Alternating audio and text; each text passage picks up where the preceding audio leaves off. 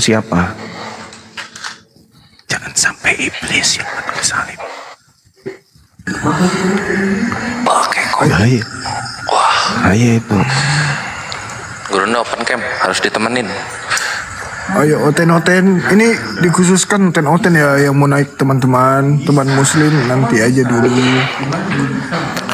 Akhi Bamtri. Assalamualaikum warahmatullahi wabarakatuh. Dinda Bamtri, apa kabar? Waalaikumsalam Gurunda. Rindu, Masya Allah. makanya hadir. Sehat? Alhamdulillah sehat. Akhi Slayer makin cakep. Akhi Bamtri, makin merdu aja suaranya. Ini suara merdu gini nggak mau nyoba jadi pemain bola? Kok pemain bola selalu merdu main bola? Itu ada kurang Jaya nyambung. Setia, coba Paket kopi. Jaya Setia diangkat ke atas yuk. Kapan sanggup jawab pertanyaan gampangku? Ayo Jaya Setia naik ke atas yuk. Iya, Jaya Setia naik ke atas, bertanya. Kita nggak akan balik bertanya, kita akan jelaskan Islam sejelas-jelasnya, gitu loh.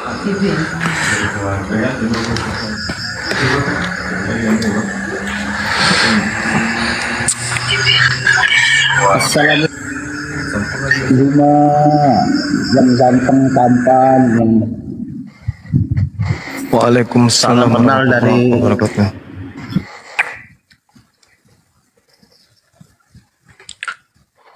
Putus-putus. Jakarta Utara Tanjung Priok deh penggemar katmu Bang Jumaku Kota Utara. Reng Juma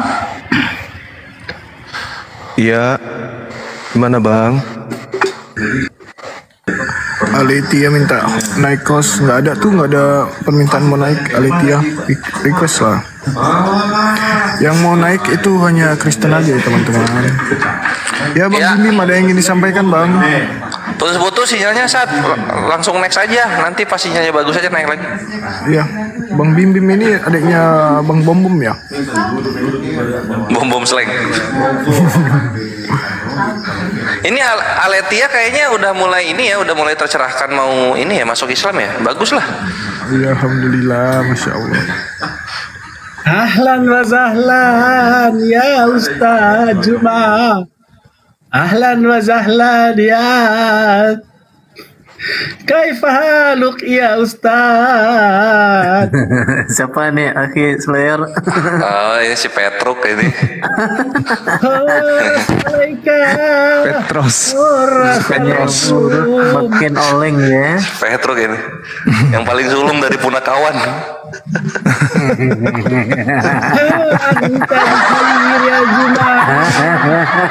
Anta di khair Bamtri. Khair ya Abdunas. Khair ya Abdunas. Assalamualaikum. Assalamualaikum. Kok nguruk? Malah asah. Luruskan otaknya Gurunda. Luruskan. Iya, ini tema kita sangat menarik ya. Teman-teman Kristen kita 2024 tahun lamanya mereka sampai saat ini masih menyembah Yudas. Itu tema kita.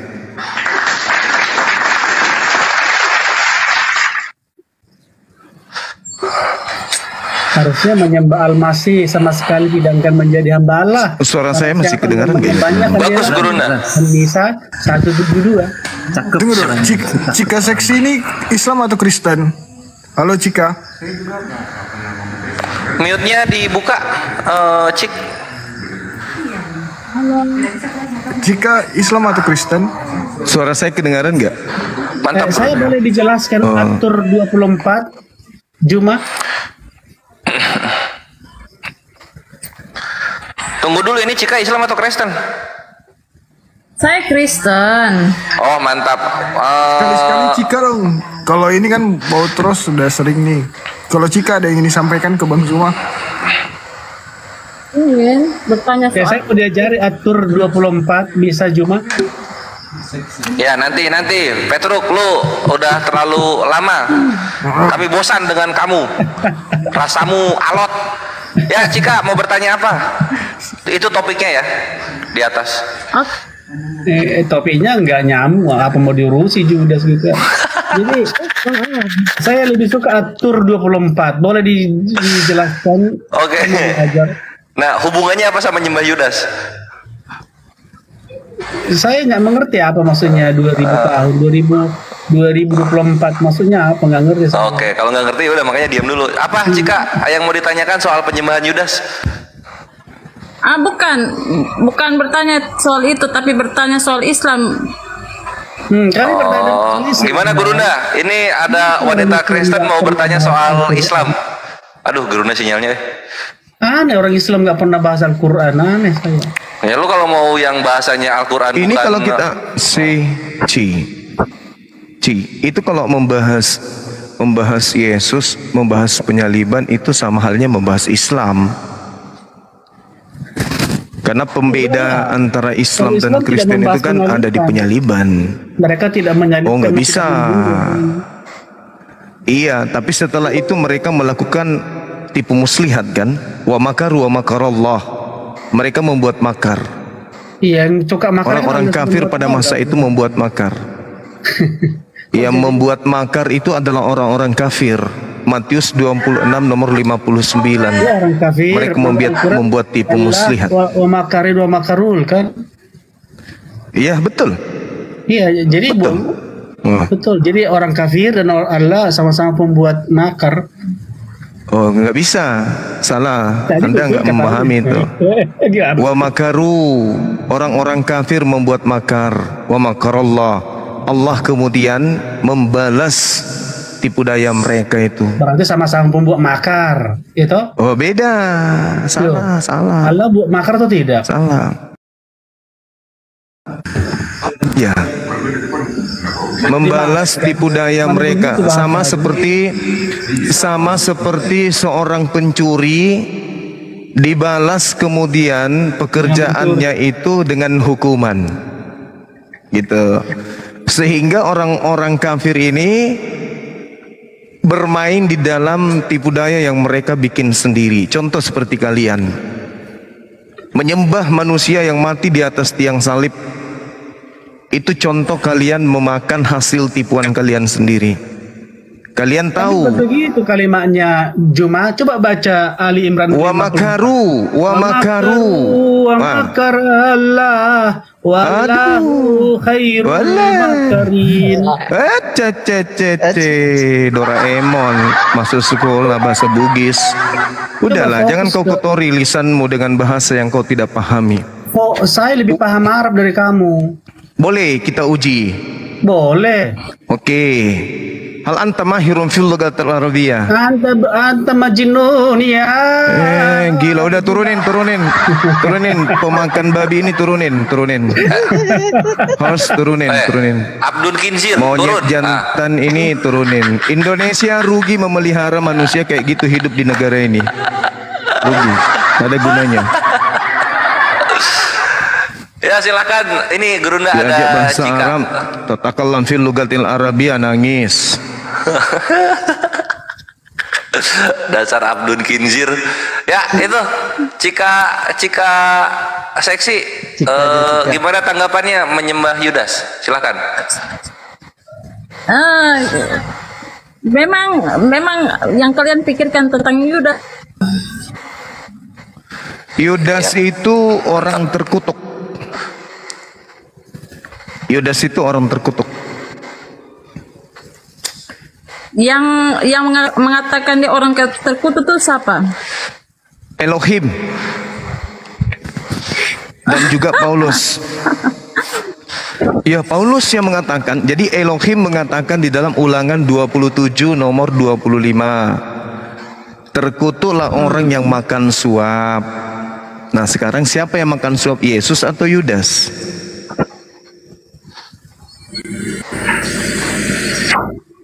Dan yang jadi pertanyaanku ya, iya Bang Suma, menurut kamu tuh Yudas tuh seperti apa?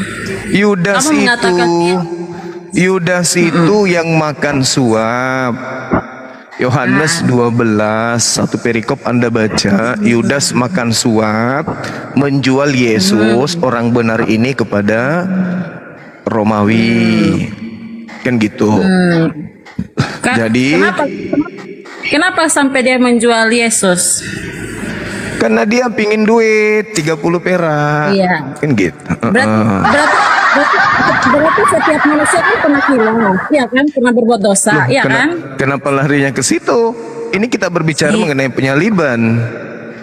Penyaliban itu terjadi di tengah-tengah Bani Israel. Sekarang begini polanya. Ketika penyaliban itu, jangan putar-putar otakku, jangan.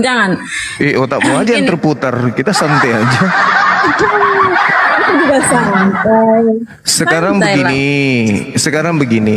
Pada saat penyaliban Kristen ada nggak di situ? Penyaliban Kristen, menurut Anda yang disalibkan tuh Yudas atau Yesus? Menurut Anda? Yudas lah, nggak mungkin Yesus. Yudas. Terus ini sejarah Kristen yang mengatakan Yesus disalibkan itu berarti Anda mengatakan bahwa sejarah itu nggak benar atau gimana? Sejarah itu sejarah Kristen itu sejarah yang dibikin minimal 30 tahun setelah kejadian, setelah tragedi penyaliban. Bahkan kalau Anda baca, nggak ada saya bukan wartawan. Yang ada itu wartawan, penulis kitab saudara, wartawan. Terus Anda sampai mengetahui tentang siapa yang Anda ngomong kalau Yudas itu disalibkan. Itu di mana? Ayat berapa itu kalau Yudas disalibkan? Ulangan 27. Nah, apakah Anda sudah membaca secara keseluruhan? Saya sudah menelannya sampai lidahku pahit kalau Bible. Iya, dia mengatakan itu. Terus yang disiksa tuh siapa? Yudas atau Yesus? Yudas. Siapa di mana? Ayat berapa itu? Jelas sekali terekam dalam Matius 27 nomor 5 catatan kakinya bahwa Yudas mati tergantung pada masa itu, mati disalibkan, lalu perutnya terburai isi perutnya. Yudas atau Yesus? Yudas. Coba Anda buka ayat itu. Begini aja, menurut saudari saya ini yang terkutuk Yudas atau Yesus? Menurut saya terkutuk karena apa? Dosanya atau kayak gimana? Loh, nggak ada orang terkutuk karena dosa orang lain. Terkutuk karena maksud kamu kan terkutuklah dia di kayu salib kan, iya kan? Iya. Kenapa dia terkutuk? Apa alasannya dia terkutuk? Ini menurut Anda siapa, Yesus atau Yudas? Soalnya yang saya tahu Yesus yang disalibkan, bukan Yudas soalnya. Nggak mungkin Yesus Yudas, yang disalibkan. Kalau Yudas berarti komunitas Uma yang mengarang cerita atau gimana? Soalnya saya tahu Bible yang mengatakan itu. Hah? Bible saudara yang mengatakan bahwa kalau memang kamu mengatakan seperti itu, coba Anda buka sendiri di ayat berapa, yang mana? Galatia 3 nomor 13. Itu apa? Terkutuk itu bunyinya kayak gimana? Coba kamu buka. Kristus telah menebus kita dari kutuk Taurat dengan cara terkutuk, sebab ada tertulis, terkutuklah orang yang mati di atas tiang salib. Itu tertulis di mana? Terkutuklah tuh berarti itu yang disalibkan tuh Yudas atau Yesus? Yesus tidak mungkin terkutuk. Yang terkutuk itu Yudas. Terus Anda tadi bilang, Zumak, Anda tadi bilang yang terkutuk itu yang disalibkan tuh Yudas. Tadi kan awal-awal kamu ngomong seperti itu. Ya memang kan? Yudas yang terkutuk. Dia yang tersalib. Allah, kamu kok muter-muter kayak gini? Kamu tuh jangan mencoba untuk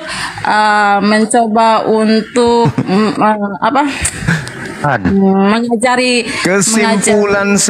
Kesimpulan saya yang terkutuk di atas tiang salib itu Yudas. Bantah saya pakai dalil.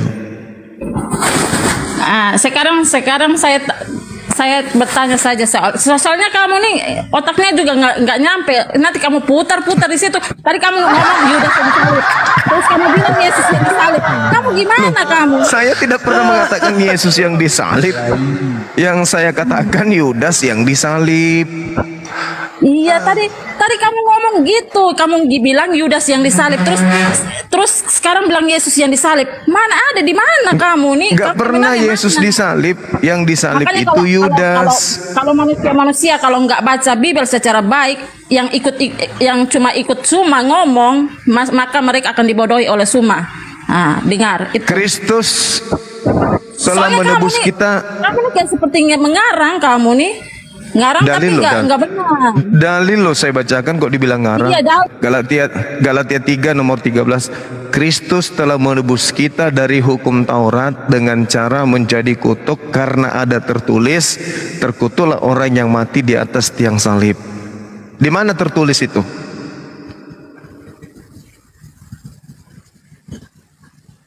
Di mana tertulis? Sebab ada tertulis, terkutuklah orang yang mati di atas tiang salib. Itu tertulis di mana?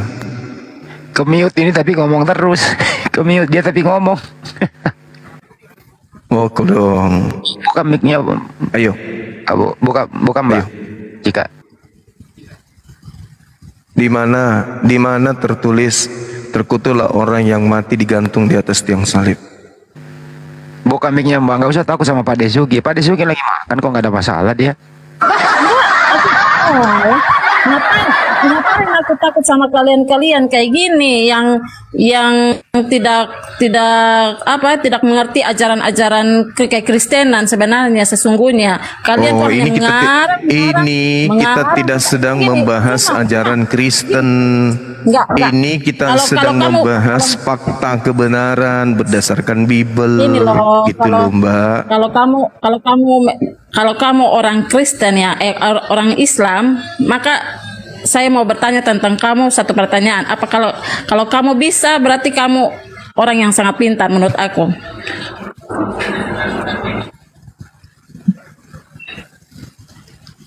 Apakah kamu siap untuk aku bertanya atau kamu siap untuk menjawab? Sudah diakui bahwa yang disalibkan itu Yudas? Yesus disalib. Ngapain aku mengakui? Tidak mungkin.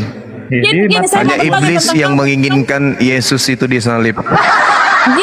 Hanya iblis yang menginginkan Yesus disalib. Hanya iblis. Tadi kamu sudah ini. Kalau orang benar, orang yang beriman tidak mungkin menginginkan Yesus itu disalib, kecuali konco-konco setan. Ayat 5. Ya, kalau orang yang beriman tapi otaknya bodoh, maka tidak akan mengerti. Hanya pengikut setan,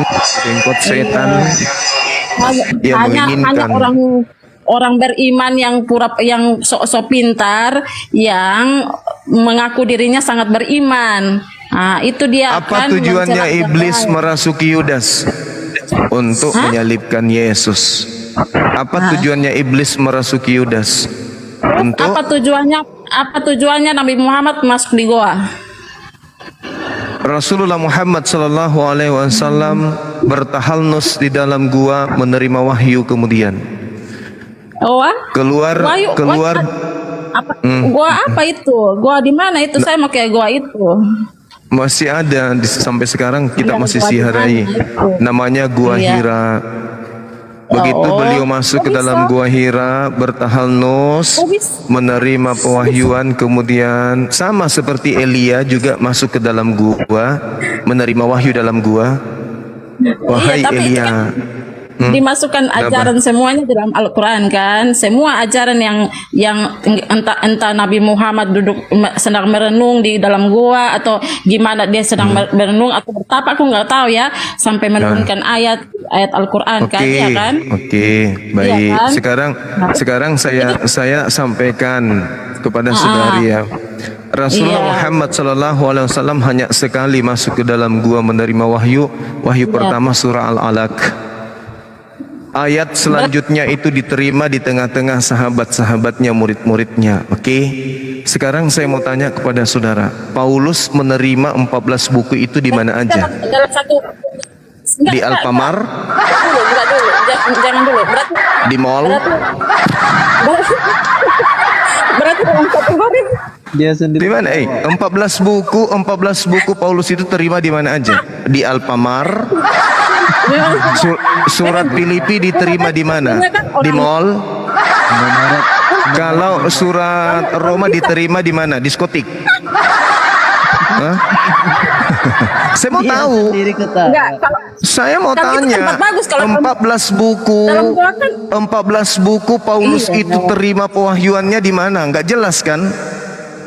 kalau dalam gua tuh lebih Iya, sadis, Kak. saya tanya karena Paulus itu kan menerima 14 bukunya kan di padang gurun.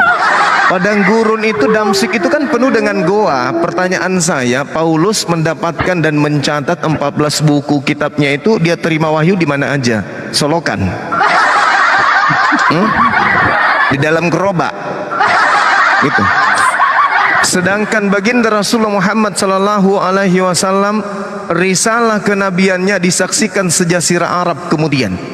Surah apapun yang diwahyukan, ayat apapun yang diwahyukan, semua diterima kemudian di tengah-tengah sahabatnya. Hanya sekali masuk ke dalam gua. Nah, sekarang Paulus menerima suratnya 14 buku itu di mana? Contoh surat Roma. Diterima di mana itu suratnya? Di mana? Di mana diterima? Iya, di mana? Kak Cika, fokus saja tadi yang dikatakan tadi yang disalib katanya Yudas. Makanya jangan lari kemana-mana, berat nanti, ente pusing nanti buat. Sekarang gini Bang Juma. Sekarang permasalahannya satu aja dulu. Kalian saudara-saudara Kristenku menyembah Yudas sudah 2000 tahun lamanya. Itu dulu. Mana buktinya? Buktinya, oke. Siapa yang mati terkutuk di atas tiang salib? Yesus. Apa alasannya Yesus terkutuk? Dia menebus dosa manusia agar terlepas. Dari mana alasan itu muncul? Dari mana alasan itu muncul? Itu nubuatan dari mana alasan itu muncul? Perjanjian lama, buka di Oke, kitab baik. Yesaya. Dinubuatkan di mana? Di kitab Yesaya perjanjian lama. Oh, Yesaya. Oke, baik. Pada saat imam-imam kepala mahkamah agama membuat kesaksian-kesaksian palsu, kenapa mereka tidak menggunakan Yesaya 53 sebagai alasan membunuh Yesus? Itu kan sudah dibuat bahwa Yesus akan tergantung di atas kayu salib supaya manusia kalau itu nubuat, dengarkan, kalau itu nubuat, maka Kayapas tidak akan mengarang-ngarang nubuat tahun itu juga. Sedangkan Kayapas posisinya adalah imam besar Bani Israel. Kayapas adalah imam besar. Ya, terus? Kenapa Kayapas tidak mengatakan ada nubuatan Yesaya? Kenapa dia harus mengarang nubuatan tahun itu juga? Apa bunyi nubuatannya? Apa bunyi nubuatan Kayapas tahun itu juga? Lebih baik Yesus seorang mati demi untuk bangsa kita daripada seluruh bangsa kita ini dirampas oleh Roma. Tapi kan Anda tahu kenapa dia mengatakan itu kan? Karena mereka kan menolak Yesus. Karena Yesus mengakui anak Allah. Oh, bukan, itu kesaksian-kesaksian palsu yang dikarang-karang berikutnya, Bung. Itu di Alkitab ada. Semua bangsa Dengarkan saya. tidak percaya Yesus pada masa Dengarkan saya. Dengarkan saya, Bung. Pada saat Yesus ingin disalibkan atau terjadi penyaliban, apakah kitab orang Kristen sudah ada? Perjanjian baru sudah ada? Yesus kan sebagai pemberita firman. Sabar.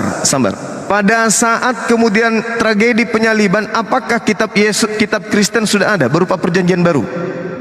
Yesus itulah yang membawa berita. Nah, itu makanya Anda gepeng kan? Saya tanya apa, Anda jawab apa? Sudah jelas.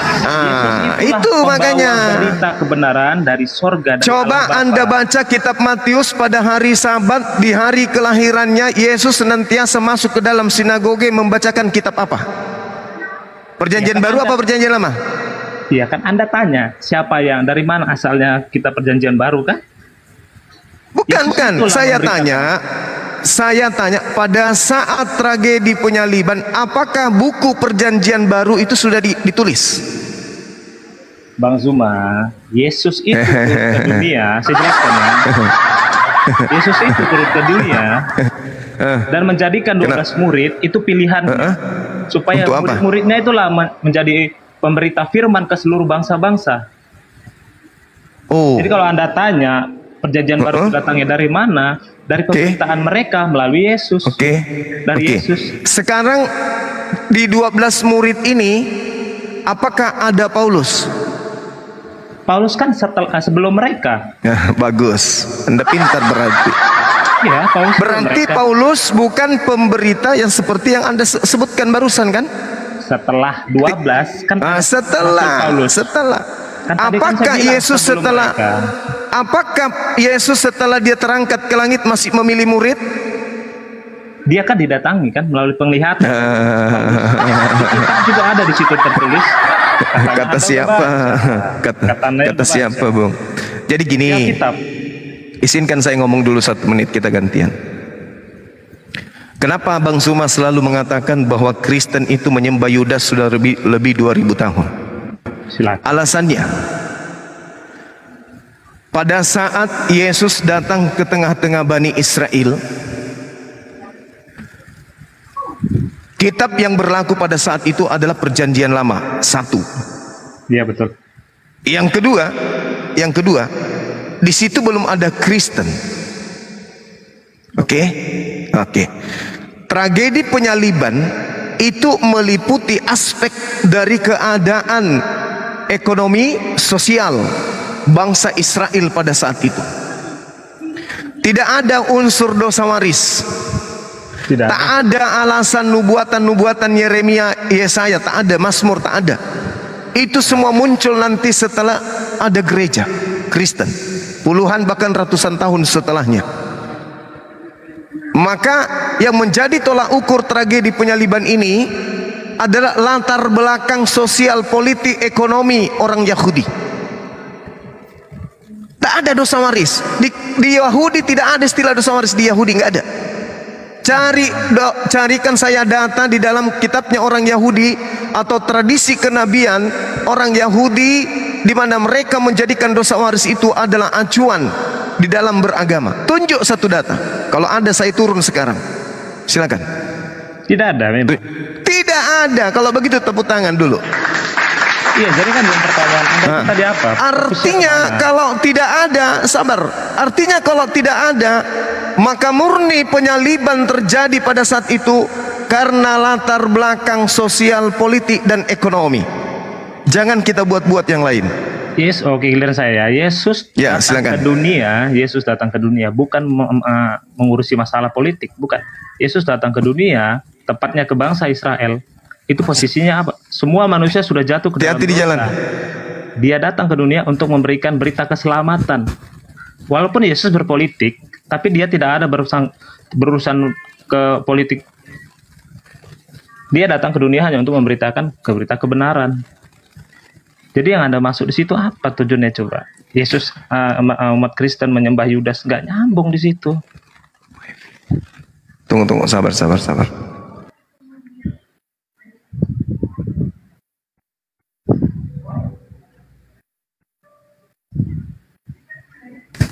Oke. Jadi Yesusnya tidak mengajarkan politik, betul, karena dia nabi. Dia bukan petugas parpol. Betul. Yesus tidak mengajarkan politik. Yesus pun tidak mengajarkan tentang ekonomi karena dia bukan menteri ekonomi. Yang betul itu. Bukan menteri keuangan dia. Yesus datang ke tengah-tengah Bani Israel sebagai nabi, sebagai rasul, sebagai Mesias, sebagai Al-Masih, sebagai Kristus yang mengajarkan mereka kemudian kembali kepada kebenaran hukum Taurat. Itu dulu. Sedangkan pada saat itu kondisi Yahudi Bani Israel, kondisi transisi keguncangan yang sangat dahsyat karena mereka di bawah tekanan kekaisaran Romawi. Kedatangan Yesus kemudian menjadi orang asing di tengah-tengah kisru terjadinya banyaknya permasalahan perekonomian sosial politik antara Yahudi dan Romawi. Makanya yang mereka tunggu Mesias. Mesias yang mereka tunggu adalah dia yang mampu membebaskan Bani Israel dari tekanan musuh.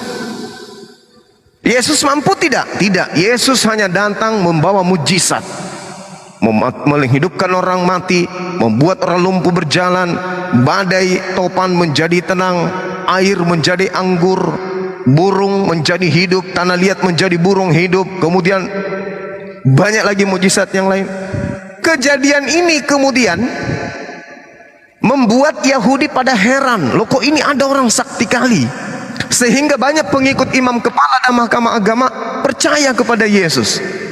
Semakin banyak orang percaya kepada Yesus, maka imam kepala mahkamah agama merasa terancam negaranya karena akan dirampas oleh Romawi. Karena orang-orang tidak ada lagi yang masuk ke dalam bait suci membayar perpuluhan.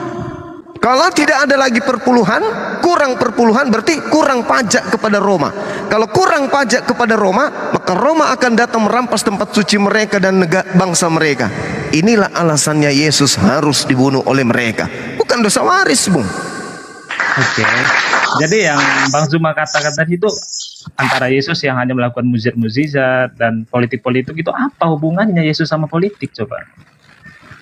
Yesus tidak berpolitik, sekali lagi saya bilang, dia bukan petugas partai. Iya, maka saya sudah bilang, makanya saya bilang kan, Yesus kenapa harus turun ke dunia? Karena seluruh manusia di dunia ini sudah menjadi keduniaan. Artinya mereka selalu mementingkan dunia tanpa mementingkan tentang apa yang dipentingkan oleh Allah, kasih. Itu Anda dapat ilmunya di mana? Ya, Yesus juga mengatakan ketika dia diuji masalah koin, masalah perpajakan, dia katakan apa di situ? Ya, siapa yang ada di dalam foto di koin itu bayar kepada dia, kan itu dia bilang. Iya, itu mengenai pajak. Oke, betul. Nah sekarang begini permasalahannya adalah tidak ada data yang mendukung konsep Kristen dalam hal ini dosa waris terhadap kejadian atau tragedi penyaliban. Tak ada data itu. Data-data pendukung dosa waris lah, darahnya, mensucikanlah, apalagi menghapuskan kutuk Taurat, itu data-data yang muncul belakangan dari Barat. Jadi menurut Anda Yesus datang sebagai apa? Untuk apa datang? Yesus datang untuk mengajak Bani Israel kembali kepada hukum Taurat, kehendak Allah. Ya, melakukan kehendak Allah. Karena mereka berdosa, betul? Mereka berdosa. Hukum Taurat itu. Dosa apa yang mereka lakukan? Dosa apa? Hukum Taurat itu mata dibalas mata, gigi dibalas gigi. Lah, itu hukum Tuhan. Kalau tidak dilakukan justru berdosa. Ulangan 27 nomor 26. Terkutuklah orang yang tidak mempraktekkan hukum Taurat dengan perbuatan. Oke, jadi kalau ada orang tidak melakukan isi Taurat dengan perbuatan, hanya teori, terkutuk. Ya, jadi yang Anda katakan kita Kristen menyembah Yudas itu dasarnya apa? Karena yang dibunuh di atas tiang salib itu bukan Yesus. Buktinya mana? Buktinya yang mati itu manusia terkutuk. Yesus kan? Anda ingin mengatakan Yesus terkutuk? Iya, dia menjadi kutuk. Karena? Ya, karena dosa manusia. Itu ilmu dari mana? Iya, kan Anda tadi paparkan Galatia tadi Anda bilang kan? Ilmu itu dari mana? Saya tanya dulu. Yesus terkutuk karena dosa manusia, itu ilmu dari mana? Tolong sampaikan ke saya pengen dengar. Saya dekatin kuping saya nih. Itu ilmu dari mana? Kan Anda bilang tadi Yesus, Anda kan saudaraku, jangan malu-malu. Jangan malu-malu. Saya pengen dengar. Saudaramu semua pengen tahu. Rindu pengen tahu. Anda mengatakan Yesus itu terkutuk karena dosa manusia. Itu ilmu dari mana? Coba dengarkan kepada saya. Bisik aja kalau Anda malu-malu. Kan tertulis di Galatia 13. Galatia. Berapa jaraknya? Berapa tahun jaraknya? Terjadinya tragedi penyaliban dengan munculnya surat kepompong dari Paulus Galatia itu. Berapa jarak? Coba ajarin saya. Sekarang fokusannya ke mana? Loh, Anda mengajarkan ke saya nih. Saya Sekarang baca Anda Bible. Sekarang gini ya, Anda nanya jarak atau nanya siapa yang disalib? Anda bilang disalib Yudas, saya bilang katakan Yesus. Anda bilang bukan Yesus tapi Yudas. Saya Buktinya tanya mana? apa alasannya? Fokus ke situ aja lah. Apa Saya alasannya? tadi dengerin Anda ngomong. Apa alasannya Yesus yang disalib? Anda mengatakan terkutuk. Terkutuk maksudnya. Apa alasannya Yesus terkutuk? Anda mencari alasan yang puluhan tahun muncul. Betul tidak? Sekarang Anda membahas yang ada di dalam Alkitab atau asumsi? Saudara, saya rindu berdialog dengan orang Kristen yang paham Bible dan berakal sehat. Iya, oke. Oke? Oke. Terus? Saya coba tatap mata saya, mumpung saya buka kamera. Tatap mata saya, mumpung saya buka kamera. Mumpung ada teman-teman saya ada di sini. Di Kristen itu ada dua buah pedoman. Satu perjanjian lama, satu perjanjian baru.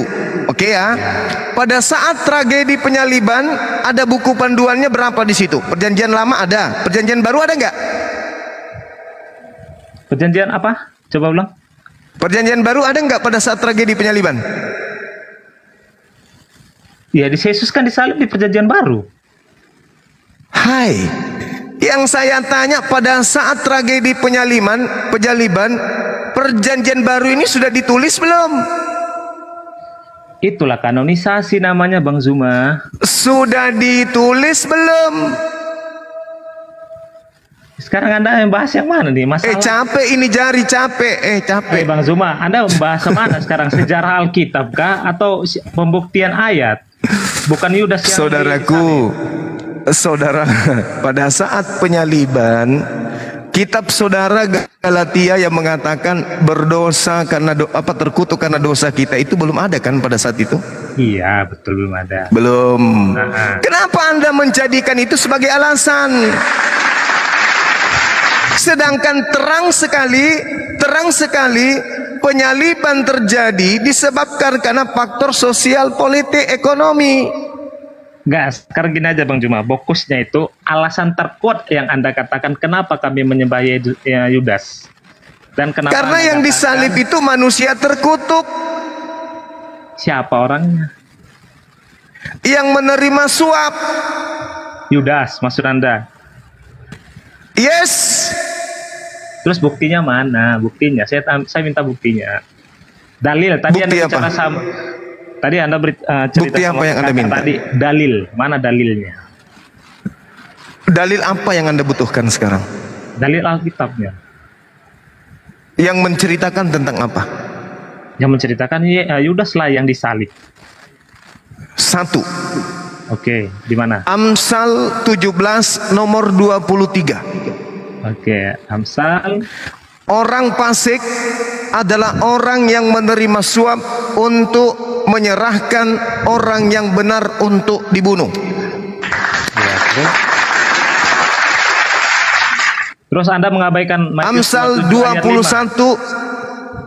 Terus Anda mengabaikan sabar dulu. Sabar dulu. Itu adalah pil pahit terakhir yang Anda akan saya beri untuk Anda telan. Oke, siap. Oke. Amsal 21 nomor 18. Orang fasik dipakai sebagai ganti orang yang jujur. Pengkhianat sebagai tebusan orang yang benar.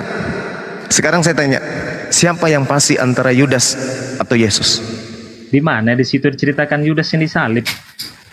Jangan mencomot-comot. Ya Allah, ya gak nyambung. Gak nyambung nanti. Ya Allah, ya Karim. Saya tahu arahnya kemana ini. Loh, kalau Anda sudah tahu, ya tinggalkan menuhankan orang yang disalib itu. Kalau Anda sudah tahu. Aduh, Bang Juma. Terus loh, kok aduh pula? Tembak aja langsung ke Matius 27 ayat 5 itu maksudnya menunjukkan ke siapa itu? Kalau bukan si Yudas. Oke. Coba Anda baca Matius 27 nomor 5. Ya. Di sabda Alkitab sabda paralel. Baca catatan paling akhir di bawah. Mati dalam keadaan seperti itu pada masa itu adalah mati dalam keadaan disalibkan. Baca. Itu Alkitab sabda. Loh, itu kan kitab sudah. Kalau enggak American Standard ke atau Ibrani ke atau Matius LAI ke. Kenapa harus lari ke situ? Lah itu kitab saudara loh. Ada yang bisa buka kamera nggak di sini? Coba. Dinda Kores. Dinda Kores. Matius 2. Dinda Kores. Siap. Buka kamera dulu deh. Aman. Alkitab Sabda. Matius 27 nomor 5. Oke. 7. Matius 27 Dibesarin, nomor host. 5. Mat 27:5. Ya, maka ia pun melemparkan uang perak itu ke dalam bait suci. Tada. Oke. Alkitab Sabda. Paralel. Iya udah. Iya. Oh iya. Paralel deh. Paralel itu berarti kita ke Matius Alkitab 27 berapa? Sabda 25 ya, Guru? Biar gitu. Ya, ayat 5. Nomor 5. Kalau mau nomor jelas dari 3 juga bisa. 5. Nah, ini udah paralel. Nah. Baca deh. Maka ia pun melemparkan uang perak itu ke dalam bait suci lalu pergi dari situ dan menggantung diri. Yo, oke, selesai di situ. Oke, Ya, menggantung diri dalam bahasa Yunani apa coba? Bantu saya untuk lihat. Tunggu. Karena Lai ini suka sekali nipu. Coba. Menggantung diri itu tunggu. Oke. Sabar pelan-pelan. Oke.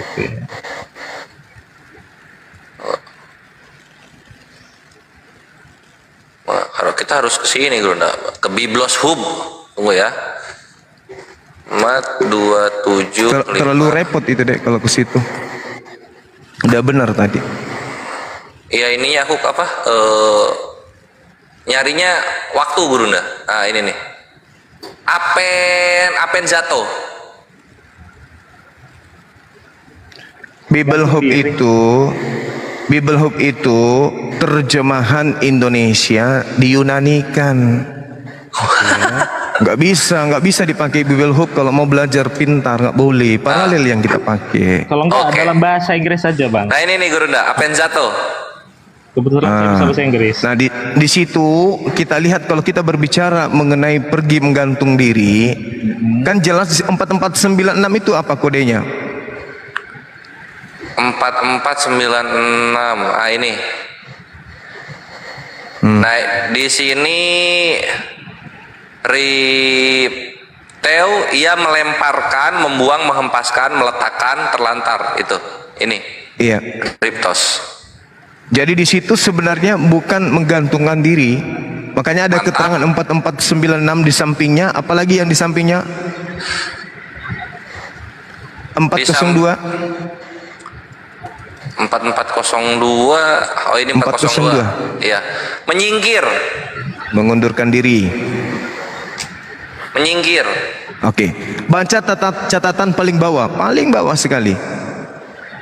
Selebihnya ya kita buka. Di bawah. Yang tadi kembali. Ini. Ya, baca paling bawah. Oh, ini catatan full life ini. Baca. Matius mengatakan bahwa Yudas menggantung diri, mencatat bahwa ia tewas karena jatuh. Barangkali yang dilakukan Yudas adalah menjatuhkan diri ke atas sebuah tonggak yang telah diruncingkan.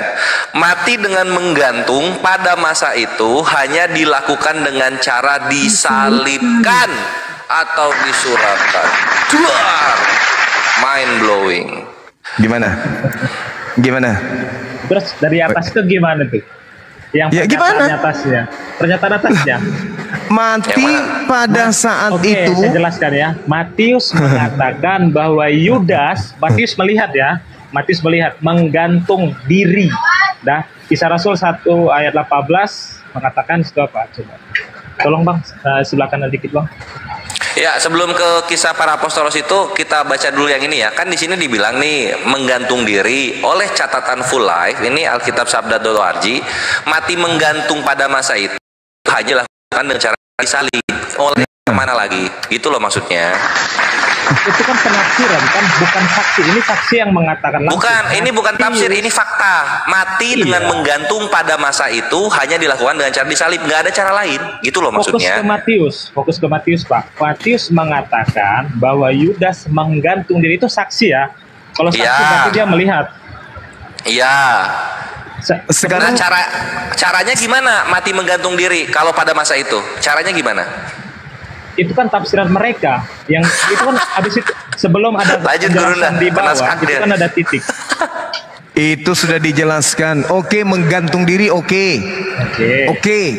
Tapi menggantung diri pada masa itu adalah sama dengan disalibkan. Itu kan sudah titik itu maksudnya. Mati dengan itu sudah titik dah. Itu dalil loh. Itu tafsiran, iya, betul. Bukan dalil itu. Iya betul. Itu dengarkan tuh. Mati, coba dibacakan ulang. Mati dengan menggantung pada masa itu hanya dilakukan dengan cara disalibkan atau disulakan. Nah, gini loh, jangan pakai pengertian menggantung diri, pengertiannya pakai pengertian 2024. Harus pakai pengertian tahun 30. Gitu loh maksudnya, Gurunda. Ini mereka menceritakan masa itu. Mati dengan menggantungkan diri pada masa itu adalah dengan cara disalibkan. Ini keterangan dari kitab saudara sendiri. Iya, tuh. Iya, saya tahu. Tapi kan di dalam bahasa Ibrani atau bahasa Yunani tidak ada penjelasan seperti itu kan? Bahasa Ibrani. Perjanjian baru bahasa Ibrani. Kalau Anda melihat Matius 27 nomor 5 sampai nomor 8, di situ diterangkan kemudian bahwa Yudas bunuh diri. Ya. Lalu kemudian imam-imam memungut uang dan imam yang beli tanah. Kalau Anda membaca Kisah Para Rasul 1 nomor 18-19, yang terjadi apa? Bunuh diri dulu. Yudas beli tanah dulu. Tidak ada imam-imam beli tanah, nggak ada. Jadi kontradiksi antara pemberitaan Matius 27 dengan Kisah Para Rasul 1. Kontradiksi. Maka catatan Matius 27 ini diterangkan menggantung diri pada saat itu sama dengan disalibkan. Oke, saya lanjut. Yang kata Bang Juma tadi itu kontradiksi. Itu bukan kontradiksi Bang Juma, itu hanya timeline, jeda waktu. Nggak bisa. Oke.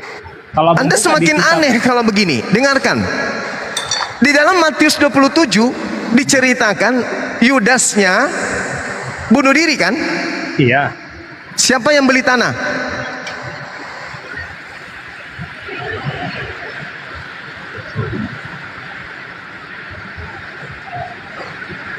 Siapa yang beli tanah, Bang Zul? Siapa yang beli tanah di Matius 27?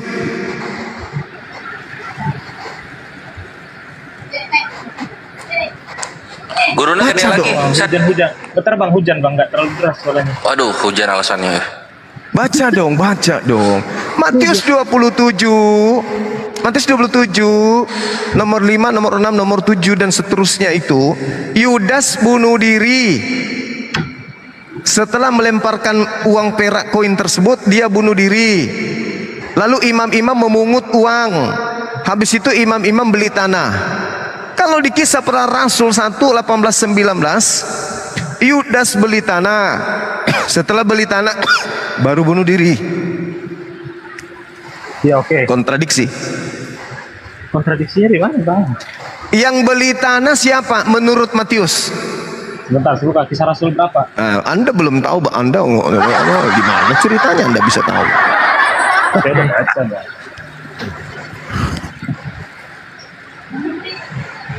Ini.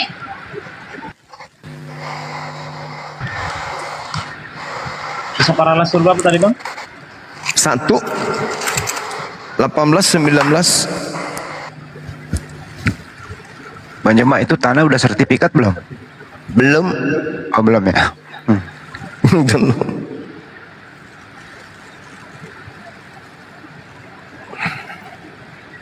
Tanyain juga yang jadi tuan takurnya siapa, Bang Juma? Tuan takur siapa?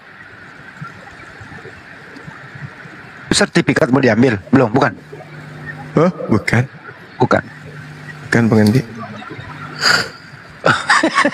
Kira sertifikat. Cari koin 30 perak. Oh, nggak ada lah. Mau beli tanah. Mana ya? Jawab. Belah belakang yang satu. Yang atas belah belakang. Ayo saudara Zain. Oke bang, lanjut. Gimana tadi pertanyaan apa? Matius 27 ayat 5 kontradiksi dengan Kisah Para Rasul 1 ayat 18-19. Iya. 18-19. Oke, di Kisah Para Rasul dikatakan situ yang beli Yudas ini telah membeli sebidang tanah dengan upah kejahatannya, lalu ia jatuh tertelungkup dan perutnya terbelah sehingga semua isi perutnya tertumpah keluar. Hal itu diketahui oleh semua penduduk Yerusalem sehingga tanah itu menjadi sebu dalam bahasa mereka sendiri. Akal dama artinya tanah darah. Oke. Sedangkan yang beli tanah di situ siapa, Bung? Oke, di situ Yudas. Oke. Sekarang di Matius 27 nomor 5 sampai 8. Tidak dikali diperlukan uang ini ke dalam peti persembahan sebab ini uang darah. Sesudah berunding dengan mereka membeli dengan uang. Itu kan setelah Matius 27 ayat 5 kan setelah dia mati, Bang. Kisah Rasul 1 ayat 18 kan sebelum dia mati. Dia beli tanah. Kalau di Kisah Rasul Para Rasul 1 ayat 18 sampai 19 itu kan dia belum mati. Dia beli tanah. Siapa yang beli tanah di Matius 27 yang beli tanah siapa? Yudas. Kisah Para Rasul, Kisah Para Rasul si Yudas. Yudas. Oke. Kalau di Matius 27 yang beli tanah siapa? Para imam-imam. Tapi kan itu kan dijelaskan di situ, Bang. Yang membelinya karena apa? Sesudah berunding mereka membeli dengan uang itu dari tanah yang disebut tanah tukang perik itu untuk dijadikan perkuburan orang asing.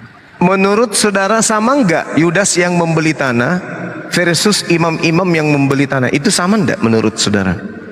Beda, kan saya udah bilang di Kisah Para Rasul 1 ayat 18 sampai 19 di situ Yudas kan belum mati.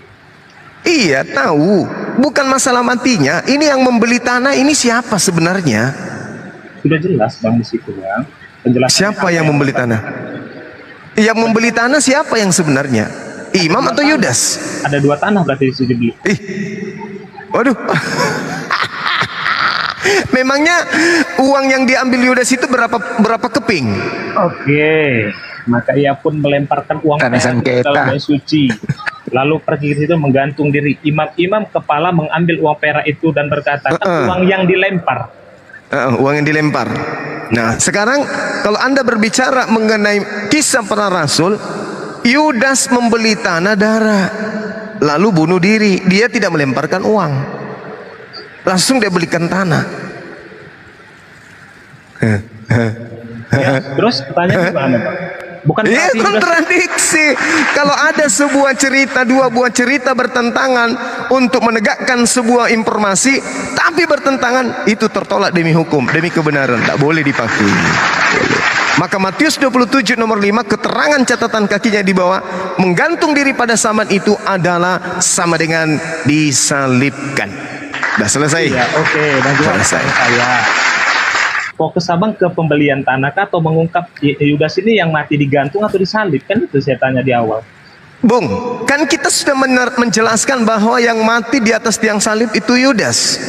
Iya. Penolakan kemudian muncul. Oh, tidak mati disalib. Jadi kalau ketika kemudian Mahkamah Agama mengatakan Yudas mati disalib, ada muncul orang nih protes. Oh tidak. Menurut si A, kenapa Anda mengatakan tidak? Karena dia membeli tanah lalu bunuh diri. Kalau kamu, karena imam beli tanah, Yudas sudah bunuh diri. Mana yang benar? Tertolak semuanya. Itu baru dikatakan keadaan yang sesungguhnya. Makanya Matius 27 nomor 5, catatan kakinya jelas bahwa mati menggantung pada saat itu sama dengan disalibkan. Tidak kuat itu, Bang. Loh, ada 2 orang datang memberikan keterangan yang bertentangan, itu tertolak itu. Matius 27 ayat 5 melihat Yudas mati dengan posisi masih tergantung, sedangkan Kisah Rasul 1 situ menjelaskan apa? Yudas mati sudah terjatuh dan dari tergantungnya itu jatuhlah ke bawah sehingga perutnya tertumpah keluar. Terus kan? tanah pada saat itu sudah dibeli atau belum dibeli? Abang fokusnya kemana sih ini? Ya, justru itu. Anda Anda menyanggah. Saya tanya, sebagai orang yang membawa kabar, saya tanya, pada saat Yudas tertelungkup kemudian dengan perut terburai, tanah di situ sudah dibeli Yudas atau belum? Kalau di Kisah Para Rasul kan di situ kan dia belum. Ya. Kalau begitu di Matius mengatakan sudah kan? Iya. Yang mana yang mana yang benar? Yang mana yang benar? Tidak ada kontradiksi tuh Bang Zuma. Loh. Ada yang membeli tanah lalu mati. Ada yang mati lalu beli tanah. Sudah begitu yang membeli tanah oknum yang berbeda. Masa tidak kontradiksi, gimana sih? Di sini kan imam-imam membeli itu kan, membeli tanah itu dengan uang yang dilemparkan Yudas di Bait Suci. Sementara di data yang lain Yudas tidak melemparkan uang. Yudas menggunakan uang itu sendiri, membeli tanah itu sendiri, lalu bunuh diri. Jadi Bang Juma, ceritanya kan si imam-imam ini kan, ketika mereka sudah dilemparkan uang itu, mereka terima, kan bisa dibaca di situ sudah. Lalu bunuh dirilah si Yudas. Ketika Yudas bisa bunuh diri, taulah mereka Yudas sudah mati bunuh diri, maka mereka mengatakan uang itu uang darah kan. Atau begini, kita sambung aja deh ceritanya, biar kena, biar enak, biar Anda senang. Yudas beli tanah lalu bunuh diri. Setelah bunuh diri, dia bangun lagi, kasih koinnya ke imam-imam, baru imamnya kemudian beli tanah. Gitu aja biar senang, Andre. Boleh? Boleh kayak gitu? Boleh. Supaya nyambung gitu loh, supaya hati Anda senang. Yudas beli tanah, habis itu bunuh diri. Begitu dia ngintip, hidup lagi, kasih lagi koin. Dia kembali ke penjual tanah, koinku kembali, aku ambil lagi koinnya. Loh, tadi Anda mati. Enggak, mau mati lagi nanti. Kasihlah ke imam-imam, mati lagi. Habis itu imam-imam beli tanah, ada 2 tanah katanya.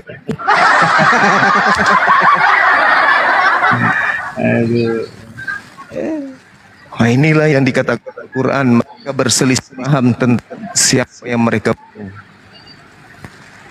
Putus-putus suara Bang Juma, atau suara saya? Nah, itu dia. Jadi kesimpulannya, betul Kristen 2024 tahun menyembah Yudas. Sepakat? Tidak. Tidak. Oke, sekarang begini, saudara.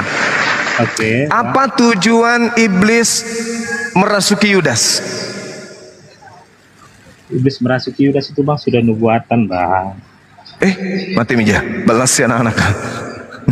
Di mana saya dapat judul nubuatan iblis merasuki Yudas itu? Nubuatan dari mana saya lagi? Nubuatan dari tanah tadi. Dari tanah darah yang dibeli itu. Penghuni tanahnya yang marah. Ayo saudaraku, iblis merasuki Yudas tujuannya apa? Untuk supaya Yesus dibunuh, betul? Betul? Betul? Bilang dong, iya. Iya dong. Sekarang Kristen mau supaya Yesus disalibkan kan? Kira-kira pembeda antara iblis dan Kristen itu apa? Kira-kira nih, antara iblis yang mau Yesus disalib dan Kristen yang pingin kali Yesus disalib itu perbedaannya apa kira-kira?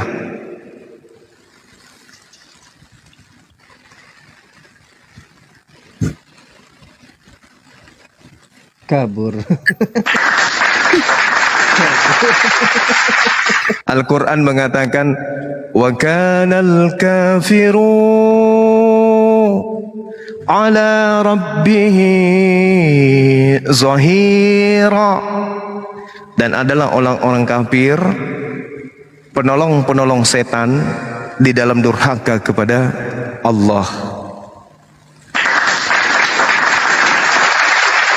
Kan Tuhannya mengatakan jangan kau bunuh orang yang benar, jangan kau bunuh orang yang bersalah. Setannya bilang bunuh. Datang Kristen juga bunuh. Maka saya bertanya nih kepada saudara, Salah enggak kitab suci saya mengatakan bahwa kalian itu adalah penolong-penolong setan di dalam mendurhakakan manusia kepada pencipta kita?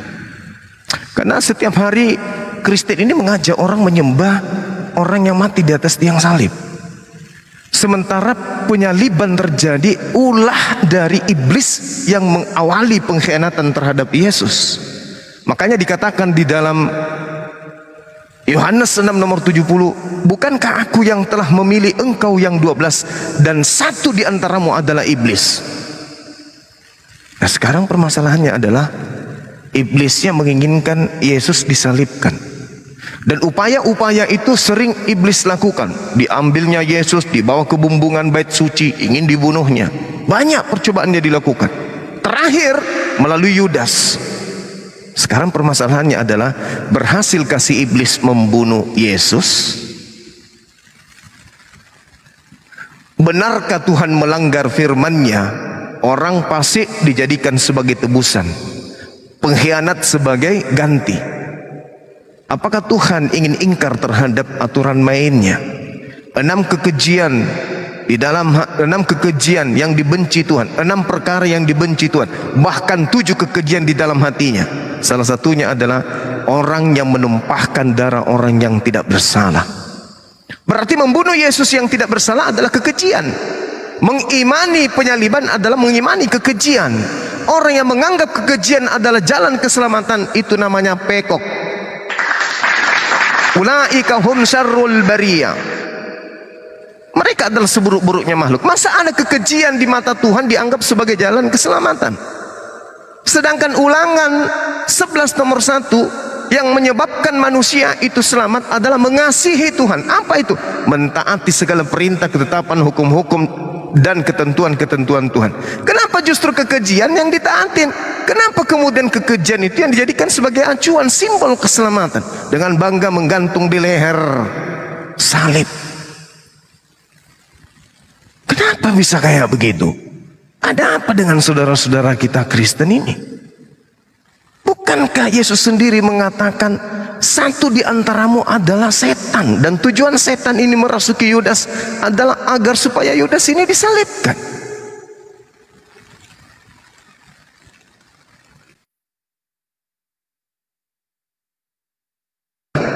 Kenapa saudara-saudara Kristen pingin kali Yesus itu disalib? Ada apa dengan saudara saya ini? Karena ini semua kesalahan. Pertama ya, karena bom-bom. Kenapa bang? Karena bom-bom pula, betul kali. Yang pertama Bung ya, yang pertama, iblis merasuki Yudas. Belum selesai sampai di situ pekerjaan iblis. Iblis pergi ke imam-imam kepala dan mahkamah-mahkamah agama, sehingga mahkamah-mahkamah agama dan imam kepala orang Farisi kemudian ini melakukan kesaksian-kesaksian palsu. Tidak puas sampai di situ aja, mereka kemudian menorehkan sebuah keadaan di mana memutarbalikkan keadaan. Yudas tidak hanya sampai kepada poin melaporkan, bahkan berkongko-kongko di dalam menyesatkan kemudian orang dengan mengatakan yang kucium itu adalah Yesus, maka tangkaplah dia. Nah, lalu kemudian ini Kristen belum ada nih, ini Kristen belum ada pada saat itu. Tragedi penyaliban terjadi, ketepek. Nah, apa yang disebut penyaliban? Hening cipta dimulai, tak ada cerita lagi. Yesus telah pergi,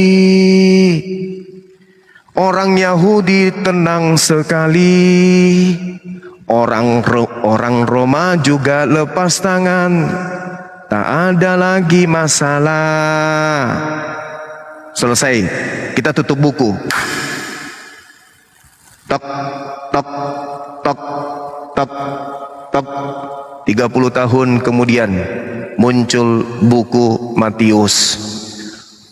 40 tahun kemudian, 60 tahun kemudian, 90 tahun kemudian, 100 tahun kemudian bermunculan buku-buku yang membahas tentang penyaliban.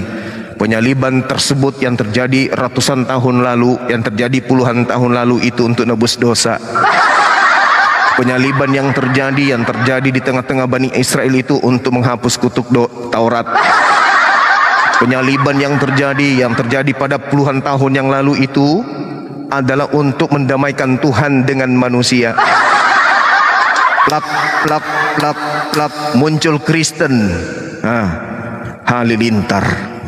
Muncul dia menjadikan konsep itu yang tak ada pada sumbernya. Mereka imani, kemudian masuk Belanda ke Indonesia, diaminkan lagi. Diaminkan lagi. Bukannya berterima kasih ada pada para apologet Islam meluruskan cerita ini, malah kita dianggap penghujat. Malah dianggap kita ini adalah penista. Dilaporkan. Penghujat, Bang Suma penghujat, penista. Padahal mau sampai kapan kalian hidup menyembah Yudas? Mau sampai kapan? Mau sampai kapan? Kalau ada saudara-saudara Kristen, silakan naik ke atas. Kasih saya alasan yang tepat. Kenapa Yesus itu disalibkan? Apa alasannya? Jangan pakai alasan buku yang muncul puluhan tahun, ratusan tahun setelahnya. Jangan. Oke, kita diskusi, Bang. Oke, udah cukup.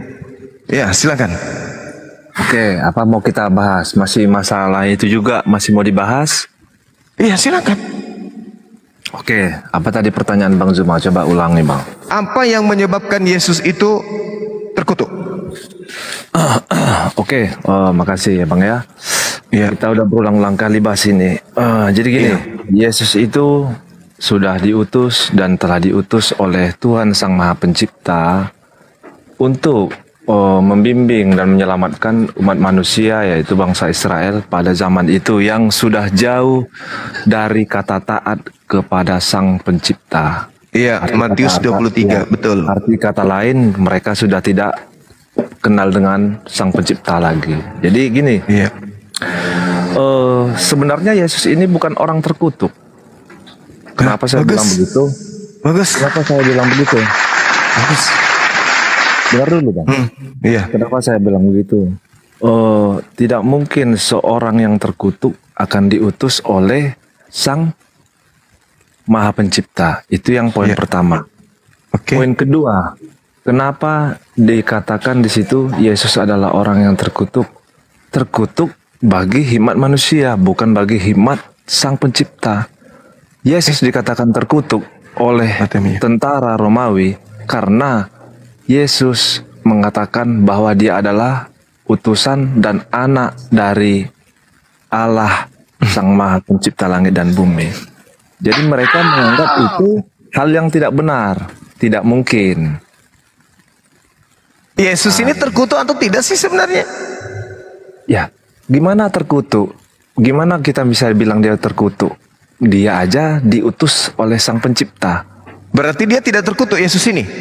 Yesus bukan manusia terkutuk, Bang. Yang mengutuk. Berarti bukan dia yang disalib. Yang mengatakan dia, yang mengutuk dia itu adalah manusia, bukan Tuhan. Abang jangan salah persepsi. Bukan. Ada nggak ayatnya mengatakan? Ada nggak ayatnya yang mengatakan Allah Bapa sendiri mengatakan, Sang Pencipta sendiri mengatakan bahwa Yesus adalah orang yang terkutuk? Tidak, justru karena itu saya berjuang untuk menyadarkan teman-teman Kristen bahwa yang disalib itu bukan Yesus. Ya. Abang bisa bilang yang bukan disalib itu Yesus itu dari mana sumbernya? Loh, kan Yesus bukan orang terkutuk. Memang Yesus bukan orang terkutuk.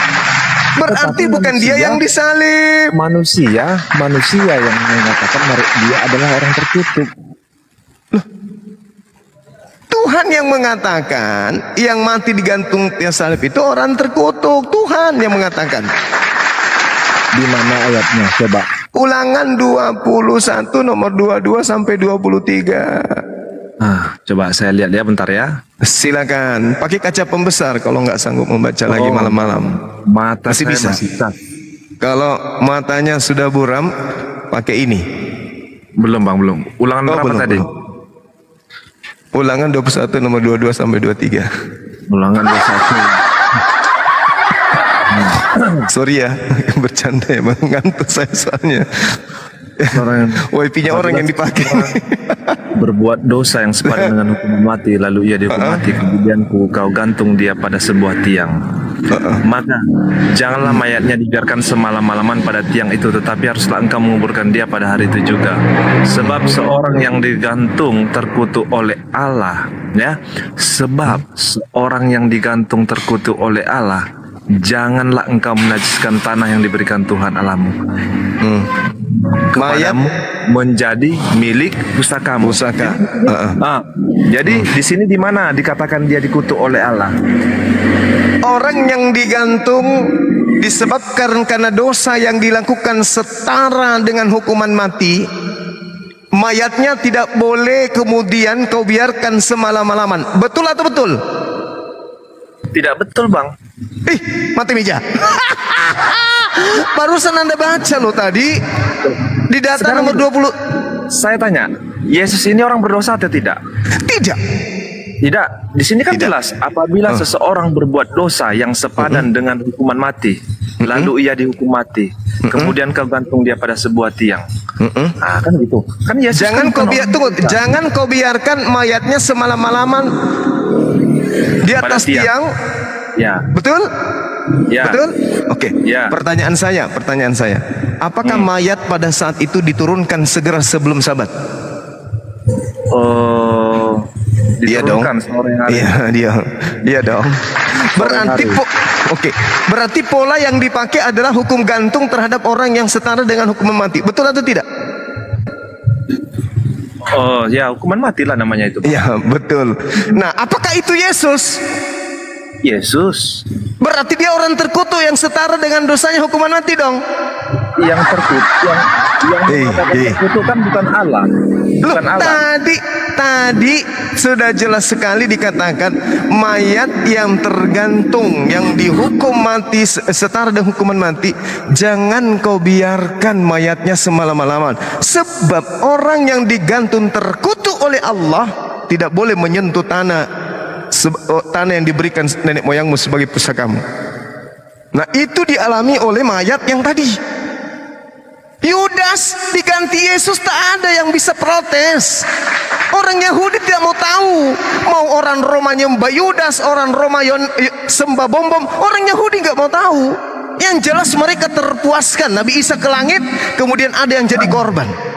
Orang Kristen muncul puluhan tahun kemudian mau dia gantikan, itu adalah Yudas, itu adalah Yesus, itu adalah bom-bom, itu adalah Herdi sekalipun. Tak ada urusan siapa yang mau protes. Nggak ada. Makanya ada yang disebut kitab apokripa. Ada yang disebut kitab kanonik. Kira-kira kalau Paulus mengatakan begini, aku heran begitu cepat kau berpaling kepada Injil-Injil yang lain. Itu Paulus loh. Berarti banyak berselebaran cerita-cerita tentang keadaan penyaliban. Benar kan?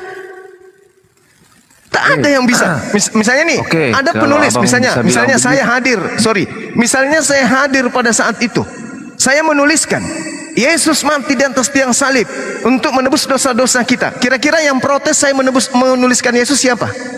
Siapa yang mau protes kira-kira? Imam kepala? Apa urusannya? Mahkamah agama? Apa urusannya? Siapa yang mau protes? Nggak ada kan? Saya udah paham. Saya udah paham maksud. Saya sudah paham maksud abang ya gitu ya. Kalau abang bilang gitu tadi ada Injil kanonik, Injil aprokit ya, berarti abang punya dong sumber yang lebih terpercaya. Al-Quran.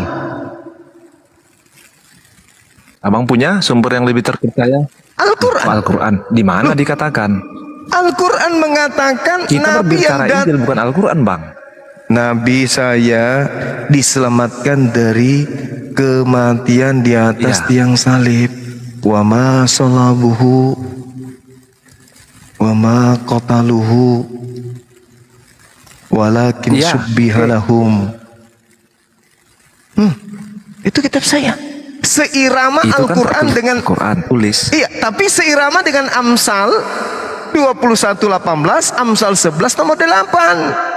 Seirama Keluaran 23 nomor 7 nomor 8. Coba. Silakan. Amsal berapa tadi ya Bang? Amsal 11 nomor 8. Amsal 11 nomor 8. Ntar saya baca. Iya. Silakan. Amsal 11 nomor 8. Orang benar diselamatkan dari kesukaran, lalu orang fasik menggantikannya. Terus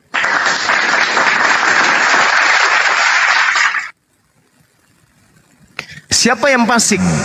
Yudas atau Yesus? Ya, itu menurut ya yang terjadi ya. Ya apa? Ya, Iya, benar, itu orang fasik itu Yudas. Yudas, Masya Allah, pandainya sahabatku ini, yang fasik adalah Yudas. Oke? Nah sekarang baca Amsal 21 nomor 18. Bentar. Oke, ini saudara saya nih bagus nih, mau belajar. Amsal berapa? 21 nomor 18. Oke, 21 nomor 18. Baca.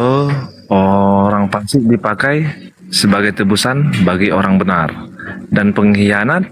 Bentar, orang fasik dipakai sebagai tebusan bagi orang benar, dan pengkhianat sebagai ganti orang jujur.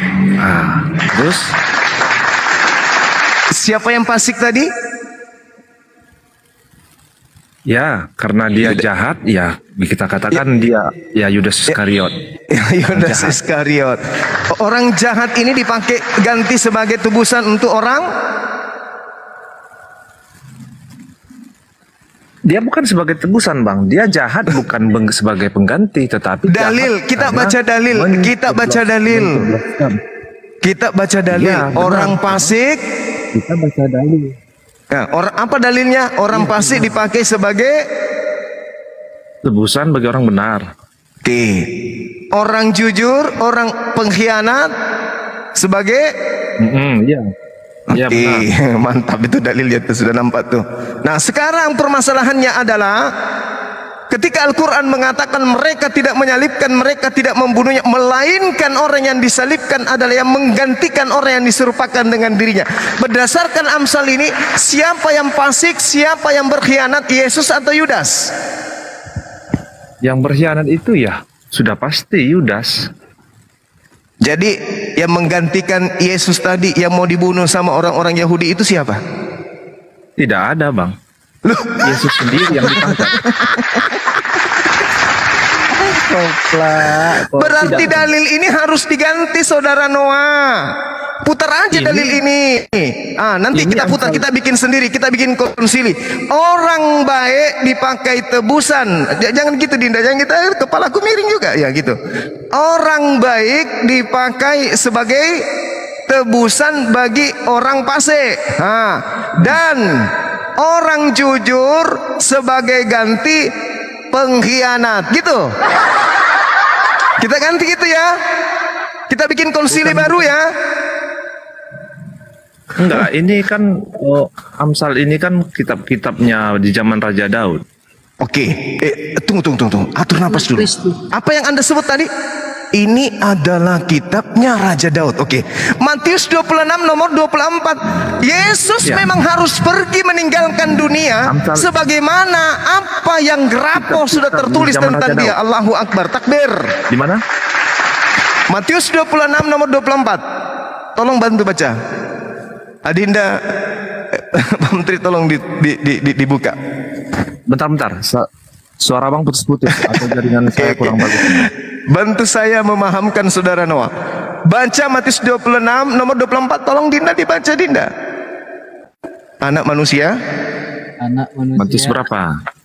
Ini akan pergi sesuai dengan yang ada tertulis tentang dia. Oh, Masya Allah. Goyangkan panggung, tepuk tangan, Allahu Akbar. Nah, gitu dong. Yesus mengatakan, aku anak manusia memang harus pergi meninggalkan dunia sesuai dengan apa yang ada tertulis. Apa yang tertulis tadi? Yang tertulis di masa Daud. Amsal. Sallu ala Nabi. Sallu ala Nabi. Allahu Akbar. Allahumma salli ala Muhammad. Gimana sahabatku Noah? Masih mau menyembah Yudas? Didengar sana. Gimana saudara? Karena gitu, Bang. Apa tuh? Apa lagi? Apalagi Yesus sendiri yang menerangkan anak manusia akan pergi sesuai dengan apa yang grapo dalam bahasa Yunani, terjemahan yang sebenarnya ada tertulis. Saudara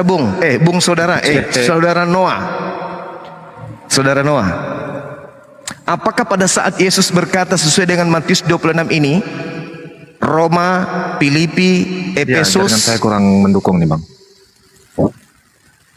Apakah sudah tertulis? Saudara? Jadi gini, di Matius 26 ini kan jelas nih ya, Yesus ini makan Paskah dengan murid-muridnya. Jadi dia kan bercerita. Dia bercerita, anak manusia, aku berkata kepada, ya gini, dari ayat 21 saya baca. Iya. Ketika mereka sedang makan, ia berkata, aku berkata kepadamu, sesungguhnya seseorang di antara kamu akan menyerahkan aku. Dan dengan hati yang sangat sedih berkatalah mereka seorang demi seorang kepadanya, bukan aku, ya Tuhan. Ia menjawab, dia yang bersama-sama dengan aku mencelupkan tangannya ke dalam pinggan ini, dialah yang akan menyerahkan aku. Ya. Jadi Yesus berkata lagi, anak manusia memang akan pergi sesuai dengan ada yang tertulis tentang dia. Sekarang muncul pertanyaannya, Bung. Tetapi celakalah orang yang olehnya diserahkan itu adalah lebih baik kalau dia tidak dilahirkan. Harus celaka. Makanya dia harus menjadi pengganti. Lebih baik dia tidak dilahirkan. Dalam panjang kali, masa nggak hafal sih? Jadi gini saudara Noah. Gini, ketika Yesus berkata ada tertulis, konsep-konsep kisi-kisi kurikulum pengajaran dosa-dosa waris yang diajarkan, yang diusung oleh orang Farisi, Paulus diajarkan kepada Roma, apakah sudah tertulis pada saat Yesus berkata demikian? Jawab saya, yang jujur. Saya ngantuk soalnya. Gimana? Di Kristen, Yesus disalib. Saya kurang mendukung nih Bang, ada ngelek-ngeleknya dikit. Saya juga lagi di gunung ini, untuk ada ketua saya di sini. Jelas sekali suaranya. Di gereja nih, Yesus disalib karena dosa waris, satu. Di gereja Yesus mati karena kutuk Taurat, dua. Yesus mati karena mendamaikan dosa manusia, tiga. Yesus mati karena dia menggantikan anak domba di atas salib. Yesus mati dikarenakan satu orang Adam masuk ke dunia sehingga manusia semua tersalurkan dosa waris. Pertanyaan saya, kisi-kisi yang tadi yang dibangun yang diusung oleh gereja, apakah sudah tertulis pada saat Yesus kemudian berkata di dalam Matius 26 nomor 24? Itu tidak ada tertulis, tidak ada tertulis. Yang tertulis yang mana? Yang tertulis yang mana? Amsal 21, Amsal 6:16, Amsal 11 nomor 8, Keluaran 23 nomor 7 nomor 8. Itu yang tertulis kan? Ulangan. Mazmur 91. Saudaraku, boleh enggak Dinda Bamtri? Boleh. Tolong tunjukkan abangmu Mazmur 91 nomor 8. Atau satu perikop aja deh. Kuatan Yesus itu ada di kitab Yesaya Bang, bukan di Amsal. Amsal itu masih mengenai kisah perjuangan. Di dalam Mazmur 91 Dinda nomor 8 atau tampilkan satu perikop biar kita bisa pilih dan pilah. Dijamah dan dijambrek.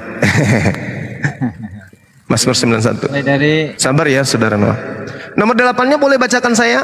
Oke, nomor 8. Ini. Apa tertulisnya?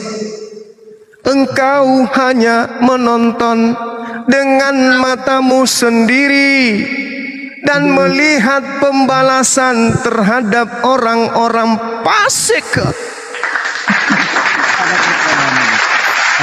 Banget dalilnya Gurunda. Saya bertanya kembali nih kepada ente. Orang fasik yang tadi yang makan suap itu siapa? Pak Bom kan? Yang ditanya sudah hilang Gurunda. La haula wala quwata illa billah. Sallu ala nabi. Allahumma sholli ala sayyidina Muhammad. Masya Allah. Itu bagus banget ya, engkau hanya menonton tadi. Kok dapat aja Gurunda? Kamu yang melantik saya jadi guru, masa saya jadi murid, gimana sih? Engkau hanya menonton loh, ikhwan itu. Aduh. Orang fasik kan. Man huwa fasik? Siapa tadi orang fasik itu? Kok. Yudas. Fasik kok pakai tajwid. Kalau kalah lagi ya. Huruf kala lagi. Allahu Akbar, Masya Allah. Ya, jadi gimana? Assalamualaikum, udah Juma. Waalaikumsalam warahmatullahi wabarakatuh. Mazmur 91. Istimewa. Senang saya bisa Engkau hanya sama Gurunda dengan matamu sendiri. Wajib mantap banget, serius. Bang Juma host tidur. Satu persatu berguguran. Linggo. Pasien berikutnya Linggo. Selamat malam. Engkau hanya menontonnya, Linggo. Linggo Kristen, pemuslim. Saya orang Islam juga. Saya satu kampung dengan Gurunda Suma. Allahu Akbar. Masya Allah, mantap. Subhanallah. Salam kenal saudara Linggo. Dinda Kores. Yes. Di mana Ki? Di Palopo? Kota Palopo, Bang. Oh, di Kota Palopo. Iya. Oh, Ini saya sering ikuti anunya Abang ini. Tapi barusan saya bisa bicara langsung sama Abang. Siap, mantap Pak Linggo. Masya Allah. Ini yang kursus sama Gurunda, kursus kebenaran udah masuk lagi. Silakan Noah Pasar Ribu. Calon murid Gurunda Zuma. Aduh, inilah. Oh, karena di sini hujan. Jaringan ya. Ini Bang. Bamtri kecil suaranya. Agak ada gangguan. Bamtri. Iya. Bukan karena sabar ya, sebelum kita lanjut ya. Dinda Kores tahu enggak data Mazmur 91 ini dari mana acuannya? Lah itu aku aja tercengang-cengang sama Gurunda ini. Itu versi lain. Maksudnya data yang biasa kami gunakan. Nggak tahu dari mana Gurunda? Matius 4 nomor 6. Matius 4 nomor 6. Wah, ini dalil baru Ikhwan, jarang dibawain. Matius 4 nomor 6. Tuh Akhi Bantri sambil buka ya Ikhwan ya. Jadi bisa baca-baca bareng-bareng. Lalu berkata kepadanya, jika engkau anak Allah, jatuhkanlah dirimu ke bawah, sebab ada tertulis mengenai engkau, ia akan memerintahkan malaikat-malaikatnya, dan mereka akan menatang engkau di atas tangannya, supaya kakimu jangan terantuk kepada batu. Ada tertulis kan? Iya. Tadi Mazmur 91 coba baca nomor 11, nomor 12. Oh, ada lagi. Iya, sambungannya yang tadi engkau hanya menonton. Sebab malaikat-malaikatnya akan diperintahkannya kepadamu untuk menjaga engkau di segala jalanmu. Mereka akan menatang engkau di atas tangannya supaya kakimu jangan terantuk kepada batu. Masya Allah, ini kuat banget ini Mazmur 91 nih.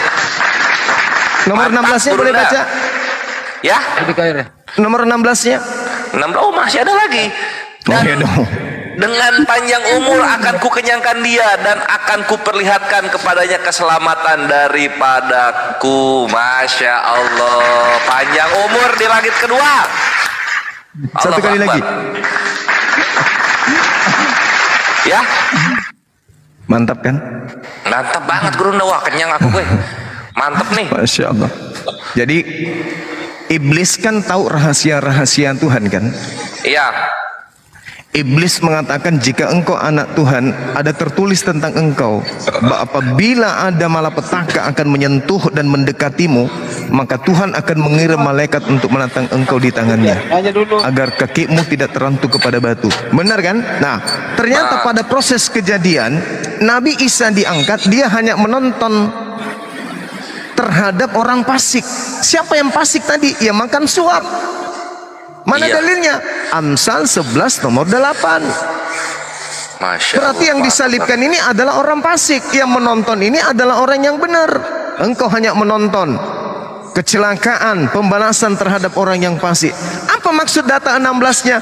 Dengan panjang umur aku akan kenyangkan dia.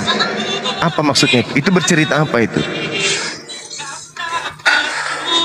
Berarti itu akan diselamatkan dan tidak akan merasakan kelaparan. Masih di atas, dia nggak perlu makan dia. Iya, mantep banget Gurunda. Langit kedua, Ikhwan, langit kedua. Ini korelasinya. Berarti ini. Sekarang pertanyaan saya, sabar dulu. Pertanyaan saya kepada Dinda Kores. Kira-kira Yesus terangkat ke langit menggunakan kain lenan atau dalam keadaan telanjang? Dalam keadaan menggunakan kain lenan tentunya. Nggak mungkin, nggak mungkin. Kok bisa? Nggak mungkin, nggak mungkin. Nggak mungkin. Kenapa nggak mungkin, Gurunda? Karena kain ketika naik menembus itu hancur dia. Oh iya, benar. Hancur. Maka dia harus telanjang naik ke atas. Iya, Matius, Lukas, Markus 14 nomor 52. Coba Anda baca, Dinda baca. Siap, Markus 14 nomor 52 meluncur. Markus, keluarlah kamu. Markus 4 nomor 52. 14. Markus berapa Gurunda? 14. Markus 14 nomor 50, 51, 52. Oke. 50, 51, 52. Lalu semua murid itu meninggalkan dia dan melarikan diri. Ada seorang pemuda pada waktu itu hanya memakai sehelai kain lenan untuk menutup badannya mengikuti dia. Mereka hendak menangkapnya, tetapi ia melepaskan kainnya dan lari dengan telanjang. Menggunakan kain apa? Kain lenan Gurunda. Yohanes 13 nomor 4. Yohanes 13 nomor 4. Kita baca dulu.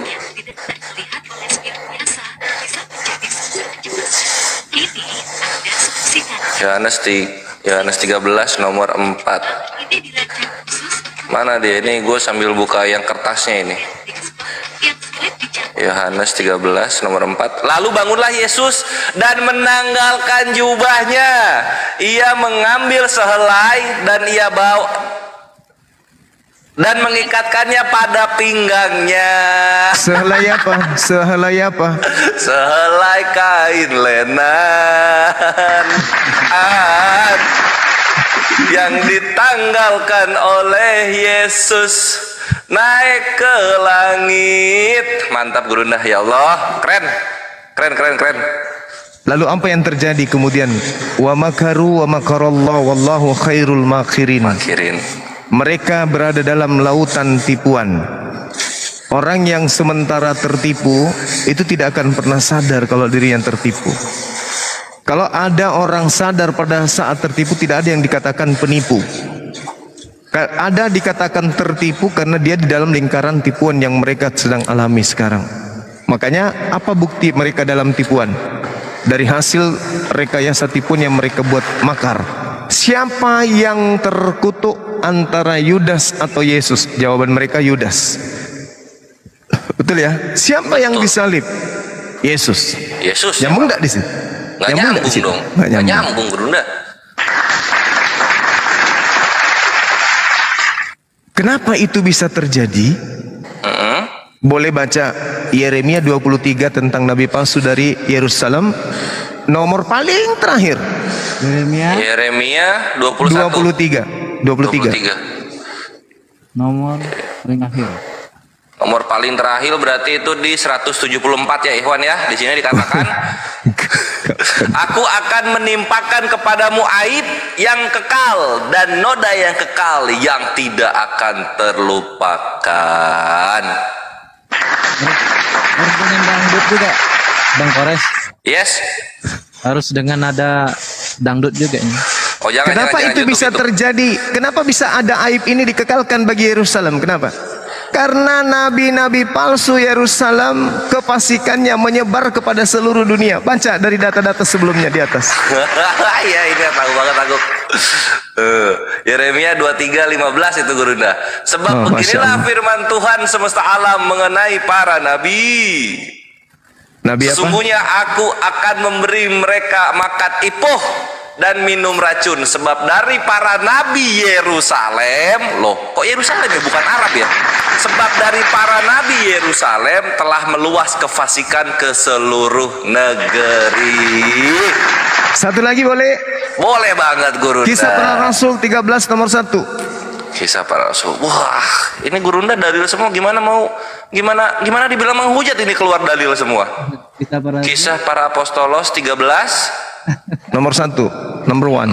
Nomor 1. Oke. Pada waktu itu dalam jemaat di Antioquia ada beberapa nabi dan pengajar. Ada beberapa nabi dan pengajar, yaitu Barnabas dan Simeon yang disebut Niger, dan Lukius orang Kirene, dan Menahem yang diasuh bersama dengan raja wilayah Herodes, dan Saulus. Saulus nabi dari Yerusalem. Mantap bener Guru. Kefasikannya menyebar sampai ke Indonesia. Seluruh negeri, nyampe ke sini. Yang bawa Dan si Albert terkait pengajarannya akan menjadi aib yang kekal sampai selama-lamanya. Mantap. Tepuk tangan dulu Ikhwan untuk Gurunda kita. Semua emot tepuk tangan Ikhwan. Ya, kita tunggu Mbak D dulu nongol. Dia lagi sholat isya katanya. Wih, mantap. Kakak ipar. Aib yang kekal loh. 2000 tahun kurang kekal apa coba? Itu udah terbukti aib yang kekal, masih aja kalian imani. Aduh, kayak mana ini kawan-kawan? Makanya kayak Noah, belajar gratis, bertanya dijawab gitu, nggak membantah. Ya Noah ya, itu lo dikasih jaringan jelek itu supaya nggak bantah-bantah gitu loh. Ya silakan Noah. Mau nanya apa lagi? Saya tutup kamera dulu ya. Udah. Siap Gurunda. Mau lanjut yang tadi atau gimana Bang? Tunggu Gurunda minum dulu. Gurunda kalau minum harus lepas masker, baju sama kaos kaki. Tunggu ya. Iya, celananya jangan dilepas. Celana jangan. Enak aja lu. Yang dilepas. Ya masih denger. Alhamdulillah.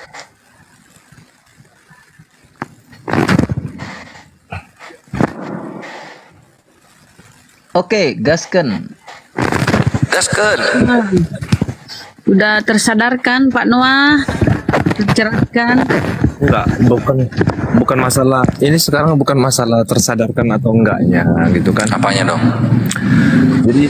Jadi gini, memang kalau dari ayat-ayat yang sudah kita baca ya, memang kalau dari pemahaman kita, hikmat manusia memang seperti itu. Tapi belum tentu dari hikmat Sang Pencipta itu artinya seperti itu. Karena kita kan mengartikan kan dari pemikiran ataupun dari arti kita sebagai seorang manusia. Itu yang pertama. Dan yang kedua, jikalaulah memang kawan-kawan di sini semua menganggap kitab ini adalah kitab karangan, kenapa enggak yang baik-baiknya aja ditulis gitu? Kenapa harus dibikin kontroversi seperti memang ini berat misalnya. loh Pak Noah, memang berat ini. Anda harus mati-matian membantah narasi Gurunda tadi dengan data-data. Kenapa? Kalau bukan Yesus yang disalib, nggak ada Tuhanmu loh. Makanya harus bagaimanapun harus Tuhan. Tuhan saya ada. Kalau bukan Yesus yang Tuhan saya disalib, itu Allah yang Esa, Kak. Yudas Tuhanmu ya. Enggak, karena Esa itu Tuhan saya. Dia menuhankan Yudas. Berarti Yudas tidak menuhankan Yesus ya. Berarti Yudas yang di karya keselamatanmu Yudas ya. Pasti nggak terima kan? Iya, kok karya keselamatan? Karya keselamatan itu tetap dari Allah yang Esa. Tuhannya Allah yang Esa, Bunda, bukan Yesus. Terus Yesus itu apa? Apa Iya. Yesus bagi kamu? Yesus ini sama seperti nabi-nabi yang sebelumnya ya, Nah, yang udah mulai sadar tuh ditugaskan Gurunda, untuk udah mulai sadar. Alhamdulillah. Bukan mulai sadar, memang pemikiran saya seperti itu. Iya, dari dulu saudara Noah memang tidak menuhankan Yesus. Beliau Bukan menganggap masalah sadar atau enggaknya, Yesus itu pemikiran saya nabi. seperti itu. Ya, ditugaskan untuk memberitakan firman wahyu, ajaran tentang masalah kehidupan, aturan sosial dan semuanya untuk tetap taat kepada satu Sang Pencipta, Allah yang Esa. Itu tujuan utamanya, kan gitu. Nah, tetapi melalui masing-masing nabi pada zamannya masing-masing, kan seperti itu. Begitu. Assalamualaikum warahmatullahi wabarakatuh. Waalaikumsalam warahmatullahi wabarakatuh. Asyhadu. Iya, kalau sudah tidak menuhankan Yesus dan menganggap Yesus itu hanya utusan atau nabi, ya berarti udah benar tuh konsepnya. Dan menuhankan Allah yang Esa katanya kan? Belum bener, akhi, kan masih percaya ini penyaliban manusia nebus dosa. Enggak, Bang, itu bukan dia disalibkan itu bukan menebus dosa gitu. Memang sebagian apa satu lagi kebenarannya? Beda lagi. Ya, gini. Memang sebagian, memang oke lah. Kalau teman-teman juga yang lain Kristen mendengarkan saya, mereka mau menganggap saya berkata melalui buah pikiran saya sendiri, itu terserah mereka. Tapi kita diciptakan punya akal gitu ya. Jadi begini, kalau teman-teman Kristen yang lain itu hampir ya, bukan hampir lagi, 90% saya katakan itu meyakini itu namanya Tritunggal. Terus penyaliban Yesus itu sebagai penebusan dosa umat manusia atau dosa waris lah ya yang kita bilang ya, mulai dari manusia pertama itu Nabi Adam sampai kita saat ini. Tapi kalau menurut saya itu bukan, walaupun saya tidak punya data untuk mengatakan itu dari Alkitab, tapi saya katakan itu bukan. Jadi ini Jadi penyaliban buat apa penyaliban kalau di Noah? Langsung aja lah. Jadi ini sama halnya seperti perjanjian Tuhan dengan Abraham. Samalah. Enggak, langsung aja. Penyaliban itu fungsinya buat apa kalau bukan nebus dosa di Noah? Oh gitu. Kenapa sih ini kafir-kafir di typing ini kan kita ngomong? Bunda nanti dulu nanggapin ya, biarin Noah dulu supaya maju terus. Kafir-kafir di typing nih laknatullah. Nggak boleh gitu. Ini apa Noah? Apa jadi buat apa fungsinya penyaliban kalau bukan nebus dosa? Gini, kalau sekarang saya tanya sebentar ya sebelum saya jelaskan, abang percaya nggak orang mati bisa hidup kembali? Iya, terus? Nggak percaya apa nggak? Percaya ya.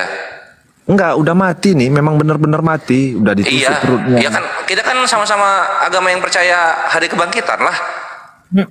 Iya, maksud saya sekarang loh, abang percaya nggak ada orang yang mati percaya?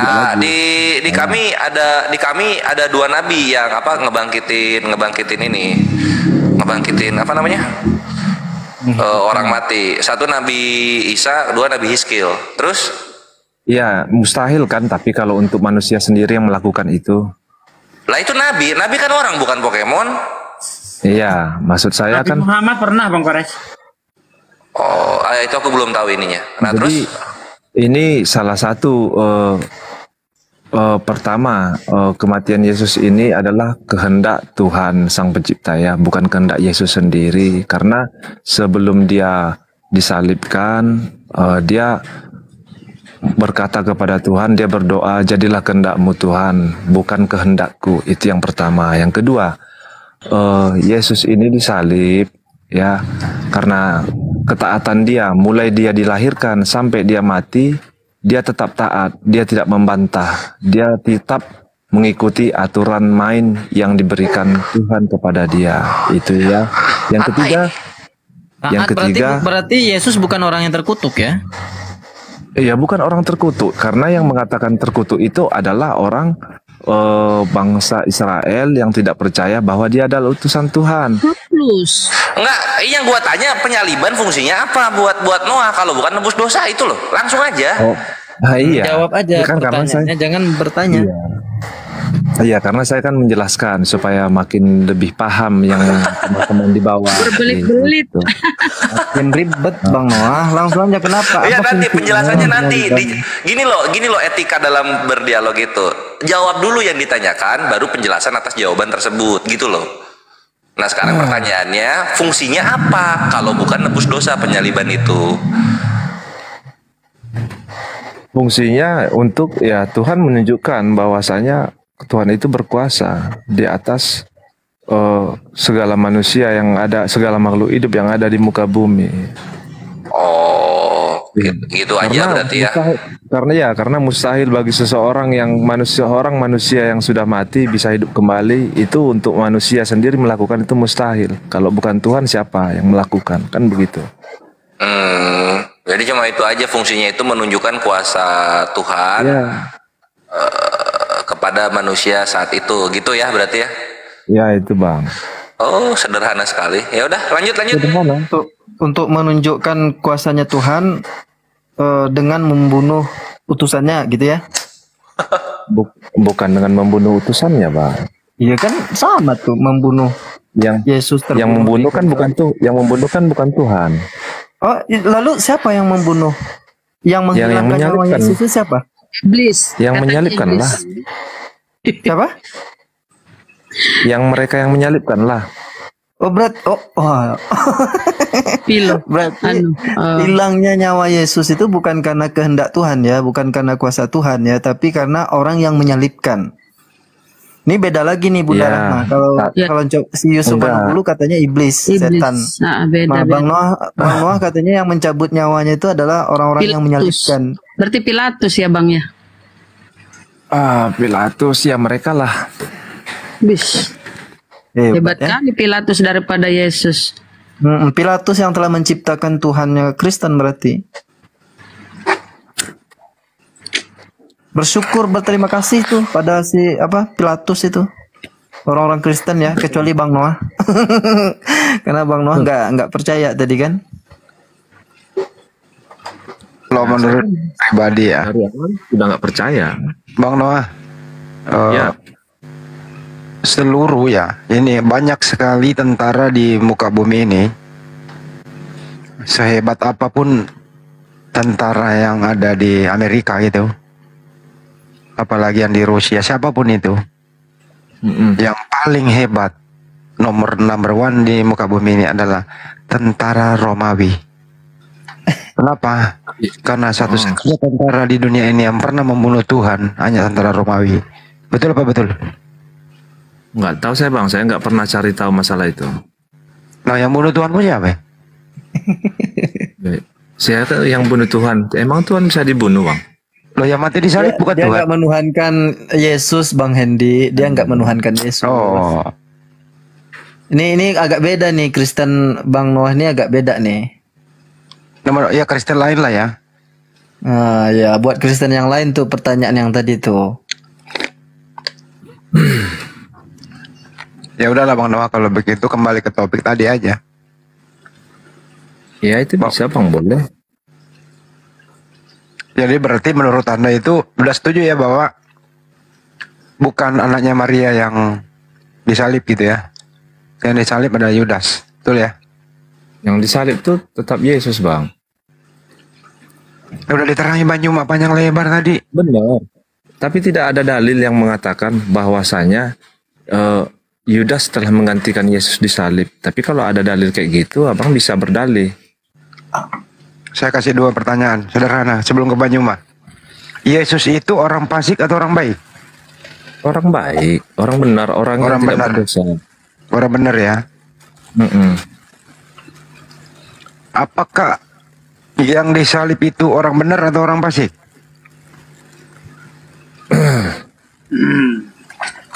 Ya, kalau seharusnya yang dihukum itu memang harusnya orang yang jahat.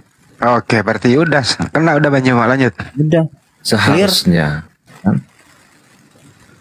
Tetapi kan Tuhan punya rencana lain. Itulah yang jadi permasalahan. Nah, mana rencana Tuhan itu? Yang Anda maksud rencana Tuhan itu punya rencana lain itu yang mana? Di mana rencananya? Di gereja Kristen? Enggak. Karena yang harusnya dihukum mati itu kan, apalagi salib, itu udah dahsyat kali lah ya di zamannya. Tetapi kenapa bukan orang yang benar-benar jahat yang disalib? Kenapa harus Yesus, orang yang tidak berdosa, yang datang dan tujuannya diutus memang untuk dan oleh Tuhan sendiri? Karena membenarkan umat manusia. Berarti kan Tuhan punya rencana lain di atas segala yang telah terjadi. Dari mana Anda tahu? Ya, saya tidak tahu dari mana-mana. Ya, pasti Tuhan yang punya rencana. Amsal 3 nomor 5. Ya. Janganlah kau berpegang kepada pikiranmu sendiri, tapi berpeganglah kepada firman Tuhan. Tadi saya uraikan firman Tuhan, tapi Anda berpegang kepada pikiran Anda sendiri. Enggak juga, Bang. Loh, tadi Anda mengatakan Tuhan punya rencana lain, itu dari mana Anda tahu? Ya, karena yang seharusnya yang seperti yang tertulis di Amsal kan yang harus mati di kayu salib itu, yang harus dihukum mati seperti itu adalah orang yang berdosa kan gitu. Iya. Tetapi kenapa kok jadi tidak orang yang berdosa yang dihukum mati? Kata Kristen kan? Ya, kata Injil. Nah, itu dia. Makanya saya bilang tadi, kitab Anda itu ditulis pada saat itu atau pada saat setelahnya? Karena Yesus mengatakan anak manusia memang akan pergi sesuai dengan apa yang ada tertulis. Jadi Injil itu bertahap ya, bukan sekali nulis. Injil itu bertahap. Iya, gini Saudara Noah. Pada saat Yesus berkata, anak manusia memang akan pergi sesuai dengan apa yang ada tertulis. Apa yang Anda pahami di situ? Iya, saya udah ngerti masuk pertanyaan Abang. Berarti berarti kepergian Yesus harus berdasarkan perjanjian lama. Itu rencana Tuhan. Terus kenapa saudara mengatakan Tuhan punya rencana lain? Maksudnya Anda ingin meloloskan rencana iblisnya gitu? Ya, sekarang gini aja, logika aja Bang. Itu ada benarnya juga yang saya bilang, bukan saya membenarkan diri. Karena memang menurut perjanjian lama kan memang harusnya orang yang jahat kan gitu. Nah, tetapi kenapa di perjanjian baru kenapa di perjanjian baru yang tidak berdosa, bahkan yang diutus oleh Tuhan sendiri yang harus mati kan gitu? Iya, kenapa? Nah, ini kan jadi pertanyaan besar. Kenapa? Itu saya tidak tahu. Nah, sekarang coba pakai logika nih. Yang mana yang benar, firman Tuhan atau hasil penyelidikan? Ya oke. Sebenar-benarnya segala sesuatu tetap yang paling benar adalah Tuhan di atas segala kehendaknya. Itu pertama. Ya sudah. Berarti kehendak Tuhan yang harus terjadi kan? Benar. Jadi yang kedua, gini. Dari sejarah Matius ini memang adalah salah satu dari ke-12 murid Yesus sendiri, Bang, begitu. Iya, Matius, iya. Tapi penulis Matiusnya? Matius ya, Matius dari Lewi, seorang pemungut cukai. Bukan. Coba baca Matius 9 nomor 9 tuh. Itu saya udah cari referensinya bahkan dari Wikipedia. Semua sumbernya itu juga kok, Bang. Mana ada? Sumbernya itu juga kok, Bang. Sudah sangat jelas di situ. Sudah sangat jelas Matius 9 nomor 9 yang menuliskan buku Matius itu bukan Lewi. Coba Matius 9 nomor 9 coba dibacakan tuh. Enggak diketahui, nanti di abad kedua baru dikasih nama Matius itu buku. Berarti siapa dong kalau bukan muridnya Yesus sendiri, Matius yang menuliskan? Enggak dikenal. Lukas aja sendiri mengatakan banyak orang yang menuliskan. Lukas sendiri yang mengatakan begitu. Banyak orang yang menulis. Bahkan Paulus mengatakan aku heran. Coba ya, silakan. Kita dapat dari Katolik ini ya. Dibesarin. Dari Katolik, coba kita terjemahkan ya. Ini Katolik Society. Yang ngarang nggak pernah sholat Jumat, yang ngarang nggak pernah sholat Jumat, nggak sunat. Ini kita copy aja ya. Ini kan bahasa Inggris. Coba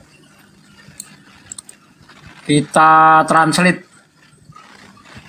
Nih, penulis Injil yang menyandang nama Matius juga tidak diketahui secara pasti, secara umum diterima bahwa penulisannya bukanlah Rasul Matius. Penulisnya mungkin adalah seorang mu'alaf Yahudi yang akrab dengan hukum para nabi tradisi Yahudi dan harapan-harapan mesianik. Ini membaca. Seringnya menunjukkan bahwa pembacanya sebagai besar adalah orang-orang yang berpindah agama dari Yudaism. Beberapa orang berpendapat bahwa karena pandangannya ini membaca aja susah gimana. Dan kebetulan terdapat orang Yahudi. Bukan Matius, ini menurut Catholic Society. Kalau masih kurang banyak data lagi kok. Tapi yang saya baca ini dari sumber Wikipedia, Bang. Berarti itu kalau Wikipedia itu udah ya. Ini langsung kalau Wikipedia bisa semua nulis, Bang. Ini Wikipedia langsung bisa diedit, Bang Noah. Saya pun bisa edit. Bisa diedit, Bang. Betul. Ini Tapi kalau Katolik langsung nih. Masih kurang lagi, ini satu kurang lagi nih. Itu tadi yang ini. Catholic Identity. Nah ini Catholic Identity. Nih. Ini yang Catholic Society ya. Bentar kan ini. Nah ya. Oke. Tidak penting siapa penulisnya. Yang pastinya ayat itu sudah tersebar luas mulai dari dulu sampai sekarang. Katolik.com. Apa katolik.com? Pertanyaan saya satu ini sama bentar, semua. Bentar bang. Ini kita apakan ya? Kita translate. Ini dari katolik.com. Katolik.com. Matius, Markus, Lukas, dan Yohanes sebenarnya bukanlah penulis Injil. Kami tidak tahu siapa sebenarnya yang melakukannya. Mereka tidak disebutkan namanya dan namanya hanya tidak dicantumkan sampai abad kedua.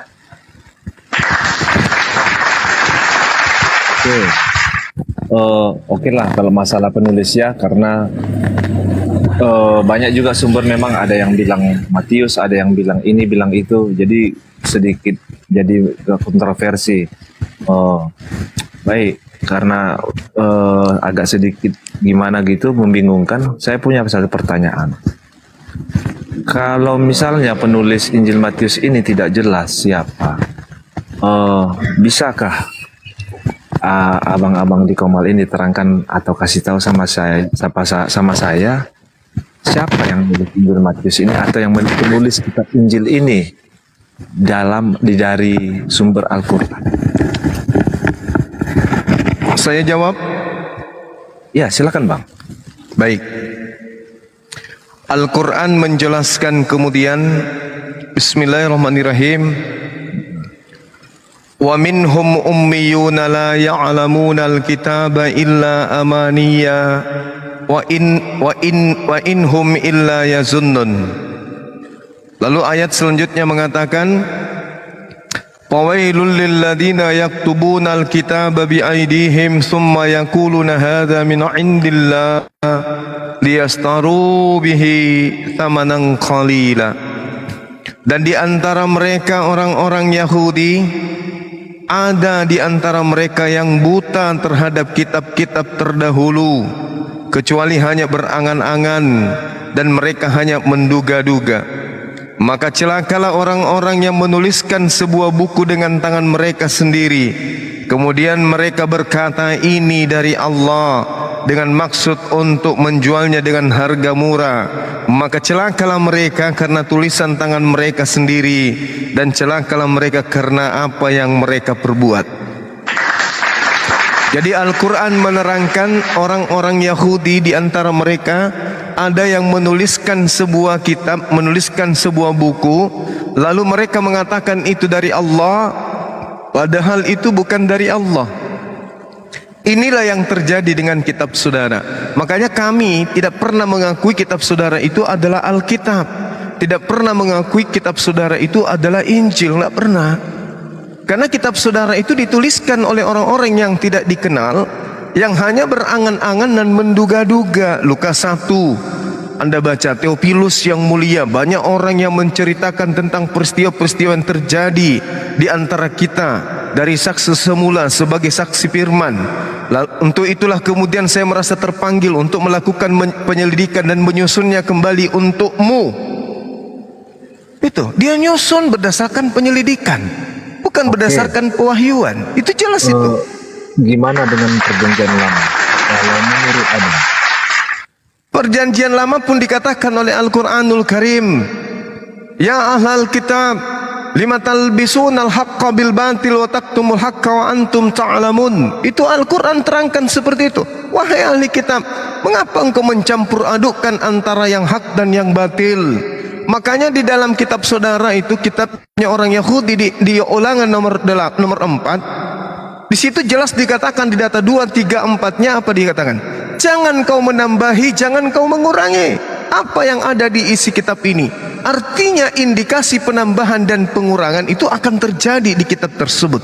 Makanya Musa di dalam kitab Ulangan mengatakan, sedangkan aku masih hidup di tengah-tengah kalian, kalian telah melakukan pembangkangan kalian terhadap Tuhan, apalagi nanti setelah aku mati. Coba, Musa loh berbicara kepada orang sesamanya, apalagi nanti setelah aku mati. Sedangkan Kristen itu ribuan tahun setelah Musa. Makanya yang sampai di tangan Kristen pada masa abad ketiga sebelum Masehi hanya kitab Septuaginta. Dalam bahasa, iya betul. Coba Bang, buka Yeremia 8 ayat 8 Bang. Oh, oke, itu bentar Bang. Saya tanya dulu, masih mau bertanya kan masalah Injil dengan Taurat tadi atau Perjanjian Lama. Oke, berarti menurut yang abang pahami atau yang abang baca dari ayat-ayat yang lain, bahwa Injil dan Alkitab lah ya, kita bilangnya Alkitab yang beredar ini adalah kitab palsu, begitu Bang? Bukan palsu, itu asli buatan tangan orang-orang yang tidak dikenal, asli itu. Iya, maksudnya palsu ini kan berarti bukan firman Tuhan. Nah, itu baru betul. Itu maksud saya. Berarti Sedikit Bang. bukan firman dari Yeremia Tuhan. 8 ayat 8. Mengapa kamu berkata aku bijaksana dan memiliki Taurat Tuhan? Sesungguhnya pena palsu penyurat telah membuatnya menjadi bohong. Oke, jadi gini. Karena Abang Juma juga tadi udah bilang bahwasanya Injil yang beredar sekarang, Alkitab yang beredar sekarang adalah kitab asli buatan manusia, bukan firman dari Tuhan. Yes. Kalau gitu, Al-Quran adalah kitab asli yang langsung firmannya dari Tuhan, begitu Bang? Iya, betul. Oke. Saya ingin tahu Bang, saya pingin sekali. Siap. Mengetahui firman Tuhan yang asli, yang berupa Injil. Iya. Di mana kira-kira bisa Abang tunjukkan sama saya? Oke, saya tanya dulu pada saudara. Injil itu kitabnya siapa? Ya, yang diturunkan kepada Yesus. Untuk? Ya, untuk memperbaiki kehidupan lah Bang. Iya, manusia. untuk bangsa siapa? Untuk bangsa siapa? Ya, untuk bangsa Israel diutus. Nah, terus tadi. Tapi kan yang ada di tangan Anda itu kan bukan Injil kan? Iya, makanya saya bilang itu untuk bangsa siapa kan, berarti karena itu palsu, bukan firman Tuhan, berarti itu kan bohong. Makanya saya tanya, tunggu. bangsa siapa dong? Untuk Bani Israel kan? Ya, tapi Abang bilang yang tertulis di Alkitab itu palsu, berarti bukan. Saudara bukan Bani Israel masalahnya. Kristen itu bukan Bani Israel. Sampai kapan saya harus menjelaskan itu Bang? Iya. Saya bukan Bani Israel, saya orang Oke. Jadi Alkitab yang sekarang yang saya pegang ini kitab palsu, bukan firman Tuhan. Kan gitu. Bukan firman Tuhan, itu asli, tapi bukan firman Tuhan. Terjemahan dari tulisan-tulisan orang yang bukan firman Tuhan, tapi hasil penyelidikan. Dari hasil penyelidikan, betul. Iya. Berarti yang aslinya kayak mana isinya Bang gitu? Apa apa aja? Gitu? Aslinya ini datangnya kepada siapa? Ya, kepada siapa? Kepada siapa? Kepada Yesus. Iya, kepada Yesus. Berarti udah mewakili untuk Bani Israel. Gitu aja, simpel aja. Iya kan? Nah, sekarang permasalahannya, ketika saya mengatakan kitab Anda asli dari hasil penyelidikan, coba Anda baca Markus 14 nomor 1. Betul, tapi apakah manuskripnya ada gitu?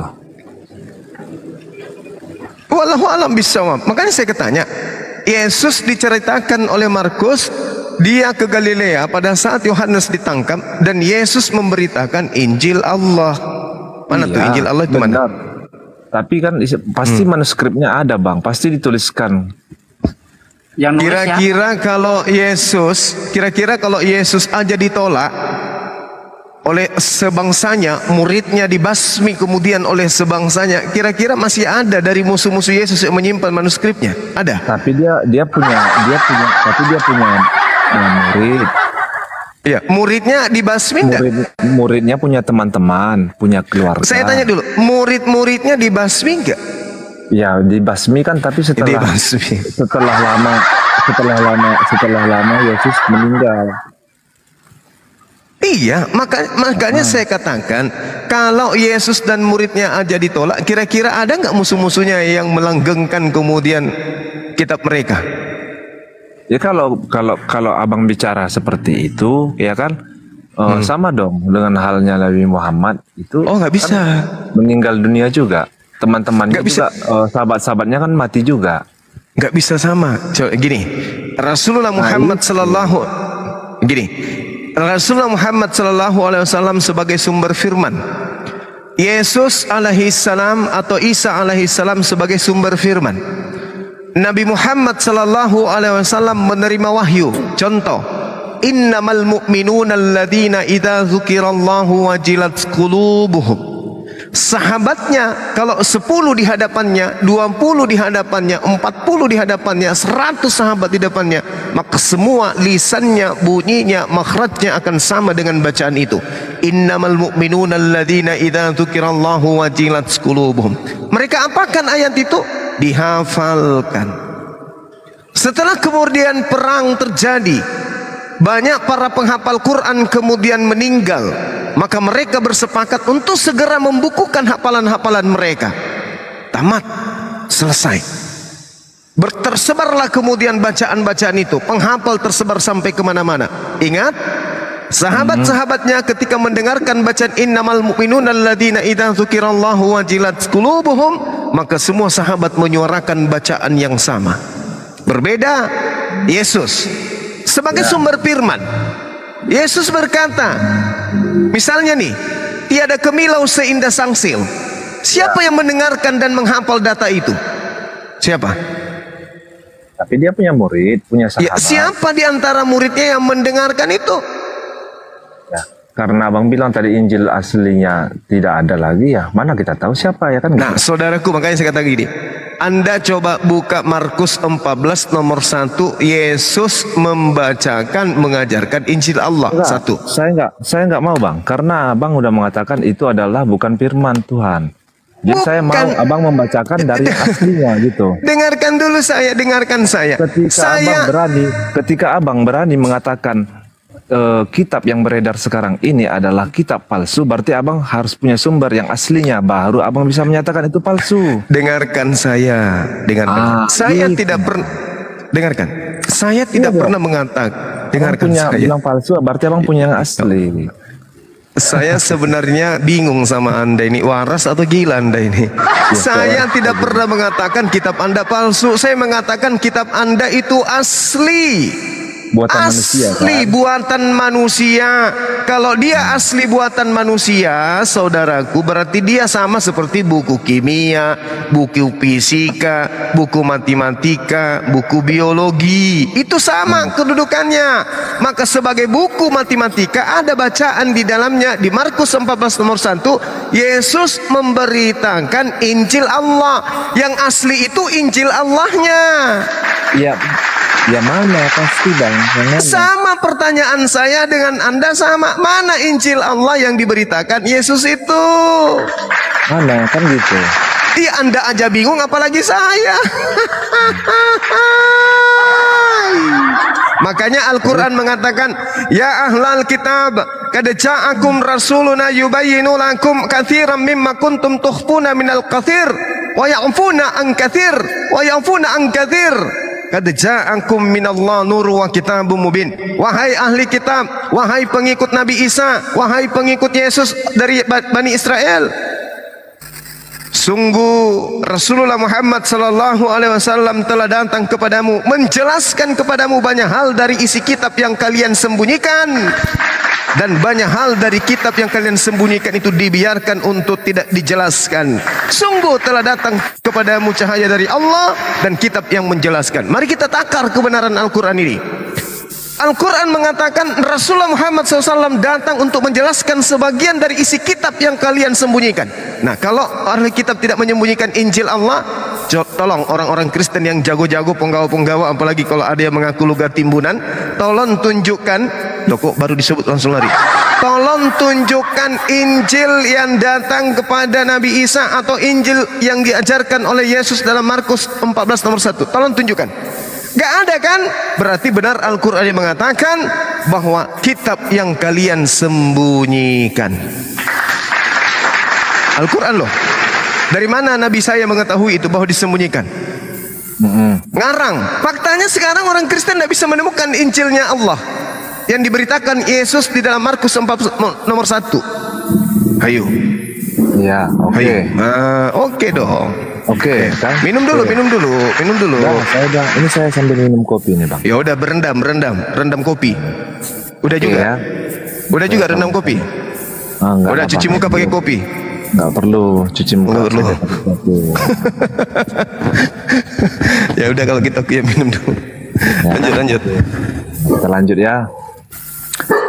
Mungkin iyalah, oke lah. Tadi masalah kitab ini kitab palsu ya, bukan firman Tuhan. Tapi kan abang tahu sendiri, firman Tuhan itu kekal, Bang. Gimana? Firman itu kekal. Firman itu kekal. Abang percaya nggak? Firman itu kekal.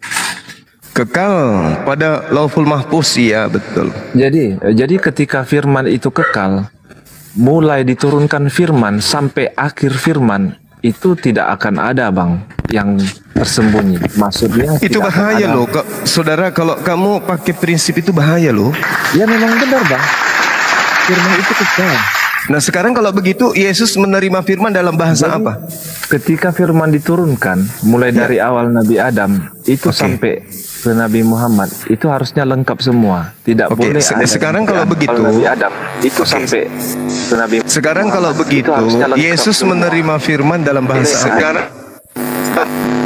Naik, Luka. Sekarang itu Yesus harus diturunkan aja ini, saudara, lugat tambunan dulu. Nah, sekarang Yesus menerima firman dari Tuhan itu dari langit dalam bahasa apa? Jadi kalau menurut Injil ya, Injil itu tertulis dalam bahasa Ibrani, Bang ya. Masih ada nggak? Gitu. Masih ada nggak? Apanya yang masih ada? Injil yang diterima Yesus dalam bahasa Ibrani. Oh, kalau saya cek di Google ada, Bang, bahasa Arab, bahasa Ibrani.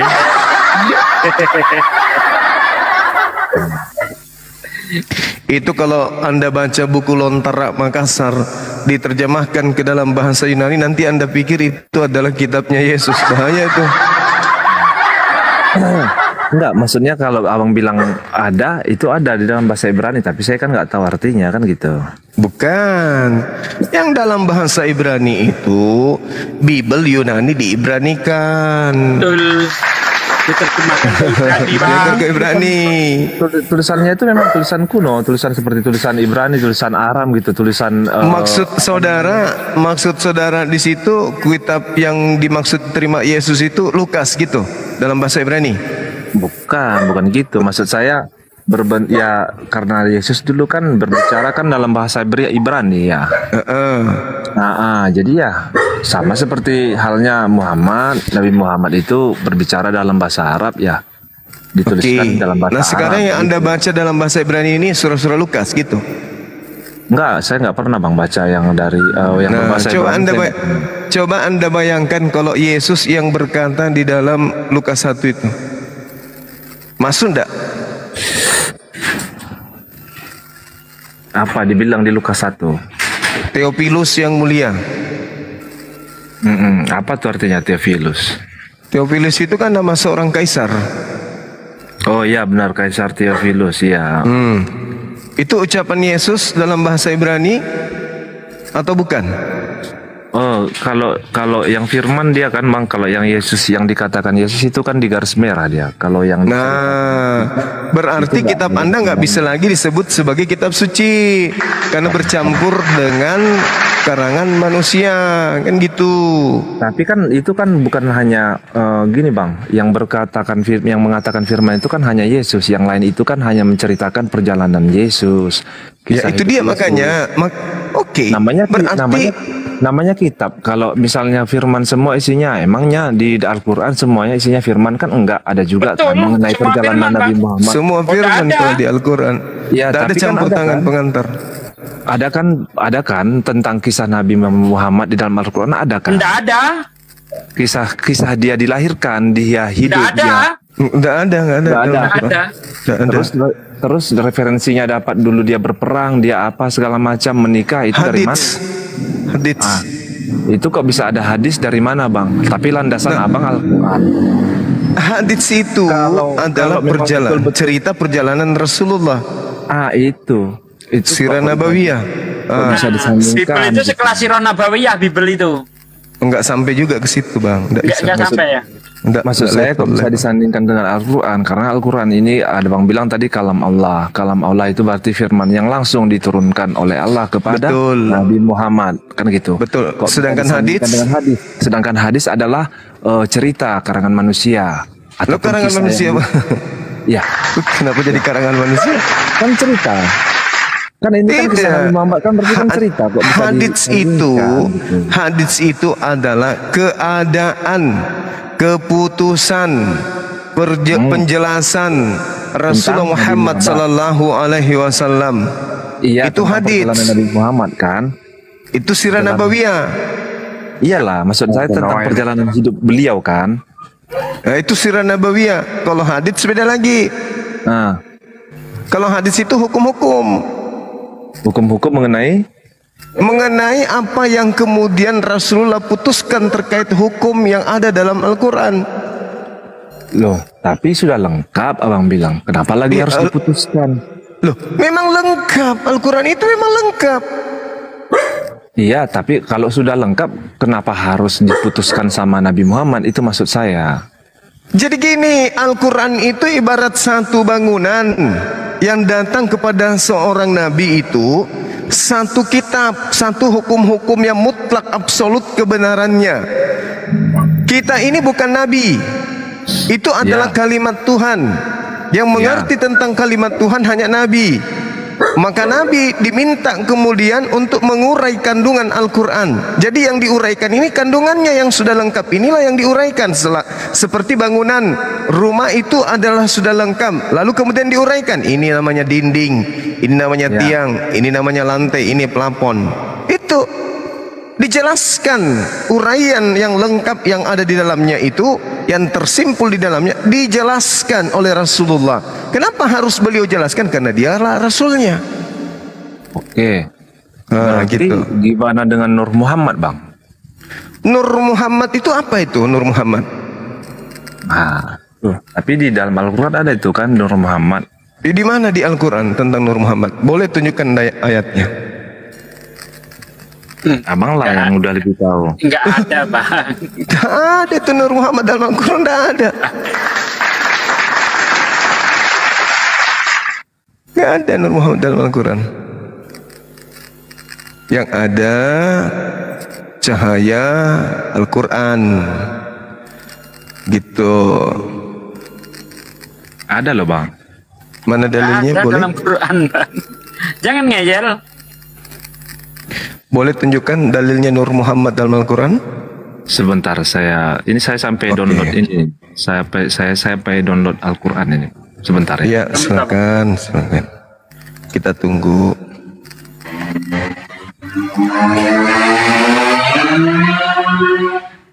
Wish. Dia debat sambil balapan. Lewat.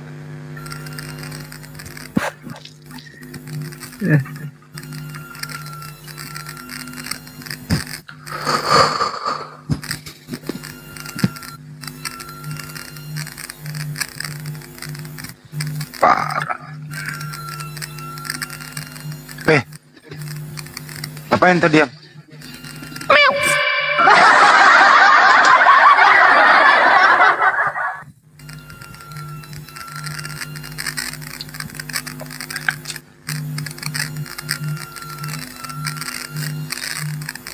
Sebenarnya itu yang dimasuki tasawuf, udah masuk ke tasawuf itu namanya mah.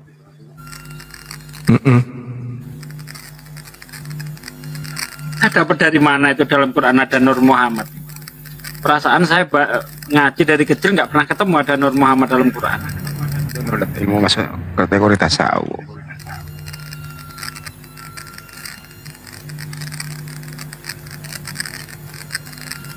Kalau berbicara mengenai Al-Quran tentang nur, Al-Ma'idah ayat 15, nur dari Allah. Al-Asab ayat 45-46, nur yang menerangi. At-Taghabun 8, cahaya atau nur yang diturunkan. Al-Furqan ayat 7, Rasulullah Muhammad SAW kemudian diutus sebagai manusia biasa, makan, minum dan seterusnya. Al-Isra 93, Rasulullah Muhammad SAW hanyalah manusia biasa. Al-Kahfi 110, aku hanya manusia kata Rasulullah. Ali Imran 31, mengikuti Rasulullah Muhammad SAW. Al-Jumu'ah ayat 2, Rasulullah Muhammad SAW kemudian mensucikan jiwa manusia. Tidak pernah dikatakan bahwa Nur Muhammad itu, tak pernah dikatakan itu. Itu Nur Muhammad hanya orang-orang yang mempelajari tasawuf. Mereka yang kemudian belajar tentang sufisme, belajar tentang ilmu tajalli, takhalli, sampai kepada stasiun-stasiun ma'rifat atau ma'rifatullah. Seperti itu.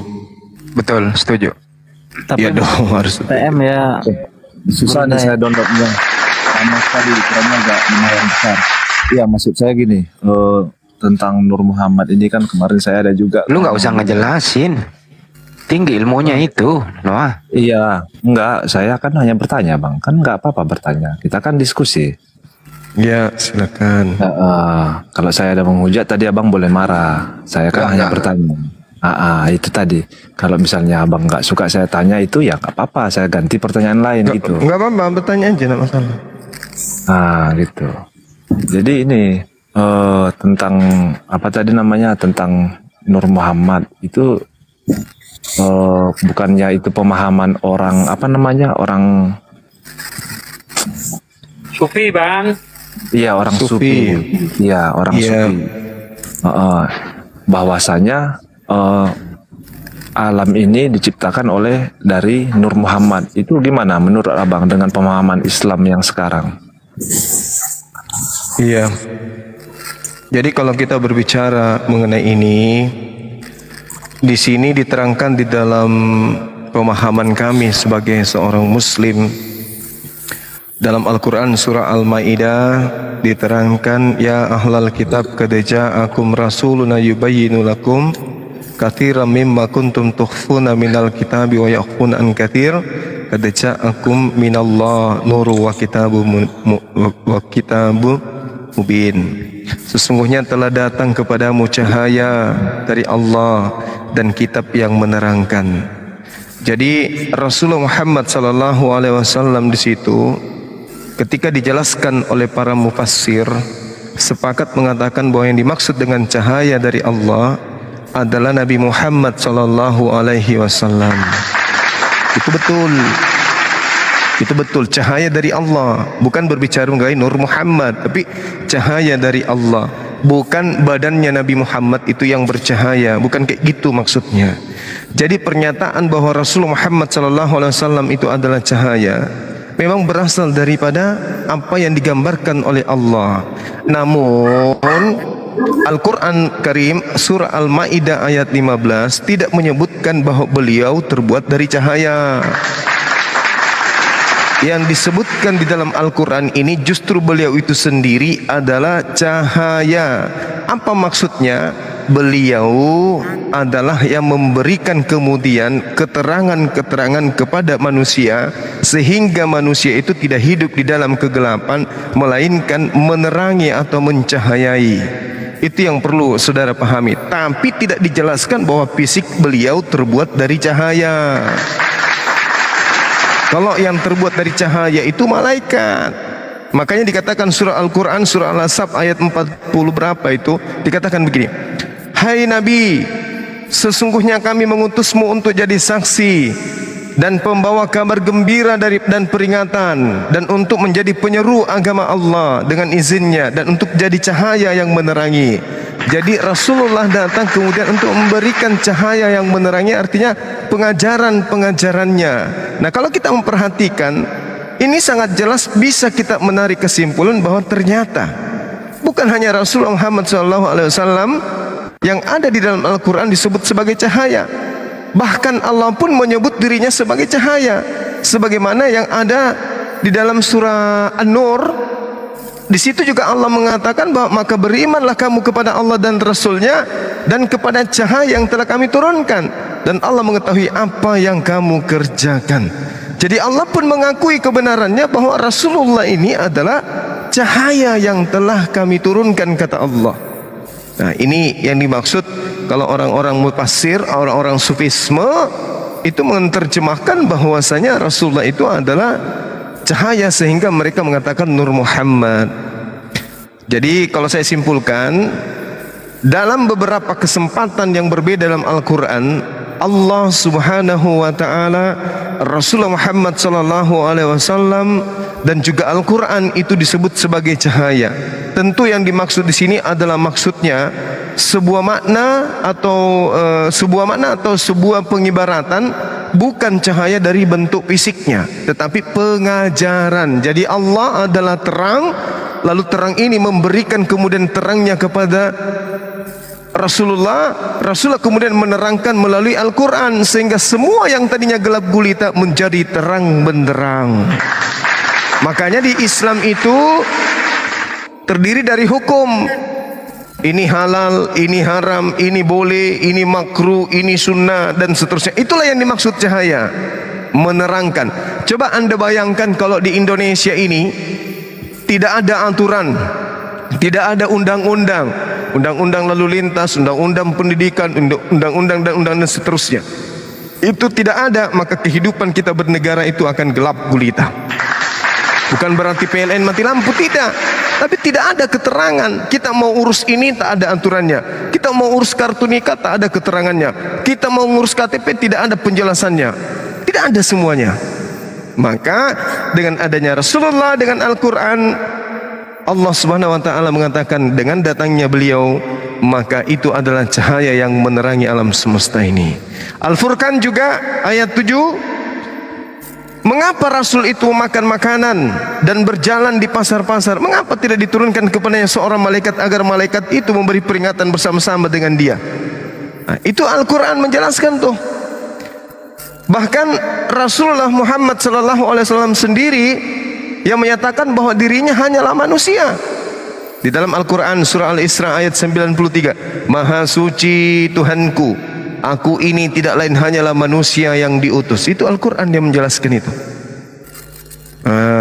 Subhanalladzi asra bi'abdihi lailan minal masjidil harami ilal masjidil aqsa. Maha suci Allah yang telah memperjalankan hambanya manusia Nabi Muhammad sallallahu alaihi wasallam. Berarti sebenarnya Nabi Muhammad ini manusia atau bukan gitu? Manusia. Iya. Sama seperti Isa, sama seperti Nabi Musa, sama seperti Nabi Ibrahim. Kalau manusia kenapa dia diciptakan dari nur Allah gitu, Bang? Bukan Bukan Nabi Isa diciptakan dari nur Allah, bukan. Karena kalau dalam ilmu sufisme, karena kalau Islam dari mula-mula itu berasal dari itulah Bang, dari orang keyakinan tradisi sufi ya. Itu Islam mula-mula. enggak, bukan, salah. Karena Nabi Muhammad kan sudah ada di situ. Salah. Kalau pemahaman sufisme maksudnya ya, orang-orang tasawuf, yang pertama kali dicipta oleh Allah itu adalah Nur Muhammad. Lalu kemudian dari Nur Muhammad inilah kemudian bahan baku ini Allah menciptakan seluruhnya, termasuk menciptakan Nabi Muhammad. Sampai situ paham enggak? Berarti yang pertama kali diciptakan itu adalah Nur Muhammad, bukan Nabi Muhammad. Nah, sampai situ paham enggak?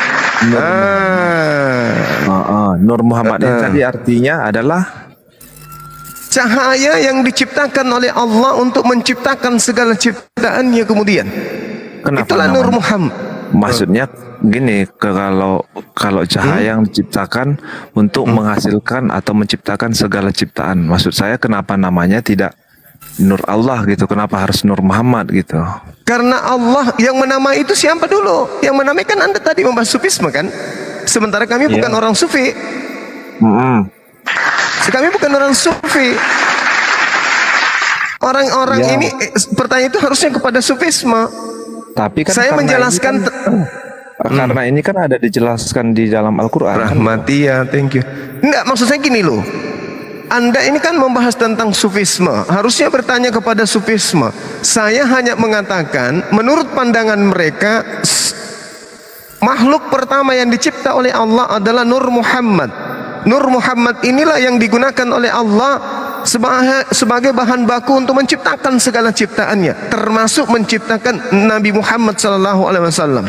Nah, kenapa ada istilah Nur Muhammad? Ya itu bukan istilah dari Quran. Ya, tetapi kan ada di Quran kan gitu. Gak ada Bang. Kalau di Al-Quran Bung, yang ada adalah cahaya Allah, bukan Nur Muhammad, tapi cahaya Allah. Gitu loh. Saya ada katakan, bahkan saya sudah membacakan dalilnya tadi kan. Allah Subhanahu wa taala mengatakan bahwa apa dikatakan?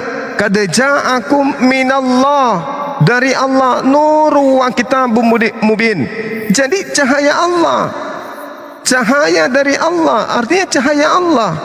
Tidak dikatakan Nur Muhammad, itu tak ada itu di dalam Al-Quran, tidak ada. Makanya saya kalau membahas ini, saya membahasnya harus dengan seorang sufi, bukan membahasnya dengan seorang Kristen, karena nggak akan paham. Karena Al-Quran mengatakan wa ya'funa an katsir qad ja'akum minallah nuru wa kitabum mubin. Cahaya dari Allah, berarti cahaya Allah, bukan cahaya nur, bukan cahaya Nabi Muhammad. Tak ada itu dalam Al-Quran. Sudah cukup ya. Kalau penjelasan gitu. Banyuma ini itu identik dengan identik dengan penjelasan Habib Lutfi combine dengan Syekh Abdul Qadir, itu sufi semua. Jadi Anda nggak paham. Kalau saya cerita, ya kalau saya ngomong sama sufi membahas ini tengah malam, saya terkadang tidak sadar kalau pantat saya itu terangkat dari kursi loh. Betul. Kenapa? Karena saya sudah ketiduran ngantuk. Kirain terbang. Enggak. Tapi penjelasan Banyuma masuk akal dan ini memang sesuai itu. Dan saya mohon maaf Bang Handi, saya belajar tasawuf. Saya adalah penikmat tasawuf. Saya orang belajar tasawuf saya. Alhamdulillah. Saya sejak dari SMA, saya dengan ayah saya belajar tasawuf dari orang tua saya. Iya, karena saya pernah baca tuh bukunya Syekh Abdul Qadir gini lah. Nur Muhammad ialah termasuk anugerah dan ciptaan Allah yang mampu menerangi, memahami dan menebarkan makna kehidupan. Tanpa Nur Muhammad, kehidupan di muka bumi ini menjadi gelap gulita. Itu tadi yang diterangin Banyuma loh, sama yang seperti saya baca. Inilah yang dikaitkan dengan Al-Quran surah Ali Imran atau Al-Ma'idah ayat 81. Wahai para nabi, bersaksikah kalian akan saya utusnya seorang rasul yang akan membenarkan semua risalah kenabian kalian dan akan membenarkan semua kitab yang aku wahyukan kepada kalian. Maka para nabi pun bersaksi akan itu. Makanya dikatakan itu adalah persaksian agung. Itu persaksian agung tuh. Artinya, kenapa Rasulullah disebut Rasulullah wa khataman nabiyyin? Karena beliau adalah cahaya yang menerangi segala firman Tuhan yang pernah datang kepada para nabi, diterangkan kemudian seterang-terangnya. Makanya dikatakan qad ja'akum minallah nuru wa kitabum mubin. Sehingga Rasulullah mengatakan, Allah mengatakan, kul in kuntum tuhibbunallah fattabi'uni. Orang-orang yang ingin dicintai oleh pencipta langit dan bumi, orang-orang yang ingin dosa-dosanya dihapuskan oleh pencipta langit dan bumi, ingin disayangi, ingin dimasukkan ke dalam surga, kata Allah, sampaikan kepada mereka, kul fattabi'uni, wahai seluruh umat manusia, ikutlah denganku. Ikut kepada siapa? Ikut kepada baginda Rasulullah Muhammad sallallahu alaihi wasallam. Itu di dalam Al-Qur'an surah Al-Jumu'ah ayat 2, Rasulullah Muhammad sallallahu alaihi wasallam diutus bukan untuk sebagai penebus dosa, bukan untuk menebus dosa-dosa manusia, tapi Rasulullah Muhammad sallallahu alaihi wasallam diutus oleh Allah wa yuzakkihim wa yuzakkikum, untuk mensucikan manusia. Nah, jangan lagi nanti di framing, wah Bang Suma mengatakan Nabi Muhammad itu mensucikan manusia. Iya betul, yang mensucikan di sini adalah ajarannya. Contoh, dosa harian disucikan dengan sholat, dosa setiap saat disucikan dengan istighfar, dosa mingguan dihapuskan dengan Jumatan, dosa bulanan dihapuskan dengan bulan suci Ramadan, dosa tahunan disucikan dengan Idul Fitri, dan seterusnya. Makanya dikatakan wa yuzakkihim, tak ada dosa umat Islam itu ketika umat Islam dikatakan fattabi'uni, ketika umat Islam mengikuti Rasulullah, maka umat Islam tak ada dosa. Kalau mengikuti, umat Islam dijamin masuk surga. Kalau fattabi'uni, ikut kepada Rasulullah, itu jaminan. Kenapa? Karena Rasulullah diutus di atas muka bumi ini untuk apa? Wa yuzakkihim wa yu'allimuhumul kitaba wal hikmah. Beliau diutus kemudian untuk mensucikan manusia. Wa yuzakkihim wa yu'allimuhumul kitaba wal hikmah. Itu jelas itu. Ya, antum. Jadi kalau mau disucikan, fattabi'uni, ikuti baginda Rasulullah Muhammad sallallahu alaihi wasallam. Dengan mengikuti Rasulullah Muhammad sallallahu alaihi wasallam itu sama dengan mengikuti Nabi Ibrahim, Nabi Musa, Nabi Daud, Salomo, Nabi Isa atau Yesus alaihi salam. Antum. Bisa dipersingkat, nggak dipersempit. Kalau seandainya nggak ada cahaya Muhammad atau ajaran Nabi Muhammad SAW, kita bisa bernapas lega nggak di muka bumi ini dengan kemerdekaan, Banyuma? Inilah yang kita lihat dari keadaan yang terjadi terhadap saudara-saudara kita non-Muslim. Nah, ku perbaiki dudukku dulu ya, Bang Handi. Jawab pertanyaanku. Dari konsep ibadah, mereka menyembah Yesus. Bukan mereka nih, tak ada Islam, kita ikut-ikutan nih. Kan Belanda datang tuh, kita nyembah Yesus. Kita kumpulkan semua buku yang ada di Indonesia, di muka bumi ini. Buku 1, buku 2, buku 3, buku 4, buku 5, buku 6, buku 7. Miring jadinya. Kita kumpulkan lalu kita cari konsep penyembahan terhadap manusia bernama Yesus itu di mana kita bisa dapat. Banyuma ditutup dulu videonya, gangguan sinyalnya, biar bagus. Oke, tutup aja. Oke, biar sinyalnya bagus. Oke. Lalu kemudian diulang. Kita berbicara lagi tentang konsep ibadahnya.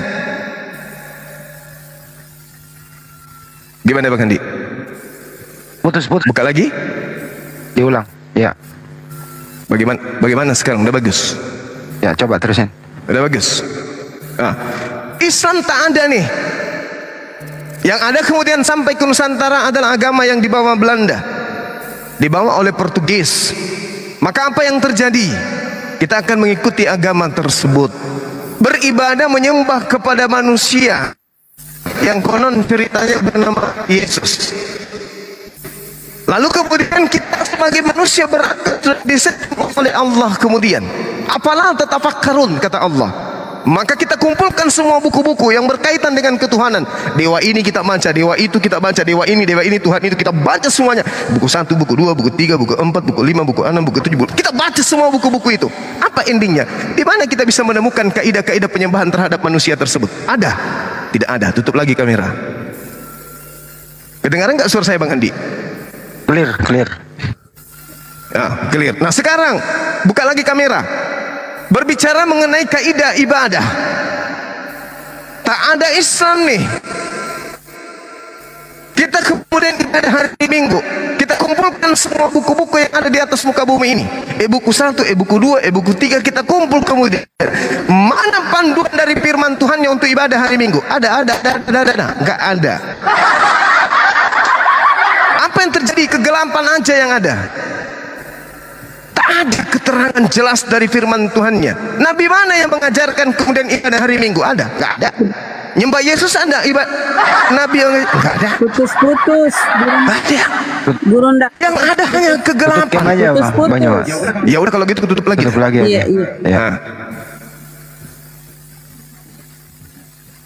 Oke. Jadi tak ada kemudian kaidah yang menjelaskan dan menerangkan poin-poin ketuhanan, poin-poin ibadah yang kemudian bisa kita jadikan acuan. Semuanya gelap gulita. Ada yang mengatakan 1 di dalam 3, ada yang mengatakan 3 di dalam 1, ada yang mengatakan 1 di dalam 1, ada yang mengatakan 3 di dalam 3, ada juga yang mengatakan 3 dimakan bayar 1. Ada juga yang kayak begitu. Bingung kita, gelap. Tapi kalau umat Islam berbicara mengenai kitab suci, zalikal kitabu la raiba fihi hudan lil muttaqin alladzina yu'minuna bil ghaibi wa yuqimuna as-salah wa mimma razaqnahum yunfikun.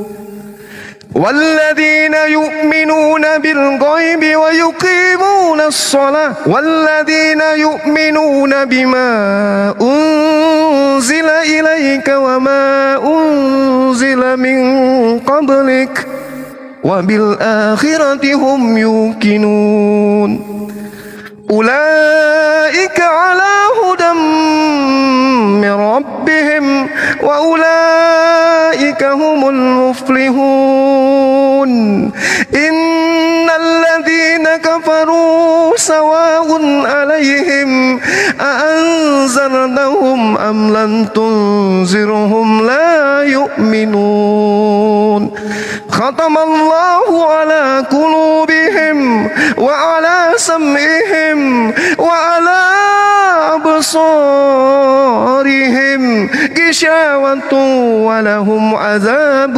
عظيم.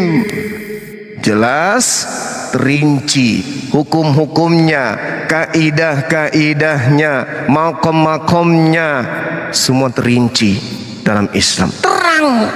Orang dari bangun tidur, sholat subuh, kaidahnya, aturan perintah firman Tuhannya ada. Sholat zuhur perintahnya ada. Azhar ada perintahnya. Maghrib perintahnya ada. Isya perintahnya ada. Semua kemudian apapun yang berhubungan dengan Allah perintahnya jelas. Jadi gimana dengan gerakan-gerakan itu, Bang? Gerakan-gerakan sholat. Gerakannya pun dijelaskan dalam Al-Quran.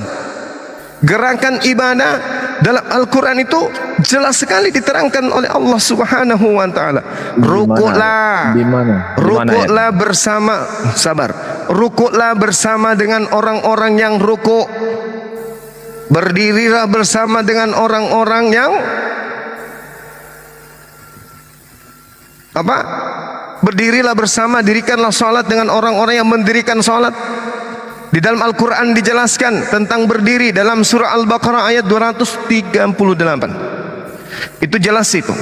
Kemudian tentang membaca surah Al-Fatihah atau membaca surah Al-Quranul Karim di dalam solat itu diterangkan dalam surah Al-Muzammil ayat 20. Apalagi? Berdiri, baca Quran, ruku. Ruku dijelaskan kemudian dalam surah Al-Hajj ayat 77. Apalagi setelah ruku? 43 juga ruku. Sujud. Sujud juga diterangkan di dalam Al-Quranul Karim surah Al-Fath ayat 29. Apalagi? Sujud, ruku, berdiri, sudah diterangkan. Udah kan? Semua diterangkan. Tapi kalau saya tanya,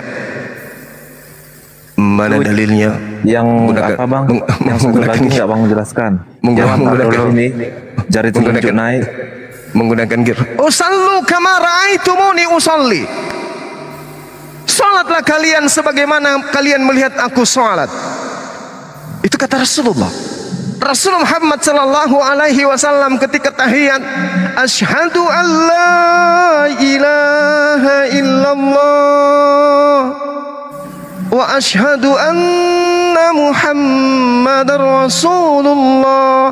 Andai saja orang Kristen juga sholat seperti kita, maka pada saat dia tahiyat seperti itu, maka jari-jarinya bukan begini, tapi begini, kayak trisula. Tritunggal.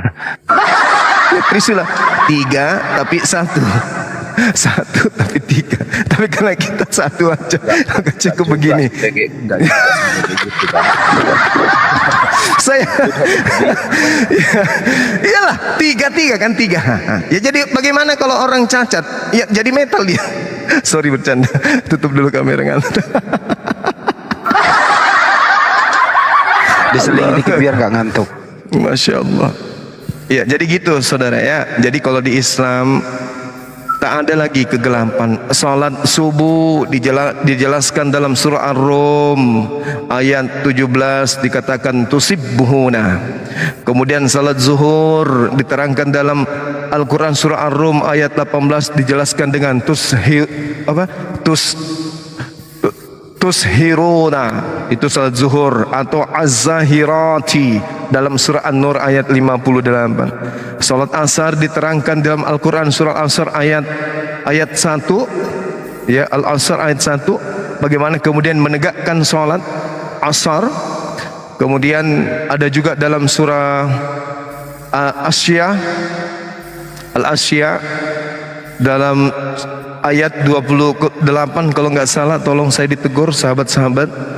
Kemudian di situ dikatakan ada kata asyan, petang hari, di dalam Al-Quran surah 19 ayat 11, Quran 30 ayat 18 dan seterusnya. Lalu berbicara mengenai salat maghrib, al-maghribu, waktu dan tempat yang terbitnya matahari, disebutkan dalam surah Al-Baqarah ayat 115, ayat 117, lalu Al-Muzammil ayat 9. Semua gerakan-gerakan dan nama-nama salat itu diterangkan dalam Al-Quran. Kemudian surah Isya salat Isya dalam surah An-Nur ayat 58 disebutkan salatil isya'i. Pokoknya banyak deh. Intinya semua yang ada dalam Al-Quran itu penerang. Makanya dikatakan Al-Quran itu sebagai cahaya. Nah, kita sholat ada panduan perintah. Anda ibadah hari Minggu, panduannya di mana? iPhone. Oke, silakan Bang Handi. Dilanjut sedikit Bang Handi. Minum lagi saya dulu. Pembahasan terakhir aja ya. Enggak sekali-kali dong Noah, lu jawab pertanyaan banyak. Itu mengenai hari Minggu itu loh. Iya, ini saya mau jawab itu makanya. Iya, silakan. Jadi gini, memang benar ya Bang ya, benar adanya. Itu saya nggak mau nutup-nutupi. Kalau yang namanya ibadah hari Minggu itu tidak ada ayatnya. Kalau berjoget ada nggak Bang? Berjoget ada nggak? Nggak ada juga ya Bang ya. Nggak ada ayatnya. Nggak ada hadisnya ya, nggak ada. Pokoknya nggak ada. Tepuk tangan ada nggak? Tepuk tangan. Nggak ada, semua itu nggak ada. Jadi gini, di satu sisi di satu sisi memang kalau kita pikirkan dari secara logika aja dulu ya. Kalau kita memang hidup beragama ini berdasarkan landasan tertinggi itu kitab.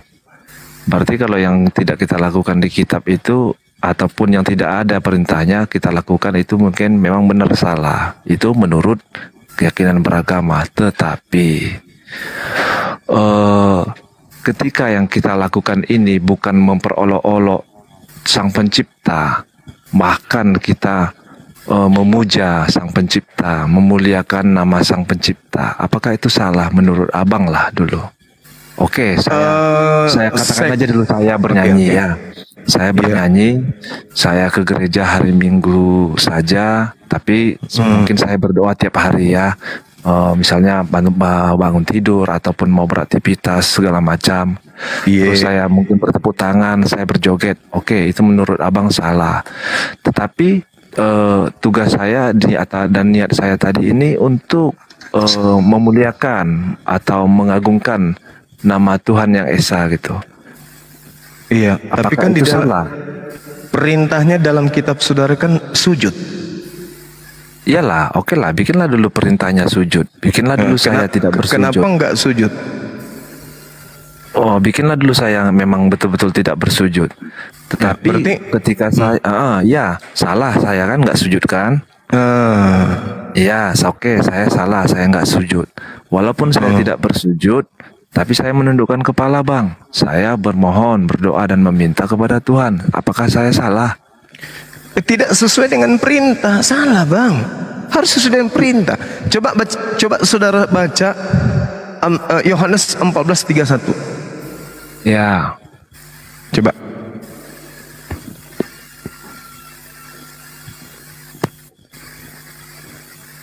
Bentar. Yohanes berapa tadi bang? Yohanes 14:31. Cekrudut. Yohanes 14 ayat 31. Ya. Tetapi supaya dunia tahu bahwa aku mengasihi Bapa dan bahwa aku melakukan segala sesuatu seperti yang diperintahkan Bapa kepadaku. Bangunlah, mari kita pergi dari sini. Berarti Yesus melakukan segala sesuatu sesuai dengan perintah Bapa kan? Iya. Nah, ada nggak perintah Bapa seperti yang dilakukan saudara-saudara di gereja? Betul, memang nggak ada bang. Enggak ada. Lalu nggak boleh nggak saudara saya membacakan 1 Yohanes 2 nomor 6? Please. Bacakan 1 Yohanes 2 nomor 6. 1 Yohanes ya. Iya. 1 Yohanes 2 nomor 6. Nomor 6. Oke. Iya. Barang siapa mengatakan bahwa ia ada di dalam Dia, ia wajib hidup sama seperti Kristus telah hidup. Barang siapa yang mengaku dia berada di dalam diri Yesus, maksudnya taat kepada Yesus, jadi pengikut Yesus, maka dia wajib hidup seperti Yesus hidup. Yesus hidup, Yohanes 14:31, melakukan segala apa yang diperintahkan oleh Bapa kepadanya. Anda sudah mengakui bahwa orang yang ada di gereja tidak melakukan seperti apa yang diperintahkan oleh Bapa. Saudara bertanya, apakah itu salah? Ya salah. Makanya Yesus mengatakan, percuma mereka memuji, menyanjung, mengakui aku, tetapi perbuatan mereka adalah perintah manusia. Subhanallah. Ya benar, oke lah. Tapi tujuan kita, ya makanya saya ingin tanya, tujuan kita tetap memuliakan dan mengagungkan Sang Pencipta kan gitu. Walaupun tidak ada perintah, tetapi kita yang manusia punya pikiran dan akal terbatas, tujuannya hanya untuk memuliakan dan mengagungkan Tuhan yang Esa. Oke, sekarang boleh saya minta satu data lagi, boleh Bung? Yang mana itu Bang? Matius 28 nomor 20, boleh bacakan saya pelan-pelan aja, pelan-pelan. Matius 28 nomor 20. 28 nomor 20. Siap. Ajarlah mereka melakukan segala sesuatu yang telah kuperintahkan kepadamu, dan ketahuilah aku menyertai kamu senantiasa sampai kepada akhir zaman. Oke, apa yang dilakukan saudara-saudara kita di gereja itu, apakah itu ajaran yang diperintahkan Yesus? Oh, Ya, tidak memang Bang, tidak ada istilahnya perintah untuk ke gereja itu nggak ada. Nah ini dia masalahnya saudaraku, ini dia masalahnya. Tetapi ini yang bermasalah. Kita kan sebagai jemaah, kita sebagai pendengar, kita kan mendengar pastor atau pendeta ini menyampaikan firman yang disampaikan ini kan Bang sesuai dengan firman yang disampaikan Yesus. Baik, gitu. Boleh satu data lagi kalau Anda membawa pastor, boleh? Karena saudara bawa pastor, boleh bawa satu dalil lagi, boleh? Ya, silakan Mas. Yohanes 10 nomor 27. Yohanes 10 nomor 27. Oke. Domba-dombaku mendengarkan suaraku dan aku mengenal mereka dan mereka mengikut aku. Mengikut aku atau mengikut pastor? Ya, kita benar. Maksudnya gini, yang berbicara ini kan pastor, ya kan? Yang berbicara ini kan pastor, tetapi kan dia berbicara kan bukan dari dirinya sendiri, Bang. Dia berbicara melalui apa yang tertera di kitab yang sudah disampaikan Yesus. Yesus pernah melakukan kemudian tepuk tangan di gereja? Pernah? Nggak ada Bang. Kalau itu memang nggak ada dalilnya. Nggak ada. Ya kan, makanya saya tanya saudara. Aku mengenal muridku, muridku mengenal aku, mereka mendengarkan aku dan mengikuti aku. Nah sekarang Anda mengatakan kami mengikuti pastor, kami mengikuti pendeta. Loh, Yesus tidak mengatakan mereka mengikuti pastor, mereka mengikuti pendeta, tidak, tapi mengikuti aku. Aku nih, Yohanes 14:31. Itu aku melaksanakan segala perintah yang diperintahkan Bapa kepadaku. Itu aku. Kalau orang mengaku sebagai pengikut Yesus, kalau orang mengaku sebagai murid Yesus, haram hukumnya menjadi Kristen. Itu finalnya itu Bang. Memang pedis, tapi itu finalnya. Kan Yesus mengatakan, kalau kau mengasihi aku, kalau kau percaya kepada aku, Yohanes 14:12, maka engkau juga akan melakukan apa yang aku kerjakan. Kata Yesus. Apa yang aku kerjakan? Pekerjaanku, Yohanes 4 nomor 34, adalah melakukan segala apa yang diperintahkan Bapa kepadaku. Pengikutku tidak boleh menjadi Kristen, pengikutku wajib hukumnya menjadi praktisi Taurat. Memang pedis, bagaimana? Ini kebenaran harus disampaikan. Ini kebenaran. 1 Yohanes 2 nomor 6. Barang siapa yang mengaku dirinya ada di dalam Yesus, Yesus ada dalam dirinya, maka dia wajib hidup sama seperti Yesus hidup. Yesus hidup seperti Kristen? Tidak. Yesus hidup seperti praktisi Torah. Maka kalau ada orang mengaku sebagai pengikut Yesus, wajib hukumnya meninggalkan ajaran Kristen. Wajib, wajib. Sebab Yesus tidak hidup menjadi Kristen. Itu Bang. Bahkan Yesus ini datang itu bukan datang ke dunia ini nggak membawa agama. Salah lagi tuh. Ya, bukan bawa agama dia Bang. Salah lagi saudara. Dia membawa pengajaran, kan gitu. Nah, pengajaran itulah agama. Agama terdiri dari dua kata. Apa? Dia hanya meneruskan, kan gitu. Agama terdiri dari dua kata. Apa arti agama? Iyalah, saya udah paham itu maksudnya. Yesus mengajarkan jalan. Jalan ini dinul ini milla ini ajaran inilah agama. Makanya Yesus dalam Matius 5 nomor 20, jika hidup keagamaanmu tidak lebih baik dari keagamaan orang Yahudi ahli Taurat, maka kau tidak akan masuk ke dalam surga. Juga Yesus menerangkan dalam Matius 23 nomor 15, celakalah engkau wahai orang Farisi ahli Taurat, orang munafik, engkau menjelajahi daratan, menyeberangi lautan untuk mentobatkan orang masuk ke agamamu, menjadi orang neraka dan 2 kali lebih jahat daripada engkau sendiri. Jadi Yesus telah mengajarkan agama. Akulah jalan, akulah kebenaran, akulah hidup. Tidak ada yang sampai kepada Bapa tanpa melalui aku. Itulah agama yang Yesus ajarkan. Ajaran agama tauhid millah Abraham alaihissalam. Sedangkan Kristen Kenapa Kristen, Bang? Lah, tadi Anda mengatakan tidak diajarkan, Bang. Tidak, memang diajarkan. Iya, maksudnya memang tidak pernah diajarkan, Bang. Memang tidak pernah diperintahkan, Bang. Kesimpulannya, pertama, Yohanes 14:12, jika kau percaya kepada aku, kamu juga akan melakukan pekerjaan-pekerjaan yang aku lakukan. Kesimpulan kedua, aku mengenal muridku, muridku mengenal aku, mereka mengikuti aku dan mendengarkan aku. Yohanes 10 nomor 27. Yang ketiga, Yohanes 14 nomor 31. Aku melaksanakan segala perintah yang diperintahkan oleh Bapa untuk aku kerjakan dan aku lakukan. Yang kelima, kesaksianku. Ada kesaksianku yang lebih penting dari kesaksian Yohanes. Yohanes 5 nomor 30. Bahwa segala pekerjaan yang aku lakukan, pekerjaan itulah yang bersaksi tentang aku, bahwa Bapa yang telah mengutus aku. Jadi kalau mengaku pengikut, harus hidup sama seperti aku. 1 Yohanes 2 nomor 6. Barang siapa yang mengaku dia dalam Yesus, Yesus dalam dia, maka dia harus hidup sebagaimana Yesus hidup. Yesus hidupnya seperti apa? Kristen? Enggak. Jadi Yesus hidupnya seperti apa? Praktisi Taurat. Selaksa Nabi Musa alaihissalam, maka pengikutnya haram hukumnya hidup secara Kristen. Makanya orang Kristen bagi Yahudi adalah bidat, Abu Dasarah. Kenapa? Karena tidak ada seorang nabi pun yang mengajarkan hidup ala Kristen. Tak ada. Tak ada.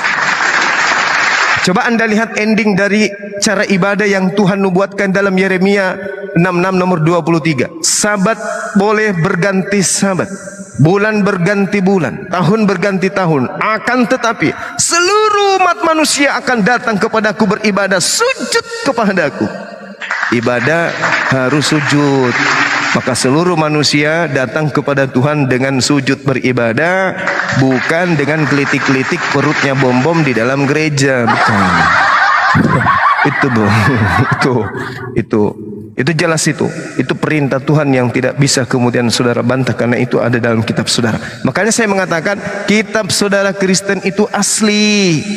Saya tidak pernah mengatakan kitab saudara Kristen itu palsu. Tak pernah keluar dalam lisan saya tuh. Kitab saudaraku Kristen itu asli, dituliskan dari orang-orang yang melakukan penyelidikan, lalu diterjemahkan ke dalam bahasa-bahasa yang ada di atas muka bumi, termasuk dalam bahasa Indonesia. Asli tuh kitab saudara.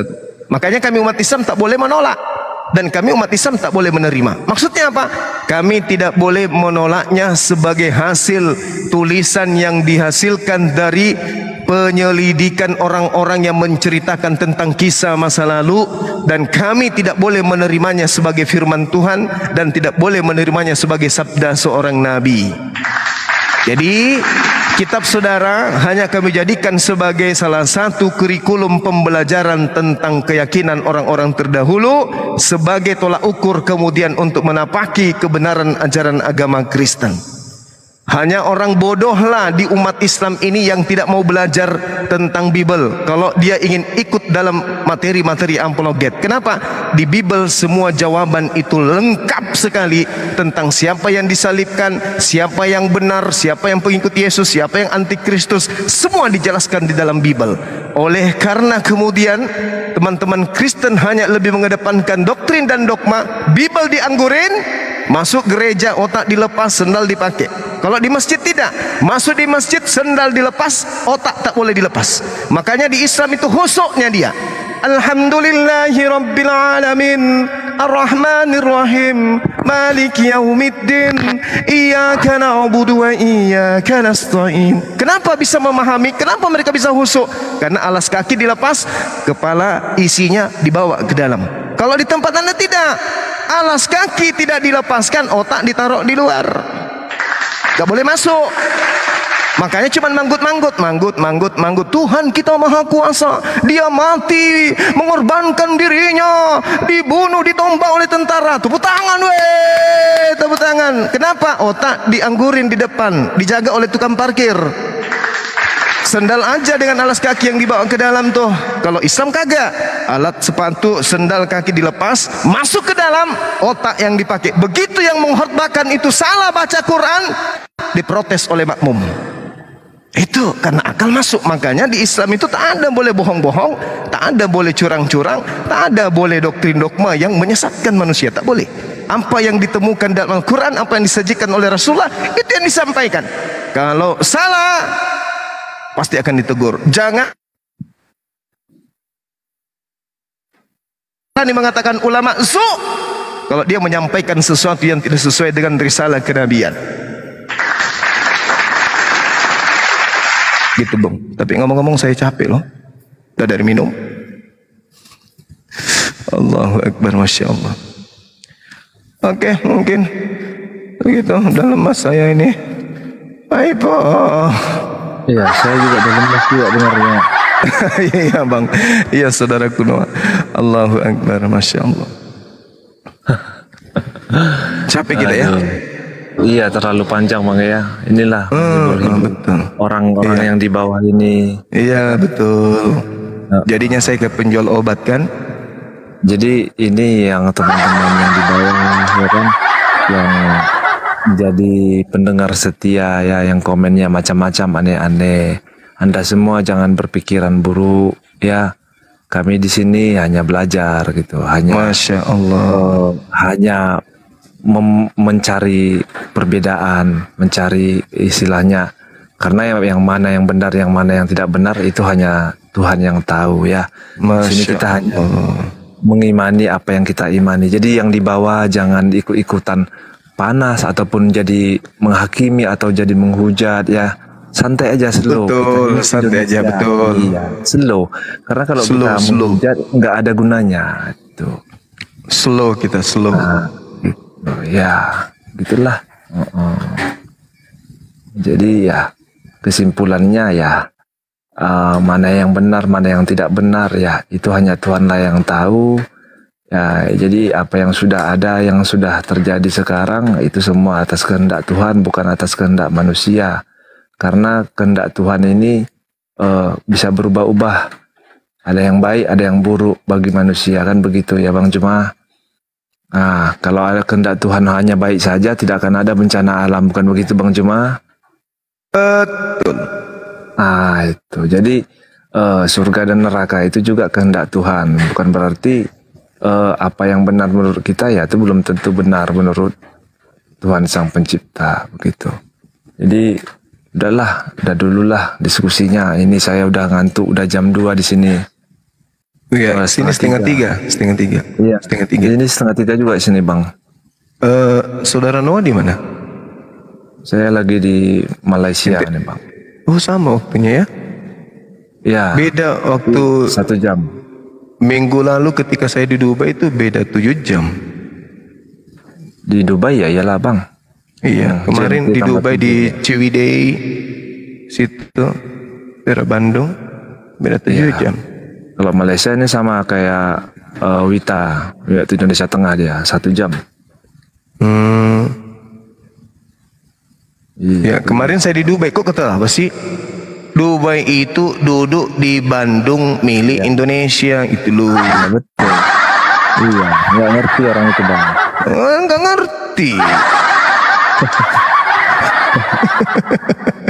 Duduk di Bandung Indonesia. Masya Allah. Ya kan, berapa hari ya Bang kemarin di sana? 3 hari, 4 hari. Aku di Jaksel Gurunda ini masih 2021 loh. Beda 3 tahun kita waktunya ini. Nah itu Abang, itu udah kelewatan tuh Bang.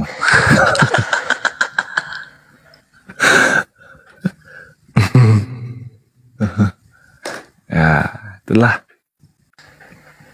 Ya udah sana pulang. Siap-siap. Besok dagang lagi di pasar. Di pasar dagang apa, Noah? Apa Bang?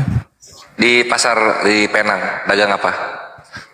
Enggak, saya itu Bang. Saya kerja Bang. Saya pelaut saya. Oh, pelaut. Iya, apa? saya pelaut. Back, kiper?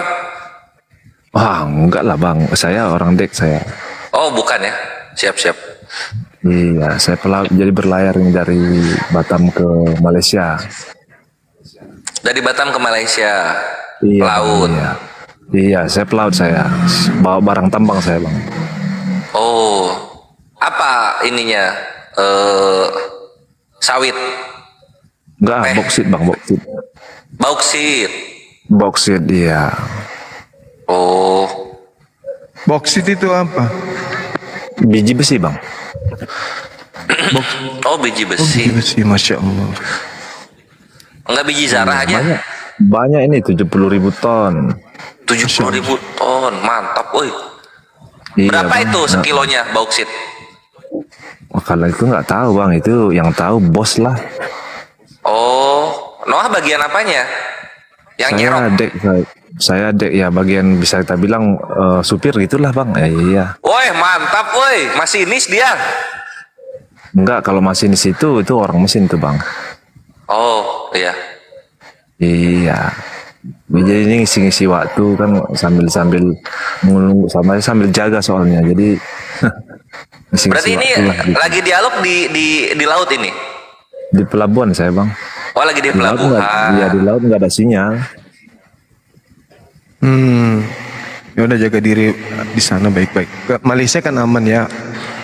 Malaysia Kita aman bang. Orang Malaysia cinta kali dengan orang Indonesia, jadi aman lah di sana. Nggak ada juga.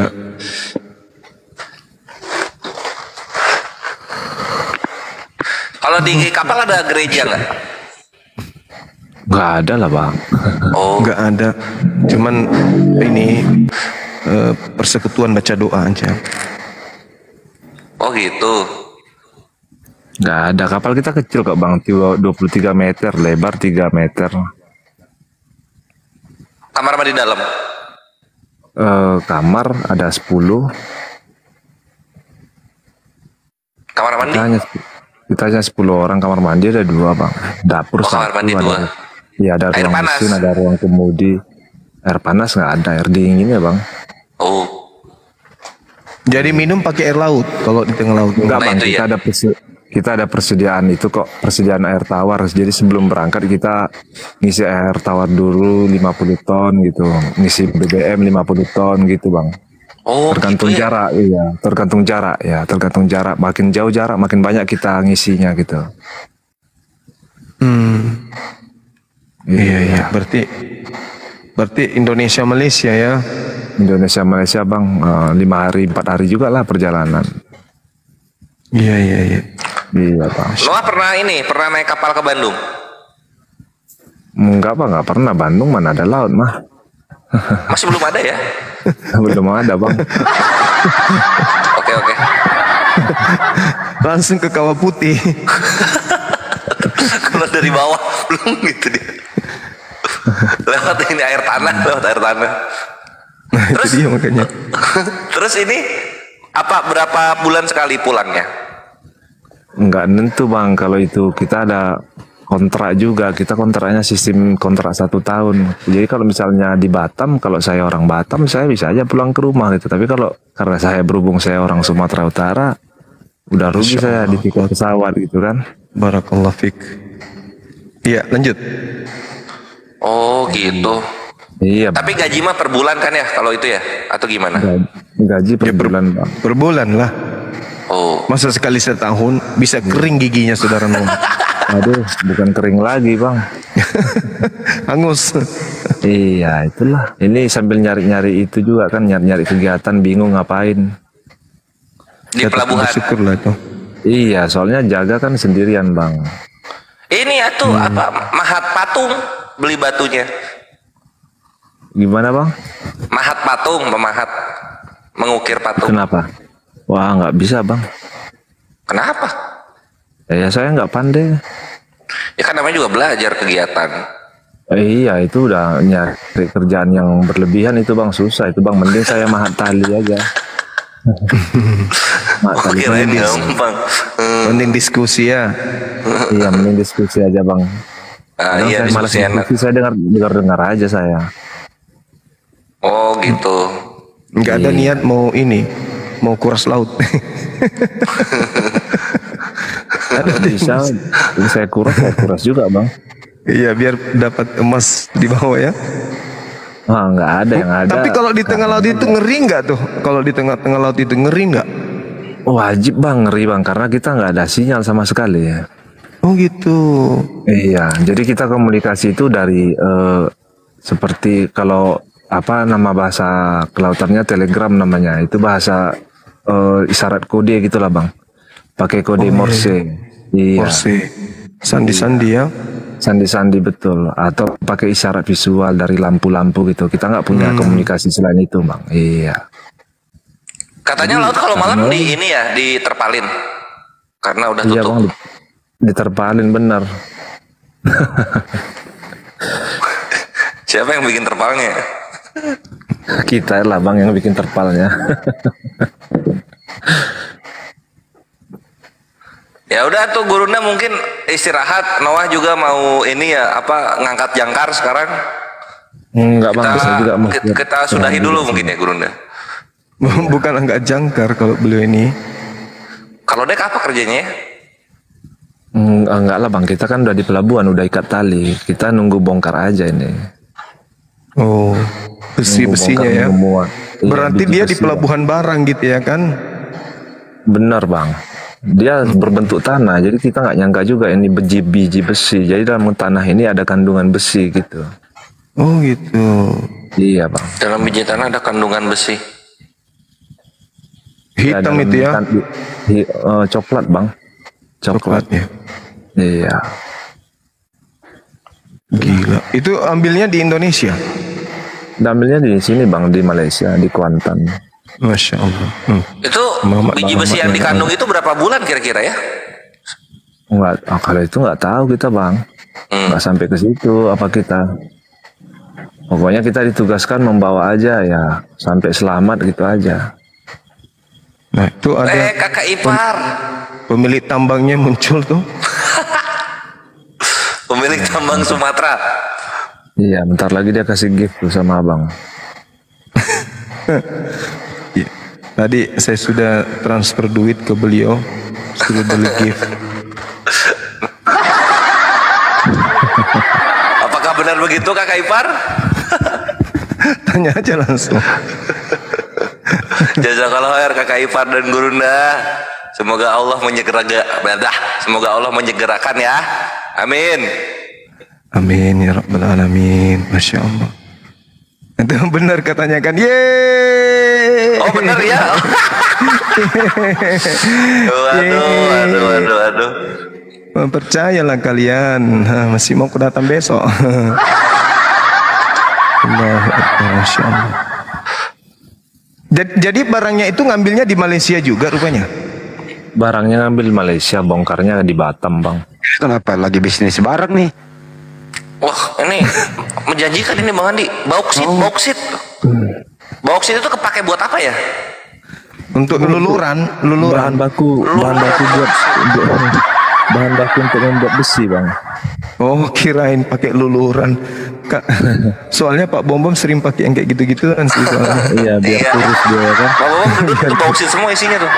Mau pakai areng, mau pakai areng. Kalau enggak pakai batu bara dia. Ada duraka. Noah, lu sebenarnya Kristen apa sih Noah? Saya Kristen saya bang. Oh Kristen iya. Oh, sorry. Masya Allah. Dikasih burung gagak nih sama kakak ipar. Itu keluar burung gagak tambangnya. Burung gereja itu. Burung gagak, burung gereja. Anda gagal. Tapi Tapioka. Masya Allah. Itulah Terus namanya. abis kerja di kapal mau kerja di mana lagi Noah? Kerja sama bom lah. Masih mikir-mikir dulu lah bang, cari ngumpulin dana lagi lah supaya bisa buka usaha di darat. Lo nggak mau naik lagi? Ini ya mau buka usaha ya, ininya ya Iya, rencana. iya sampai kapan bang mau di laut aja ya? Sekarang pun umur udah 36 ya kan? Nanti mau usaha apa? Rental PS? Buset dah. Nggak zamannya lagi bang. Minta jemput SMS. Iya. Atau hari kabel, PLN. Nggak tahu usaha apa, lihat nantilah. Ya bikin modal lah. Berarti kantor lu di Sudirman ya Noah ya? Gimana bang? Lu apa? PT lu? Makasih mam. Dikumpul dananya. PT lu dulu apa waktu masih naik? PT apanya? Yang waktu lu masih di kapal. Angin Tribut, PT Angin Tribut Mas. Makmur, toko Makmur, Makmur Sejahtera. Enggak, PT Angin Tribut.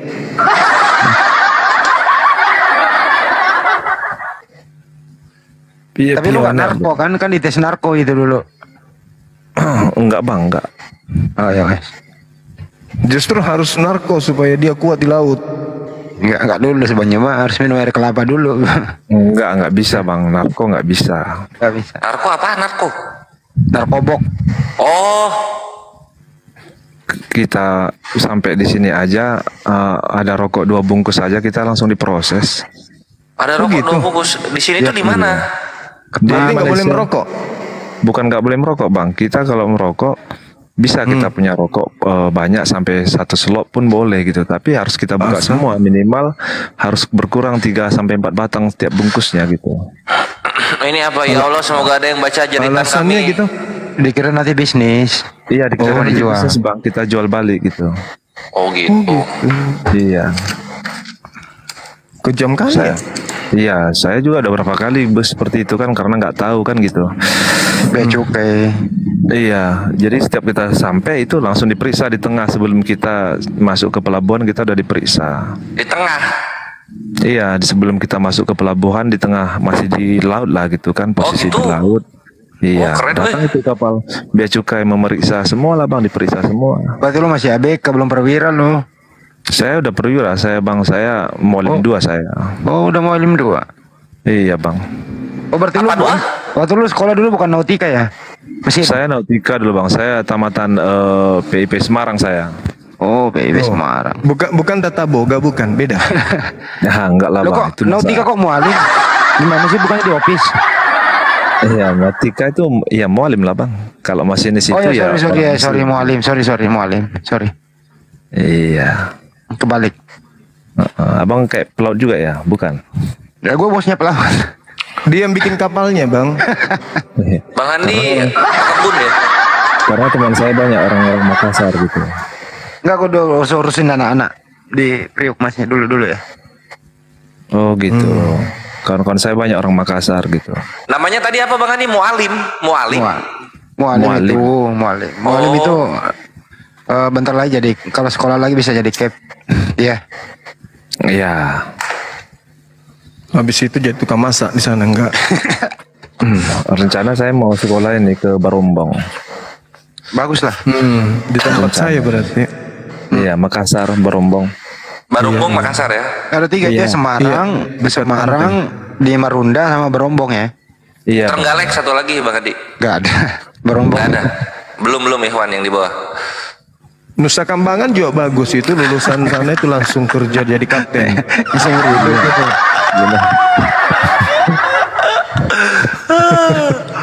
Nggak pulang-pulang lagi ya kan? Gitu ya. Kita promosikan dulu ya, sahabat-sahabat. Mohon izin teman-teman yang ingin kemudian membeli jajanan dari saudara Riko kita, Riko Ferdinand, siapa nama lengkapnya? Sudrajat. Riko Ferdinand Sudrajat ya, mudah-mudahan beliau monitor di bawah, langsung di DM aja ke beliau kalau ada yang mau cemilan ke punya Riko Mu'alaf, silakan ya, di bio-nya dia itu bisa di DM atau ada nomor kontak yang ada di sana. Semua cemilan yang halal yang pernah dia promosikan itu tersedia seperti itu. Ya, dibantulah Bang Bro Riko-nya itu. Iya. Karena Bro Noah ini udah pensiun jadi mualim, ya endingnya nanti jadi mualaf. Riko jual cemilan. Iya Bang Joma ya. Ini saudara om-om dari tadi. Om mukanya muda kali kayak gitu ya. Setuju nggak ini Bang Joma? Ini mau diputuskan dulu nih. Noah Pasar Ribu ini pensiun jadi mualim, dia akan menjadi mualaf. Iya, insya Allah, amin. Saudara om ini coba disapa dulu. Dari tadi dia liatin saya loh, emosi juga nanti kulihat. Kumisnya kereketan gue lihat itu. Dari tadi dia natap saya, enggak apa, emang saya punya utang bang. Om LBB lagi namanya. Halo Om MLBB. Om, dendam apa sama saya, Bang? Oh, Muslim. Ya, Waalaikumsalam warahmatullahi. Salam kenal semuanya, sehat selalu. Ih, masih muda suaranya, padahal muda kali DP-nya lu. Sangat muda. Itu fotonya Mbak Miun.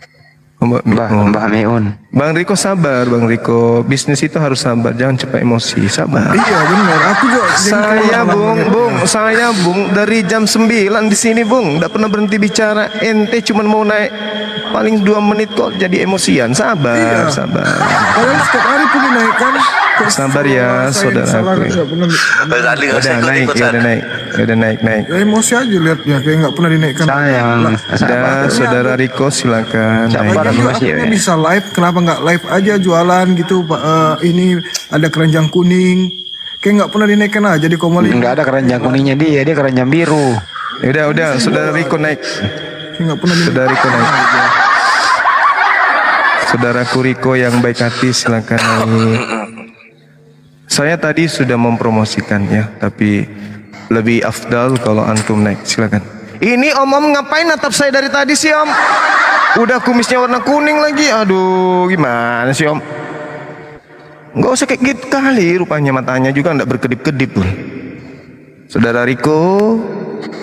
Nah, ya silakan. Silakan. Kenapa ganti akun Saudara Riko? Loh, kok Adna? Mati Korea mandi. Ada Eceng. Saudara Riko kemana?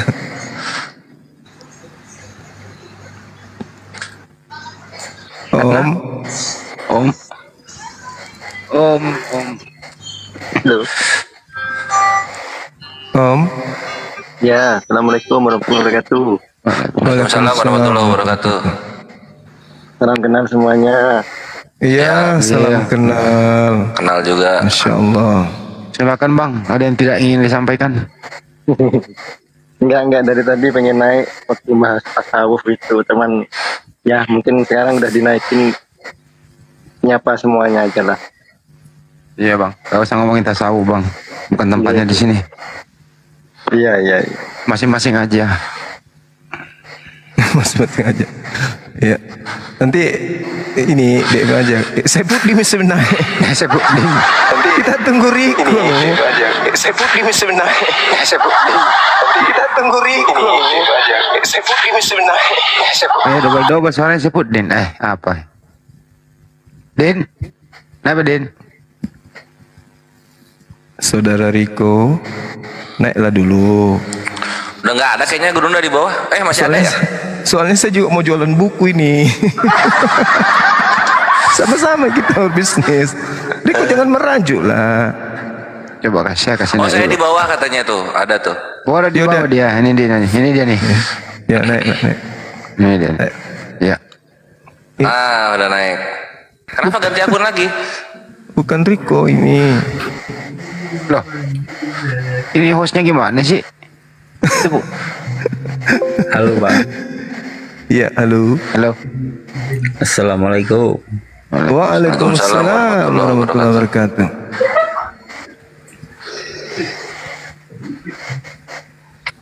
Loh, salam doang Bang, nggak mau bawa apa gitu? Kira-kira bawa sesuatu? Ya. Gimana, sehat semua? Sehat Bang. Sehat. Alhamdulillah sehat. Gimana harga sembako di daerah Bang gimana Bang? Harga sembako? Iya Bang, gimana? Iya. Harga sembako aman aja Bang. Kalau proposal saya yang kemarin udah nyampe nggak Bang? Apa ya Bang? Proposal saya yang kemarin. Oh, hampir sampai Bang. Oh, hampir sampai. Rencana jual Monas. Mana Saudara Riko mana ya? Bang, gimana sawah masih digarap atau udah dijual? Sawah. Oh, sawahnya udah dijual Bang. Nah, itu ada ini. Itu lagi. Ini. Gitu. Orang kalau sakit gigi cari apotik beli Kombantrin. Gitu loh. Jangan beli Kalpanax. Habis itu disiram di matanya bom-bom. Jangan, kesian. Ya udah. Saudaraku Riko, ada yang penting katanya tadi, apa Bung yang ingin? Bang Zuma, ini Siap. ada kiriman paket dari pennya Bang Zuma. Saya kan udah WA, jadi saya itu barangnya udah ada, belum bisa saya kirim. Nanti kelamaan nggak bagus dia. Jadi saya minta alamat Bang Zuma, chat aja di WA saya, karena saya kan setelah ngirim Bang Zuma itu saya nggak mau simpan-simpan, takut ada apa-apa. Jadi saya setelah saya dapat, saya nggak mau simpan gitu loh. Masya Allah. Tapi karena kan saya janji buat Bang Zuma saya nggak akan kasih tahu siapapun, jadi saya buang terus. Oh gitu. Saya nggak mau ingat-ingat gitu loh. Keren kali saudara saya ini. Iyalah, aku nanti nggak mau ada yang tahu alamat Bang Zuma, jadi aku buang gitu. Iya. Ini nomor HP ku kan ada 17 18. Aku 27. Nomor yang mana? Aku WA yang kemarin lah, yang biasa aku WA aja, cuman itu doang. Saya setiap pakai nomor habis pulsa buang, ganti nomor baru. Waduh. Gitu. Siap Sultan. Nomor terakhir Bang Juma dicatat. 0878 ditambah ya. Betul Bang. Iya ya. Aduh. Iya. 0878 ditambah ya 74 kali ditambah 54 kali. Berapa itu nomornya? 12. 77-nya yang 4 kali ya. Ya itu dari fan-nya Bang Zuma dari Papua. Soalnya nomor saya kan ada 27 tuh. Nah, chat aja semuanya. Nanti akan kubaca juga yang mana. Ya, itu doang sih Bang Zuma yang saya sampaikan, ya juga orang-orang benar yang nulis di bawah nomornya Bang Zuma. Parah kalian. Bang Andi yang parah deh. Bang Zuma, tolong dihimbau, ada kemarin ibu-ibu yang tidak percaya dengan saya. Tolong Bang Zuma himbau orang-orang yang nggak kenal saya ini, karena setelah dia pesan diblokir dia saya karena nggak percaya. Oh jangan kayak gitu. Ini saudara kita Riko, seorang mu'alaf ini. Beliau lagi usaha di sosmed ya, tentu kita harus sering membantu beliau untuk supaya melariskan jualan beliau, saling membantu kita daripada beliau nanti jadi beban bagi orang lain nantinya. Nah, dengan cara seperti ini beliau kemudian bukan membantu dirinya sendiri, tapi membantu kita sebagai seorang muslim yang mana punya kewajiban untuk membantu seorang mu'alaf. Masih ingat saudara kita bernama Razi kan? Razi itu kemarin mu'alaf, tapi kan banyak kemudian polemik yang muncul sebelum dan setelahnya. Saudara Riko ini enggak. Kita cukup memesan jualan beliau, insya Allah halal, dan itu tidak akan pernah merugikan siapa-siapa.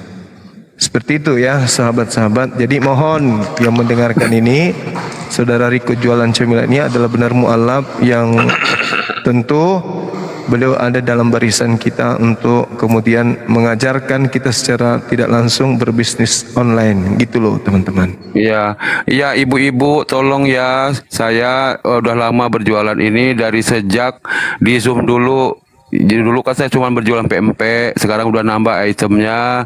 Jadi jangan ada keraguan lagi kalau saya nakal, mungkin saya tidak akan bertahan di sini. Jadi tolong percaya sama saya, insya Allah amanah dan halal gitu loh. Betul sekali. Itu langsung jangan main-main blokir gitu. Setelah ini sama saya blokir, kirain saya mau nipu Bang gitu loh. Oh enggak, jangan kayak gitu. Paling juga nipu 100.000 nggak apa-apa lah. Nggak ada tipu-tipuan, nggak mungkin lah. Kita ini yayasan resmi Apologet Islam Indonesia, ini yayasan resmi, nggak mungkin kita meloloskan adanya penipu. Janganlah apalagi mengatasnamakan mu'alaf, jangan pernah sekali-kali. Iya, jadi saya nangis kemarin pas dia digituin dia itu.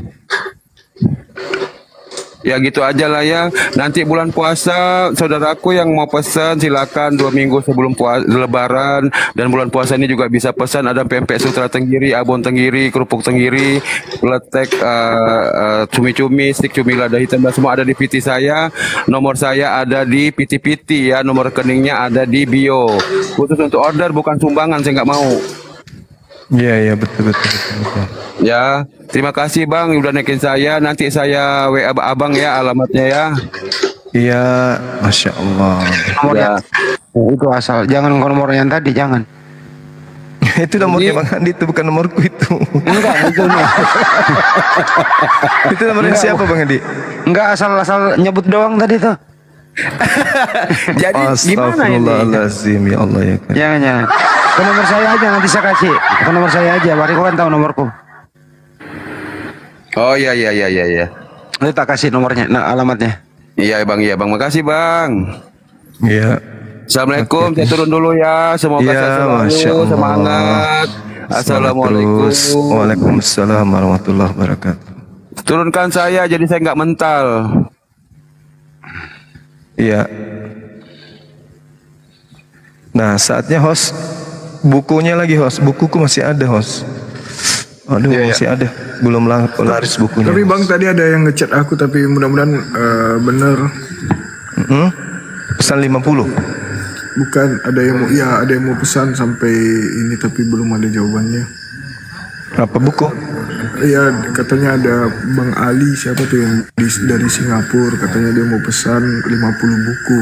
Tapi wow, keren. Masya Allah. 50 buku, ya Allah ya Karim. Oh, ini sadly kurang lengkap infonya. Sama ini Guru Nadia request setiap halamannya Oh, ini ada. Ini teman kita nih yang bener nih, Saudara Muhammad Ali Otman, betul yang semalam. Ada Pak Alinya. Ada. Bisa nggak dinaikkan? Pak Ali coba request Pak. Ali Otman dari kemarin beliau itu. Beliau minta ditandatangan setiap halaman Guru Nda, pesan 50. Buset dah. Ada yang menanya di bawah buku apa? Buku siapa pemilik tanah PL Palestina gitu. Ya, oh ini Pak Alinya. Oh ini dia. Nah itu dia. Assalamualaikum warahmatullahi wabarakatuh. Insyaallah. Ya, waalaikumsalam. Ya, saya sudah berbuat sama teman saya di Solo nanti. Kan di teleponnya kan tadi. Siap. Ya, nanti mungkin lagi 2-3 hari lagi ya, bisa? Bisa Bang, bisa. Masya Allah. Tapi yang saya dengar kamu cuma ada 30 saja. Masih banyak buku kita Bang. Bukan Bang Zuma, maaf ya. Tadi temanku bicara sama saya, Pak Samudra. Yang di rumah sisa 30. Nah itu kan. Kamu sudah hitung? Iya, rencana saya nanti saya ambil yang dari Jakarta sekalian saya gabungin gitu. Tapi pesannya saya 100. Oh 100. Bagaimana itu? Ya sudah. Ada Bang bukunya. Ada bukunya Bang. Siap. Ya nggak apa. Nanti saya aturkan sama teman saya di Solo nanti ya. Insyaallah nanti aku bantulah nanti. Ya. Insyaallah nanti. Ya. Terima kasih banyak-banyak semuanya ya. Terima kasih. Mudah-mudahan Bang Zuma sehat. Abang juga. Saya sering follow Bang Zuma Bang. Insyaallah Bang. Amin. Saya di Singapura. Masya Allah. Mungkin sudah sebulan ya agaknya. Iya. Yang tadi siang saya antarkan nombor. Maksudnya saya telefon enggak dijawab Bang Zuma. Itu Pak Samudra. Oh, sibuk kali dia pengurus mualaf. Saya cuba hubungi dia sudah banyak kali. Jadi saya langsung saya suruh teman saya telefon dia kan. Kalau di Solo, kalau telefon di sana kan senang dapat kan.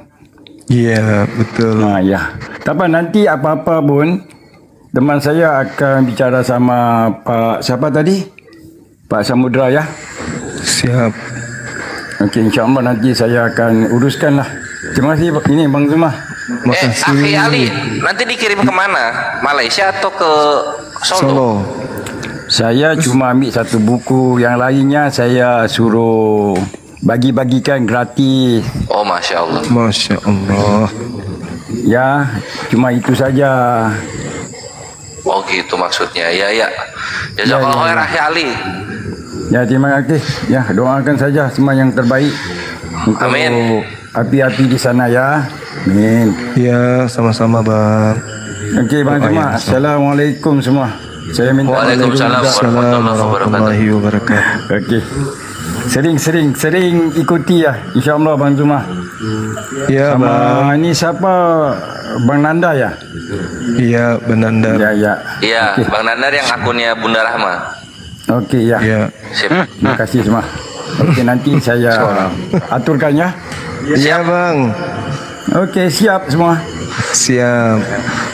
Itu yang lain di bawah saat banyak yang mau tuh.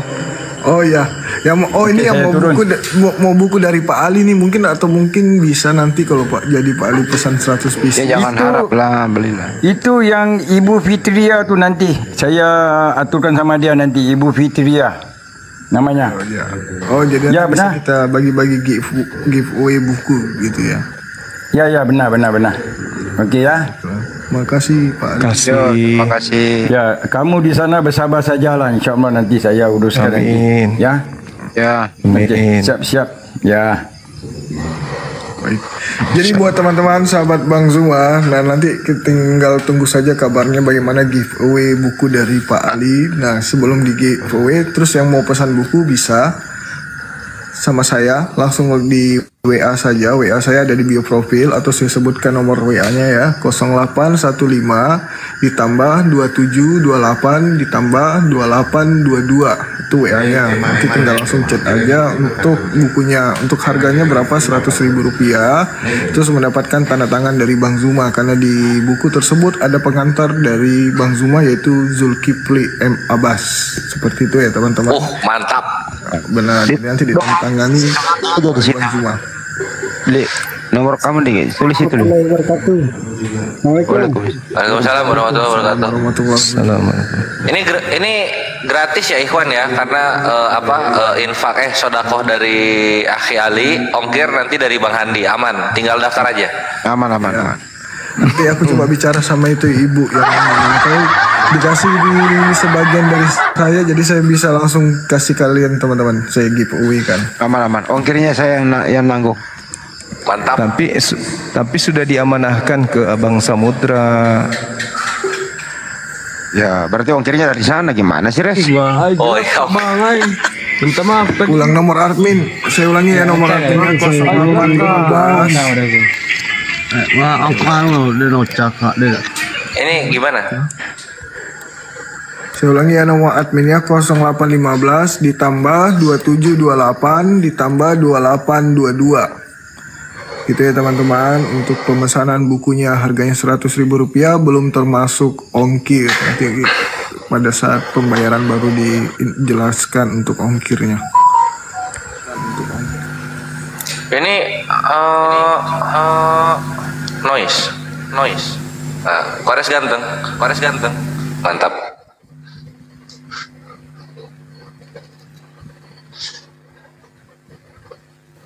Assalamualaikum Bang. Iya, silakan konten yang mau naik. Ini ada konten ini yang belum ada request. Waalaikumsalam. Alhamdulillah. Terima kasih sudah dinaikin. Iya, Pak Herudin. Selamat pagi. Tahu dulu, Pak Bancan. Pak Herudin di mana, Pak Herudin? Saya di ND Flores. Wih, masuk. Oh, mau mere. Sip. Salam kenal buat semua. Terima kasih sudah dimasukin YouTube kelas semuanya. Oh iya. Di ND banyak Muslim juga ya, Bang ya? Alhamdulillah banyak Muslim Bang. Banyak dari Goa Bang. Oh iya benar. Dari Goa. Oh, dari Goa.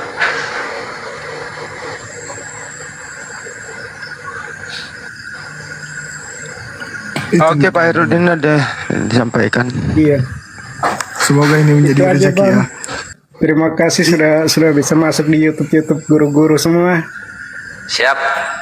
Nanti di-share aja link-linknya ke WhatsApp keluarga Akhi Khairuddin. Izin Bang Zuma, Bang Kores. Ya. Ini ada salah satu netizen kita, namanya Pak Agus Hanggono. Nah dia baru WA saya, Bang bisa nggak kirimkan bukunya 50 buku dibagi-bagikan sekarang untuk teman-teman netizen yang ada di sini. Sekarang. Iya, gimana? Dia bilang, Oh, Masya Allah. Ini Guru ndak tuh? Gimana Guru ndak? Iya bisa aja. Tapi jangan sampai lu udah kirim. Tapi ATM-nya terblokir kan gitu. Oh, ini kalau gratis pada mau ya. Guru ndak promosi 2 jam, yang beli 4. Iya kapan lagi nih kita bagi buku Palestina? Ya, itulah berkahnya, berkah itu namanya berkah. Berkah untuk kita semua, Masya Allah. Jadi Udah Bang, saya izin turun Bang. Siap, makasih saya. Assalamualaikum warahmatullahi wabarakatuh. Semangat terus Bang. Waalaikumsalam warahmatullahi wabarakatuh.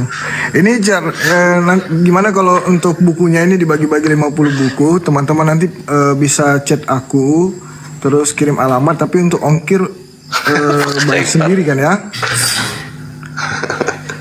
Iya, maksud saya supaya niat saudara kita itu tersampaikan, diperiksa dulu ATM-nya bagus atau tidak. Jangan sampai kirim ternyata nggak sampai bukunya kan gitu. Kasihan Pak Bom.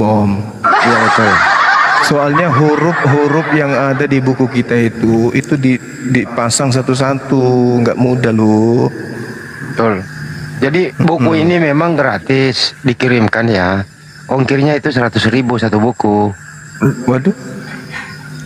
Kan susahnya karena bukunya itu huruf-hurufnya itu dipasang satu-satu, A, B, C, D, E sampai satu buku itu. Kayak zaman dulu aja ngetik. Ini apa? Hurufnya akrilik ya Guru ya? Alhamdulillah Bang Zuma, ini aku udah dikirimkan untuk bukunya. Aku mau kalau gratisan. Kak Kaiper udah order tuh Guru tuh. Tulis pertama. Mbak De minta gratisan. Yang berapa? Karena aku kirimin Mbak De. Yang 50 buku. Iya, 50 Yang 50 buku. Ya siapa tahu Pak Agusnya ada di sini, mungkin boleh request naik Pak Agus. Ya sambil nunggu Pak Agus. Yang transfer berapa? 5 juta. Iya, berapa nominalnya? 5 juta rupiah. Ya, itu dari saya loh. Oh, Guru ndak? Udah. Dari saya loh itu barusan. Malam ini kan saya ganti nama jadi Agus. Agus M. Abbas. Makasih ya Bang. Pak Agusnya mungkin bisa ke atas. Iya Bang. Saudari kita Pak Agus silakan naik. Saudara. Mana Pak Agus? Coba cek di bawah ada nggak ya? Nggak ada. Nah teman-teman, ini 50 buku, otomatis ini banyak nih. Teman-teman yang mau buku, gimana kalau untuk ongkirnya otomatis teman-teman yang tanggung ya untuk ongkirnya. Terus teman-teman. Oh iya, jadi maksudmu siapa yang mau bayar ongkirnya? Iya itu dia. Kamu gitu. Enggak lah. Nah teman-teman bisa chat aku di WA aja langsung ya. Di nomornya aku ulangi lagi kembali 0815. Malam ini saat nggak tidur. Alhamdulillah. Emang enak. Akhirnya targetku kalau kerja ya berkurang.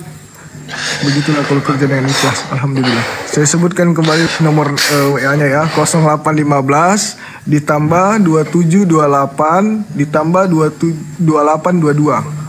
Saya ulangi, 0815 ditambah 2728 ditambah 2822. Yang mau buku langsung chat saya, nanti kita lewat WA aja ya, dan kirimkan alamatnya. Langsung list tuh ikhwan, langsung apa ya? Iya. Itu makanya siapa cepat dia dapat nih 2100 rebutan tuh. Wih, langsung dari Makassar. Ongkirnya bayar sendiri ya, COD ya. COD ya kayak gitu ya? Nggak bisa. Bukan dong bisa COD.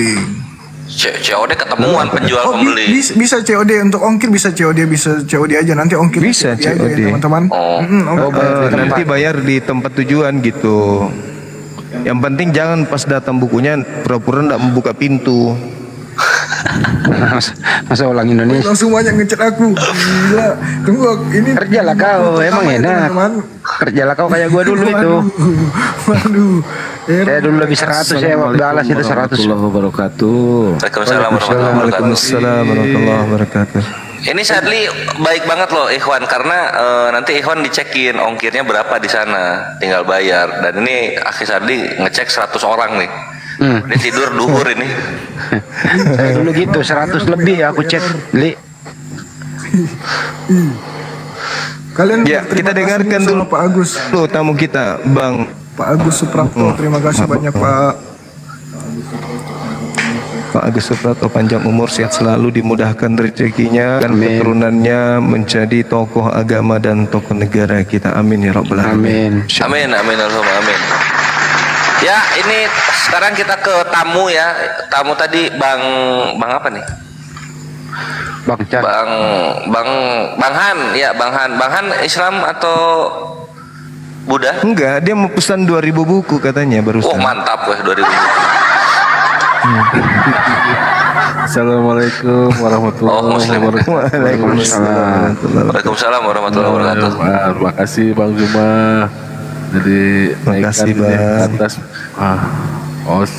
Iya Bang. Kita mau sapa-sapa aja. Bukunya udah habis Bang, yang 50 gratis udah habis Bang. Aduh, kayak mana ini? Ini 175 nih yang minta. Hah?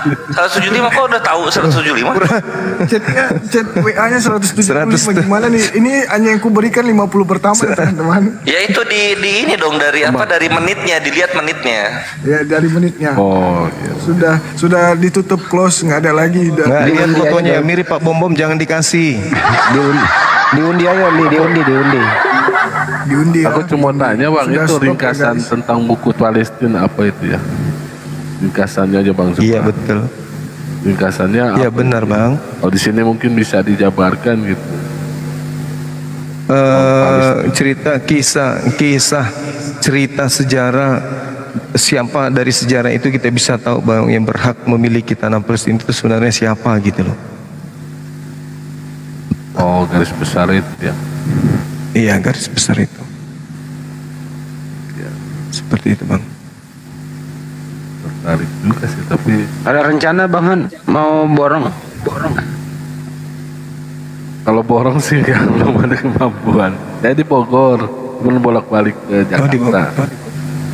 Saya di Gunung Salak. Iya. Gunung Salak. Ya. Iya, Tinjolaya. Oh di Bogor. Di Bogor belum banyak yang punya tuh buku siapa pemilik tanah Palestina, Akhi. Belum banyak ya. Di Iya. Bogor juga ada api ya. Ada. Aku kemarin udah dari Gabung sama Jawa Barat Bang. Jawa Barat. Ya. Iya, tahun kemarin aku mau gabung api belum ada ini email balik. Jadi kita nunggu aja.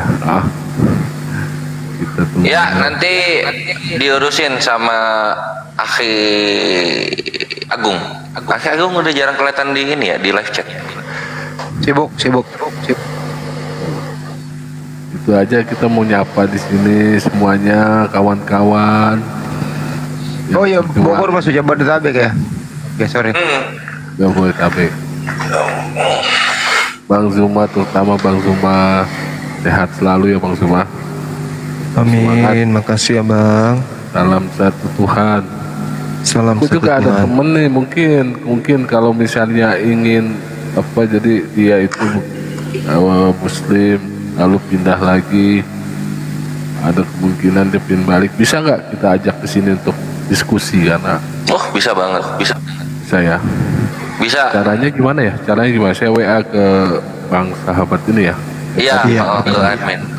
Janjian jamnya jam berapa? Janjian aja jam berapa gitu ya. Karena memang ya ada diskusi ya. Saya sih nggak bisa jabarin ya. Jangan, nanti aja pas ini. Ya. Pas apa? Pas naik. Ya itu aja sih, saya mau nyapa. Terima kasih sudah dinaikkan ke atas ini.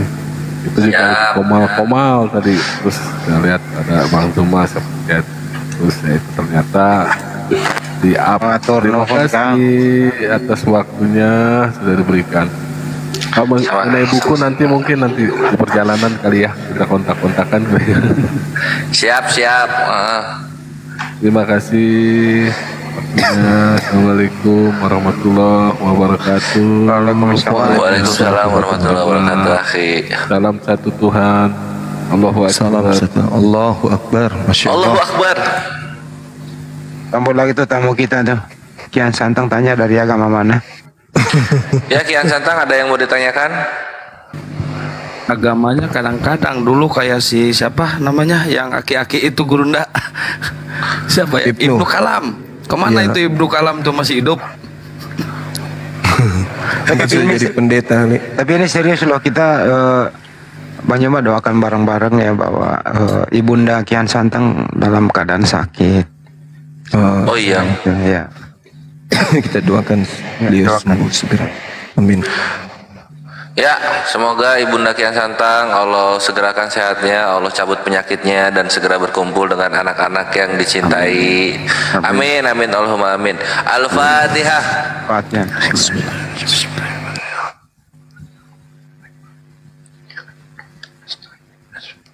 Amin. Amin. Amin.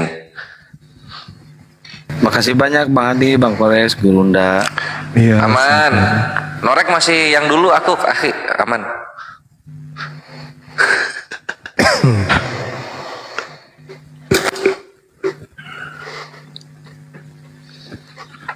Terjemahan Yunani Arab. Ya, masih ada yang mau pesan? Yuk, yang pesan ADM. Pesan buku di stop dulu ya. Oh. Pusing kan lo? Emang pusing kan? Emang enak. Buku, alhamdulillah buku sudah laku malam ini 50. Nah, yang alhamdulillah Lo 100 dong harusnya. 100. Ah? 100. Enggak lah 50. 50 buku. Loh, tadi yang dari Singapura? Yang dari Singapura belum ditransfer kan. Jadi ini yang saya bagikan. Oh iya benar. Nah ini udah aku chat ada kurang lebih 20 orang, 20 lebih lah. Nah yang sudah di chat alhamdulillah berarti kalian beruntung mendapatkan untuk bukunya. Yang belum saya chat berdoa saja. Seperti itu. Terima kasih Pak Agus. Kalian terima kasih dengan Pak Agus ya teman-teman. Iya. Kan Oten yang mau naik. Sasugi tak bersuara karena ngobrol sama Noah soal perlautan, Ikhwan. Yang lanjut itu ke Masih lanjut. Masih lanjut. Bang Andi yang pesan parfum tuh dibawa ke Bang Andi itu. Yang pesan parfum ke nomor saya dong. Jangan kesali lagi, Sali pusing itu. Ada yang sampai kesel di bawah nulisnya Sadeli.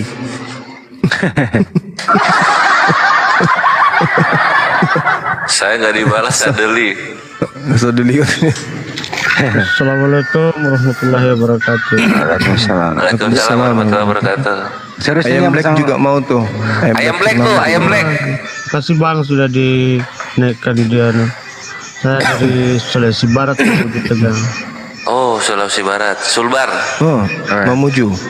Ya, Sulbar Mamuju Tengah ini Bang. Mamuju Tengah. Siola minta. Kasih Bang ya sudah dinaikkan dong. Siola minta. Lagi di mana? Itu kok ada ajab-ajab dengan kearifan lokal. Aku di daerah Topoyo. Topoyo. Oh, Budong.